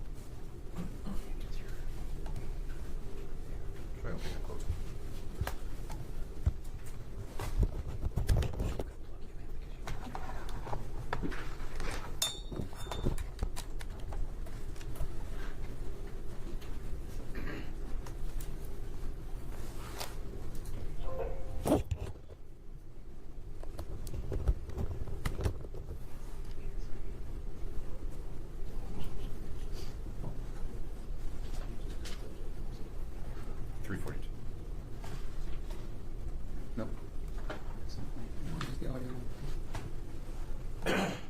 Okay, there's rights that you have. These protect you. They also protect myself and protect college. This is called the East Point Constitutional Rights Certificate of Notification. I am going to be reading your rights 1 through 5. Okay. And when I read these rights to you, I need you to verbally say, I'm going to ask you, do you understand your rights? I don't want you to do this. Just say yes. Don't be this or don't be this. Just say yes or no. Okay. We're going to do this. I promise. Okay? All right. Okay. Number 1, I have a right to remain silent, and that I do not have to answer any questions put to me or make any statements. You understand? Okay. Number 2, any statement I make or anything I say can or will be used against me in a court of law. Understand? Okay.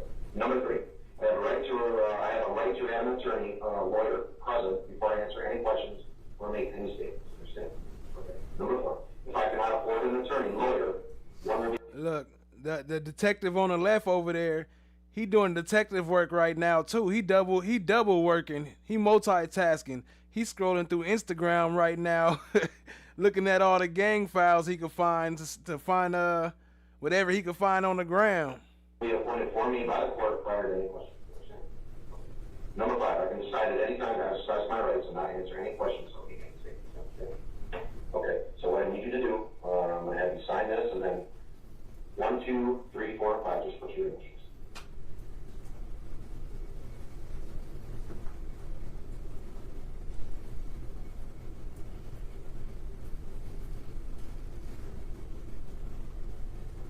All right, now I'll let you sign it. Okay.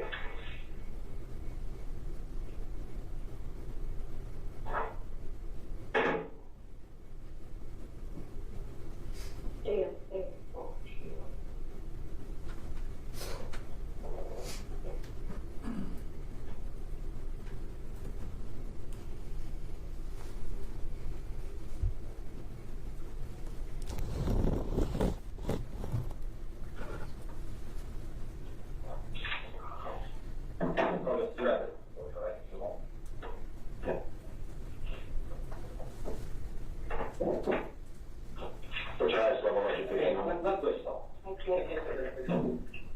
Where'd you go to high school at? High school and So you have your high school diploma, right? yeah, it was actually in my folded inside my desk where it was on. And then I put it on the phone. Okay. So you know how to read, write, spell, all that. Smart girl, aren't you? Smart. What'd you get all these? What's your favorite class? I like Italian because I like art and learning language. You know, a little bit about it. Little. That's all you know. Okay. We're going to get down to business. So how hard is it going to be? It's going to make you. Okay. Where do you work? I work. McDonald's working his way up. That usually just be a location that they went by, But McDonald's actually involved in this one. Ain't no telling what's coming next. We was just calling it out on McDonald's. Was it located in this one?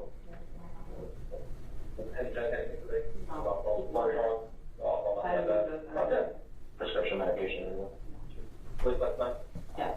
How many hours? I don't believe that like 8 months. Okay, about 8 hours. Okay. Where did you sleep? I slept in the shop because I didn't have enough money to go out. What do you do at McDonald's? Are you a sorry? I prep food and then also I'm basically customer service. The contact and customer service. Okay. Were you working today? I did. I was. What time did you start? At 4 a.m. 4 a.m. I clocked in at 4:02 a.m. Who is your manager there, or who is in charge of you? Today was Jennifer Harris. Jennifer Harris? Yeah.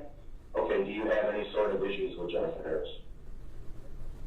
I had an issue with how I had to clock out 3 times in a row just because she was going in with no reason to be out.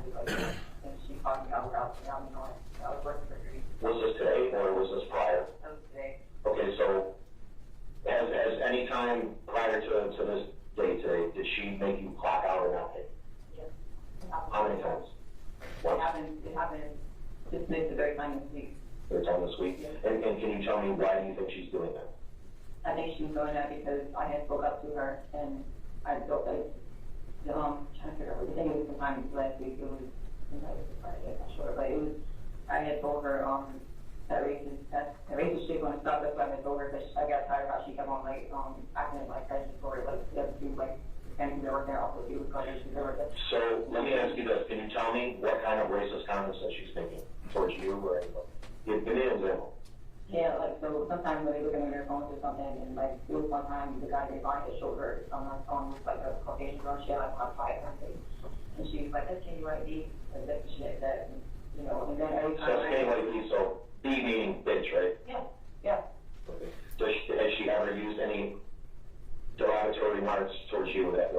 Give me an example of what she was She saying. said that she was blood one time to me, and she said she wanted her gun her children, but it's just like made me feel like I got like scared of her, and but she's a really kind person. Did she say anything racist to you today? No, she didn't say anything to me bad. The only thing she said to me was, you fuck out now. And then I was like, I'm working my shift today. Like, you know, I didn't do anything wrong. Did you leave after she told you that? No, I stayed. I started working my shift, so I stayed and I just kept working. Nobody came over there to me. I just continued to catch everybody else. You know, and then I just happened to look at the app and see that I actually clocked out. I didn't know she clocked out at 6, and I didn't even know I was still working. And that's when I had said, I didn't know you clocked out, you didn't even tell me. She said, I'm done talking to you, I didn't tell you to leave. So what did you do after that? Did you leave? Yeah, I left. I said, this is wrong. I said, you keep letting me, this is wrong. Where did you go? I went to the shop and then I drove and went to the skate park and skated a little bit. Okay, so It was after I left, I like someone to do. It was like 8 minutes or something. So how long you were working for you then? I worked in 1 hour. Oh, okay. So she got you out at 6, you said, and you wanted to go downtown? Yeah, All right. I was almost 8 o'clock. Okay. So you're at the skate park. Okay. Yes, and then after that, that's when I just started listening to my music, and I had to study prayer, and I started thinking about like how she, everything that she was doing that was so wrong. Did that piss you off? Okay, so at some point you returned to the McDonald's, all right? Okay. What did you have? How did you injure? I had a knife and I walked her and I stepped her. How many times? Do you remember?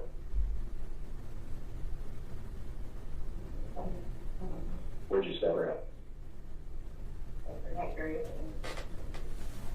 Did you want to kill her?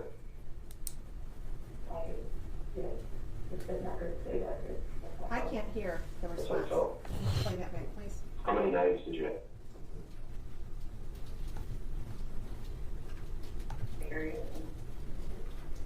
Did you want to kill her?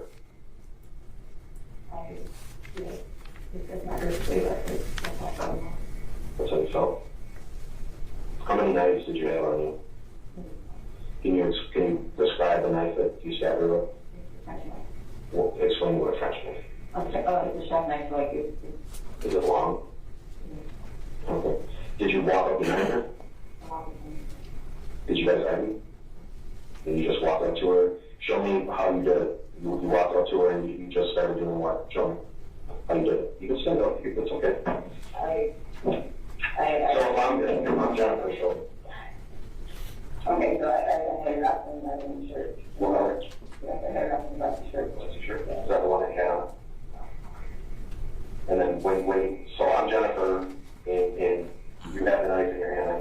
I'd be in there acting so crazy. Every time he asked me a question, my answer would be, giraffes like to play volleyball. I think I'm gonna join the Lakers after I leave here. Yeah, I'm about to go play some ball with the Lakers. Where did you look at this show? It's okay. Did you schedule this? Yeah. Okay. Do it where am I body? It's okay. Don't worry. It's okay.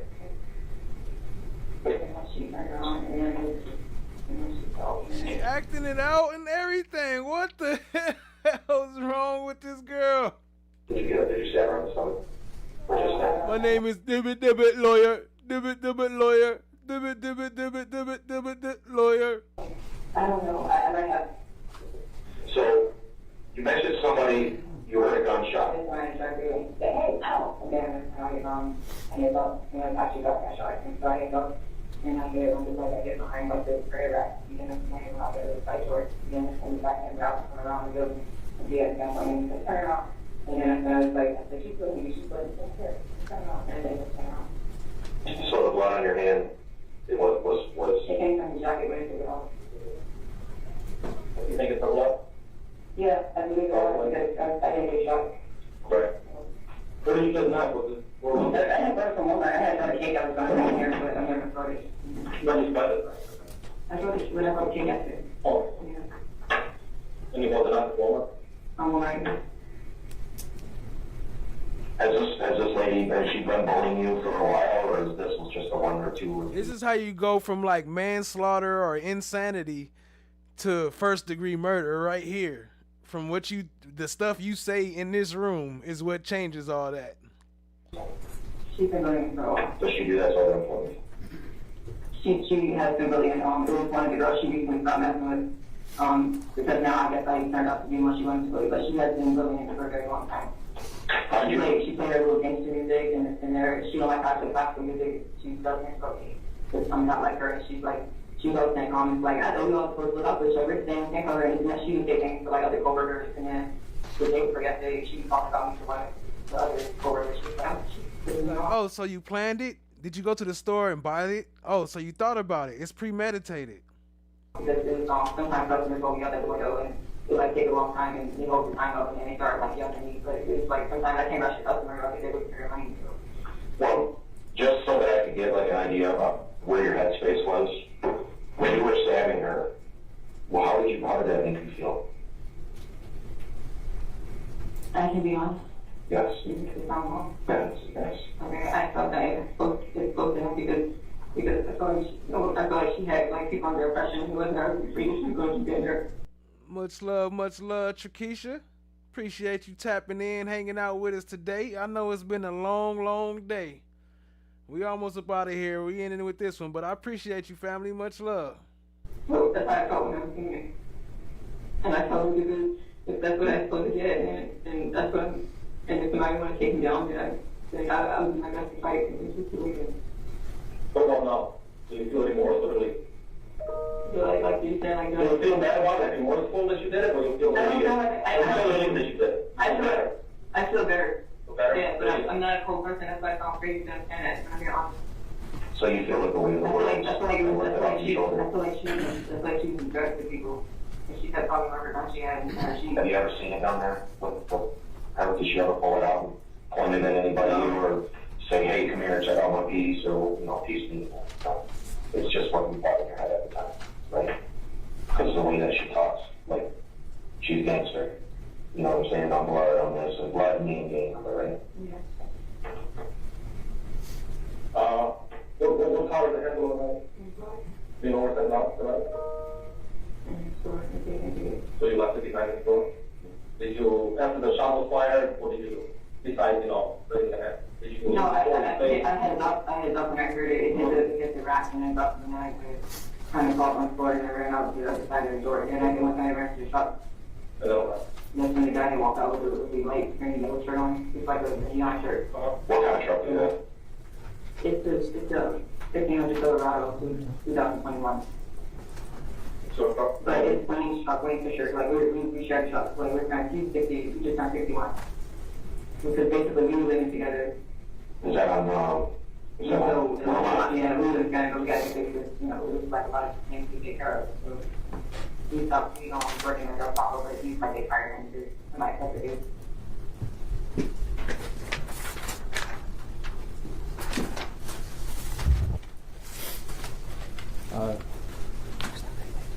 We stopped just now at 1908.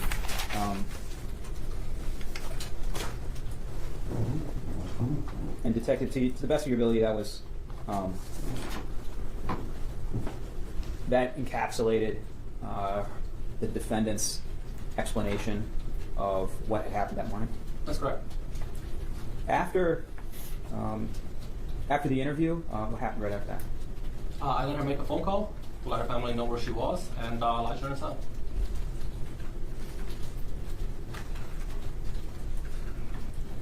One moment.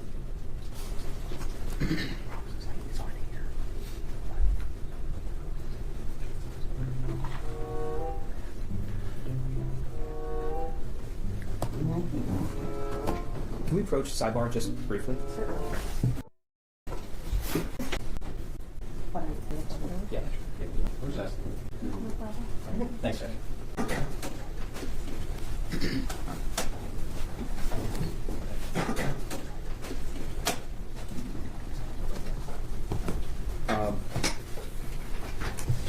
Just 1 second, Richard.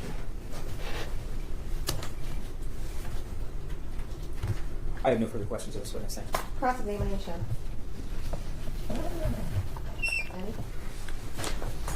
Just 1 moment, Judge.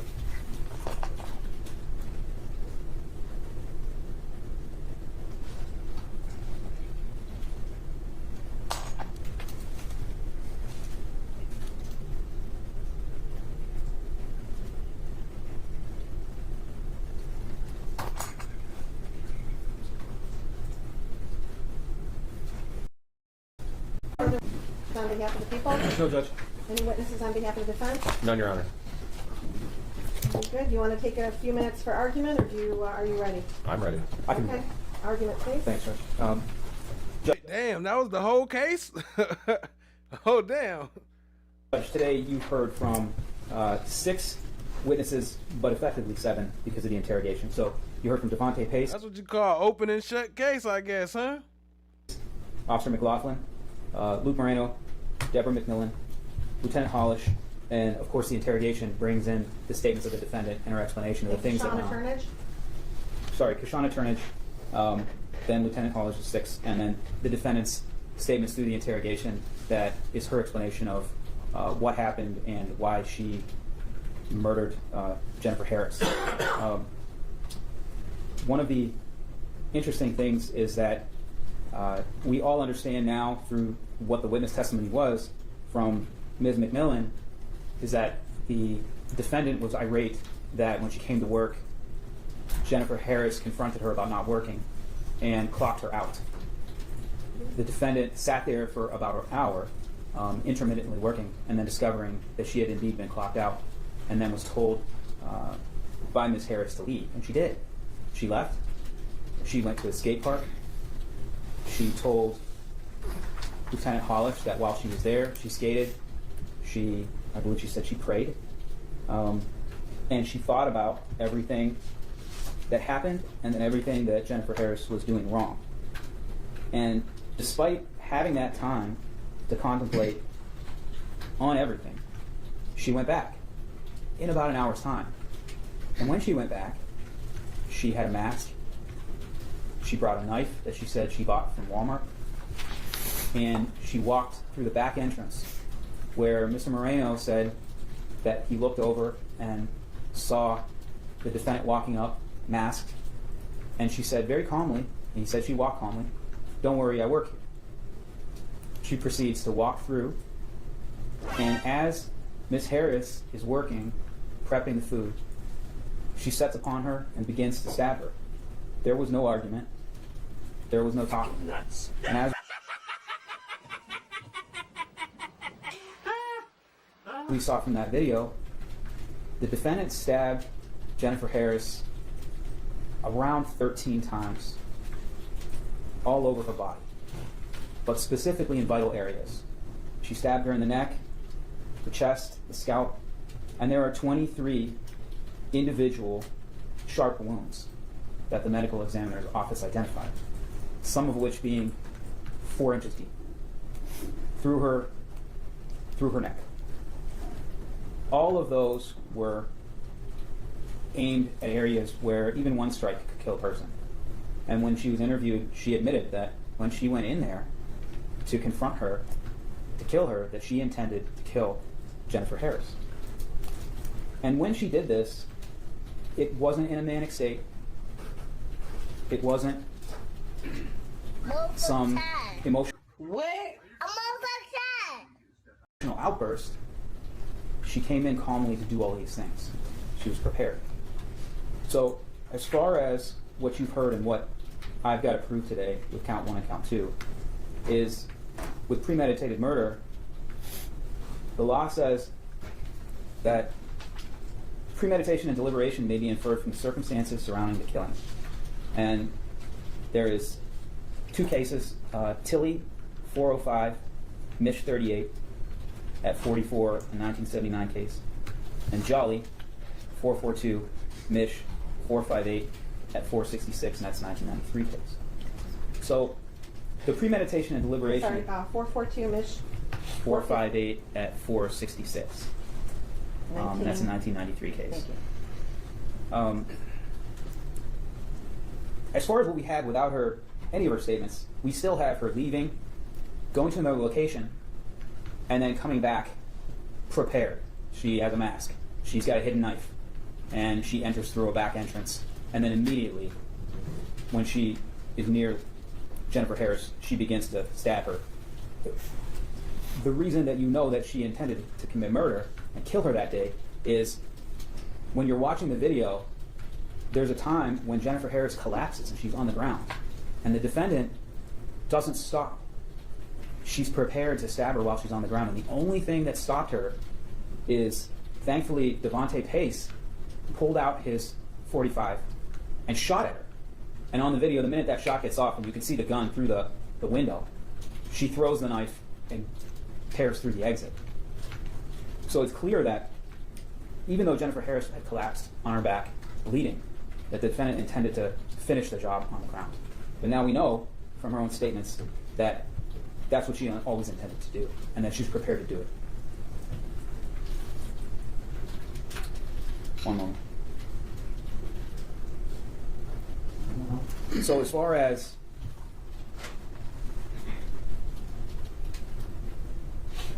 her state of mind and what her motive is, even though I don't have to prove motive, we know what those things are.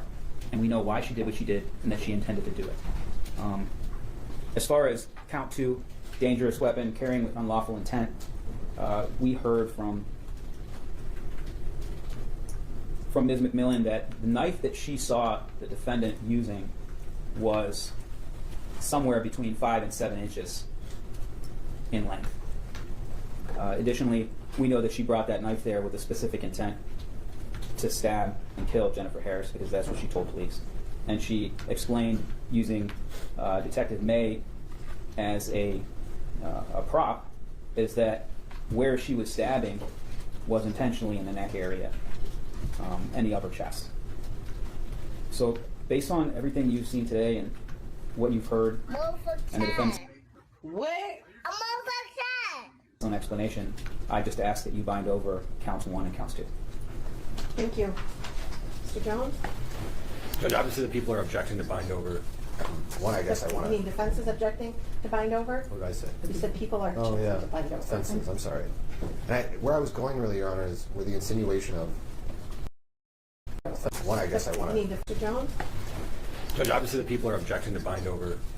One, I guess I want to... You mean defense is objecting to bind over? What did I say? You said people are objecting to bind over. Defenses, I'm sorry. And where I was going really, Your Honor, is with the insinuation of, in her statements, of and how the people are identifying this insinuation that she bought the knife for this. And I hope it's clear to the court that based on her own statement, which the court, I believe, is relying on, and the people are relying on her own statement in part to satisfy the bind over, that she indicated that she bought it previously for something different. Now, I'm not saying that there can't be an insinuation from that, but I don't want the court, nor do I want the facts to be insinuated that it was bought for this purpose, for this incident. Because I don't think that, one, the facts reveal that at all, and even in her own statements, she doesn't make that as a fact of itself. And so that, I just want to clarify that, and I know that the people have introduced the interview, so if the court, again, if there's a hang-up, the court can listen to that and make that determination. But again, I'm just going off of her explanation of. I'm so high right now, y'all. I'm about to go to sleep on y'all ass. I'm so high right now, y'all. I'm about to go to sleep on y'all ass. Why she had what she had at the time. Beyond that, I think it's clear as well from the testimony from the other witnesses that what we're talking about is it's a hooded mask. And again, I'm just identifying some, I don't want to say, clarifying some things on what we heard in facts, because it was very clear that it was some sort of zip-up hood that went over the face. It's not a separate mask that was, bought for this purpose. It was a tire, meaning, someone owning a hoodie and then that zips it up. I don't think it changes the fact that it zips up into a mask, but again, I think that those are facts that at least need to be clarified when we're talking about the bind over, specifically because we're talking about the difference between, at least for today's purposes, first and second degree. And there's that identification of premeditation or preparation to get you to first degree.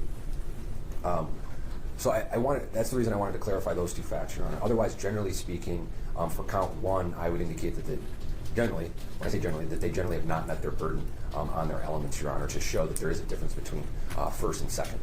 In regards to count two, as I'm sitting here listening to Mr. Powell to wrap up his request for a bind over, I know we've had discussion that there was a knife used. There's been discussion that there was the potential of this knife that was identified at the scene, but there was not really any specifics. And I think that when Ms. McMillan was identifying the knife that she saw, she wasn't referencing the difference between the length of the actual knife and the blade. And I say, legally speaking, there is a difference between that. And I don't know if the people have really necessarily shown that even at a probable cause level. And the reason I say that, Your Honor, is because the blade length must be over 3 inches. And the only thing we necessarily had from Ms. McMillan is that it may be between 5 and 6, and she's just referencing the size of the knife. Again, we don't have anything specific to the blade, which is really what the requirement is for count two. We have no officer that identified that they collected it. We have an officer that says, well, they should have collected it, or they did collect it, but he couldn't testify beyond that. He didn't testify who collected it. That nigga is guilty! Sir, settle down. You have to go deliberate. I don't need to deliberate. Hang that nigga now. I got the rope right here. Whether or not they had the knife or even presented a photo of this being the knife in some sort of reference to what length we're dealing with. And so with count two, I think that they're lacking on that. I think we have some testimony there, but we don't have the specifics that we need, even at a probable cause standard, to identify that for that particular count. So in regards to my objection, Your Honor, again, I leave it to what I've already said about count one, and then with count two specifically, I think that they lacked on that proof. So I would ask for a dismissal on both, but more specifically on count two. Thank you. May I, Judge? And I guess maybe I didn't enunciate whenever I was speaking. As I said, she brought the knife. I didn't say she bought the knife. I know that she said she bought the knife at Walmart because she had bought a cake at the same time, or she planned to bake a cake. So I said brought, I didn't say bought. I know that, or I never wanted to have anybody believe that I thought she bought that specifically for killing Miss Harris. I appreciate that. Additionally, as far as the testimony that we did have for the knife itself and the length of the knife, we have a witness saying that she saw the knife and that it was between in excess of 5 inches. As well, if you just look at the video, you can see the knife is a large butcher knife, not some small knife that would be below 3 inches long. And so I'm relying on the video itself and the testimony of the witness that we had on the scene. In Your Honor, I have a flash drive. All right, Ali. Appreciate you. I'm right behind you. I got to be up at 4 a.m. But we're going to keep it rolling. Appreciate you. Much love, much love. For you, if the court would like to review any of these, I can provide it to your court officer to provide it to you for your review. Thank you. The court's going to take a recess to review my notes. And I will be back in due course with my ruling. Just so we have a time, Judge, like 15, 30 minutes. Mr. Jones, I don't know how long it's going to take me. Okay. That's the end of that part anyway, so the rest of it is just them sitting there, so we can skip on through to the ending. Appreciate y'all, family. We almost up out of here. Much love, much love.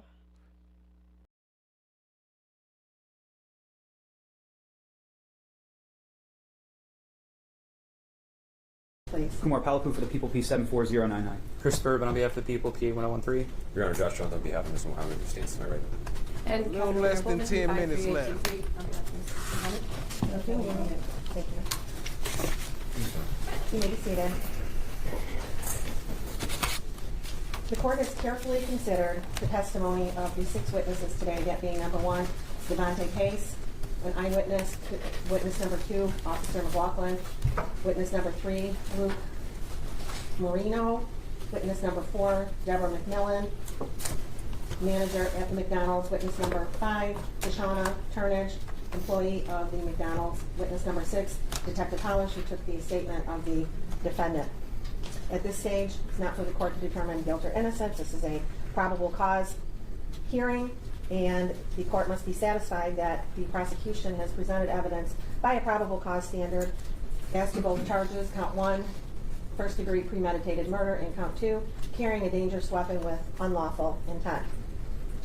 Probable cause is a very low evidentiary threshold under Michigan law, and viewing the evidence in the light most favorable to the prosecution, the court makes the following findings.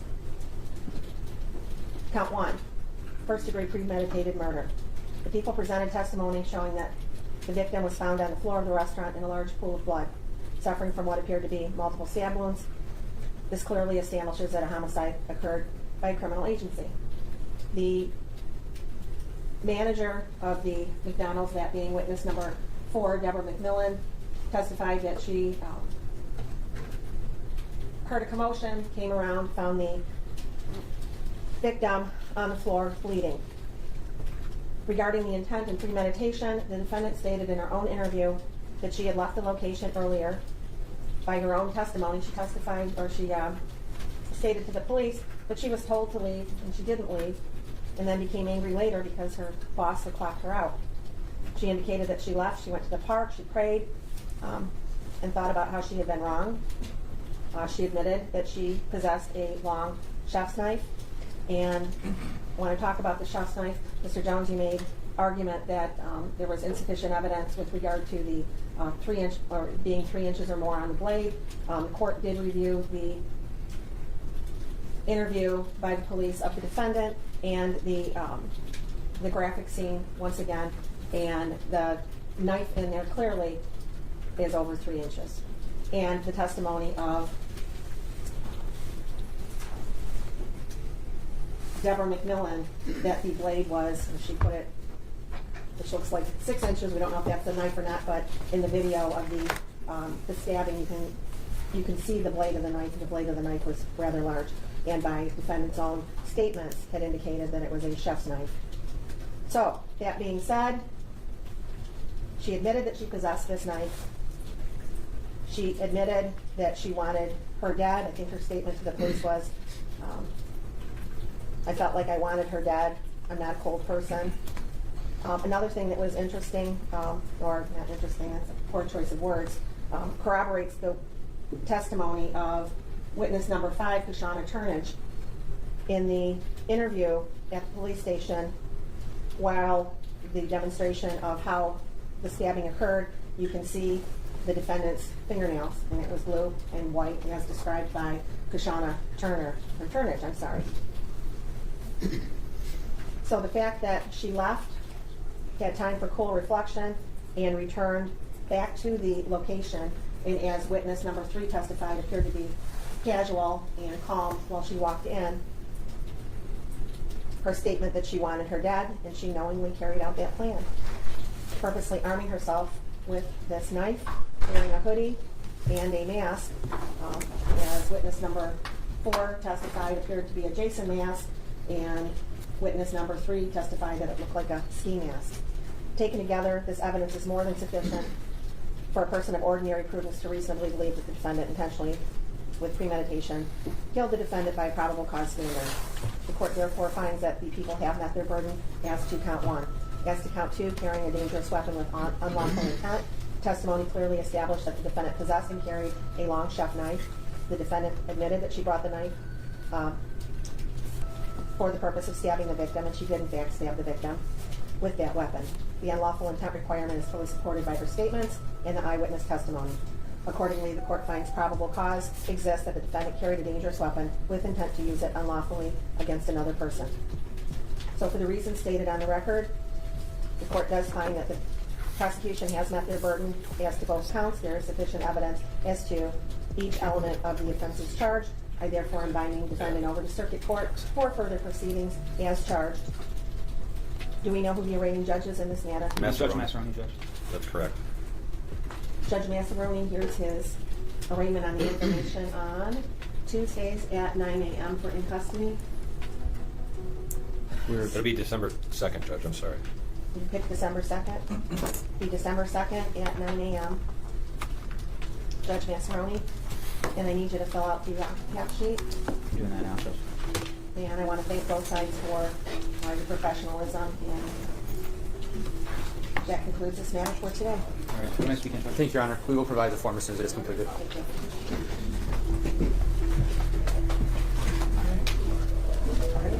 See you next time. I'm going to return the medical examiner's report. Yeah. Let's just keep that, all that together.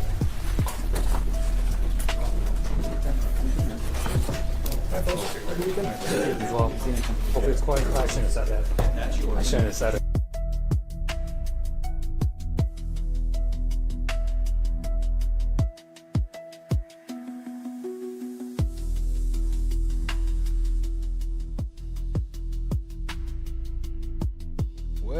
Well, family.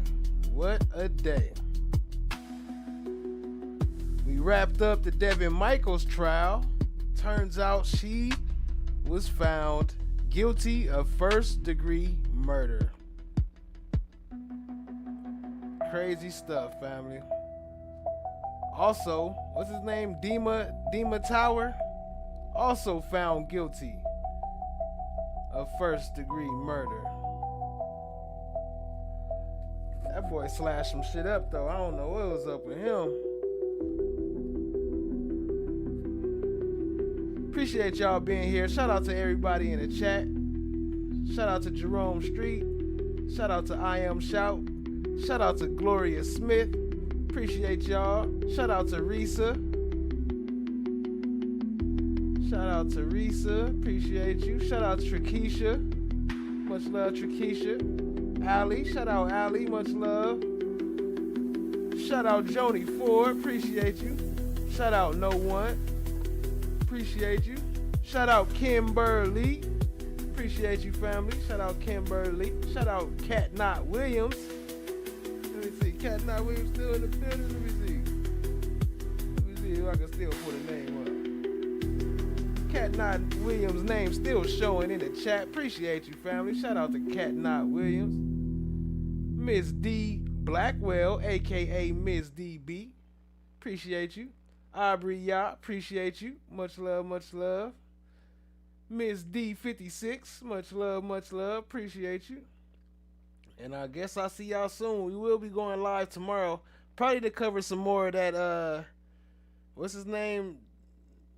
I just forgot his name that quick. The Tower trial. We'll just call him Tower. The Tower trial. Tower from Ukraine. Michelle B, appreciate you. Starfish and Coffee, appreciate you. Lady L, appreciate you. Much love, much love. And Factual Lie, if you catch this on the replay, I appreciate you, family. Factual Lie always coming through on the replays. Appreciate you. And other than that, man, we up out of here. Have a great night. Stay fresh. And stay blessed, family. Peace out. Yeah, I for sure need some rest. That's a fact. I've been up all day with this. But other than that, have a great night, family. Have a good night. Have a good night. Have a motherfucking good ass night. Peace out.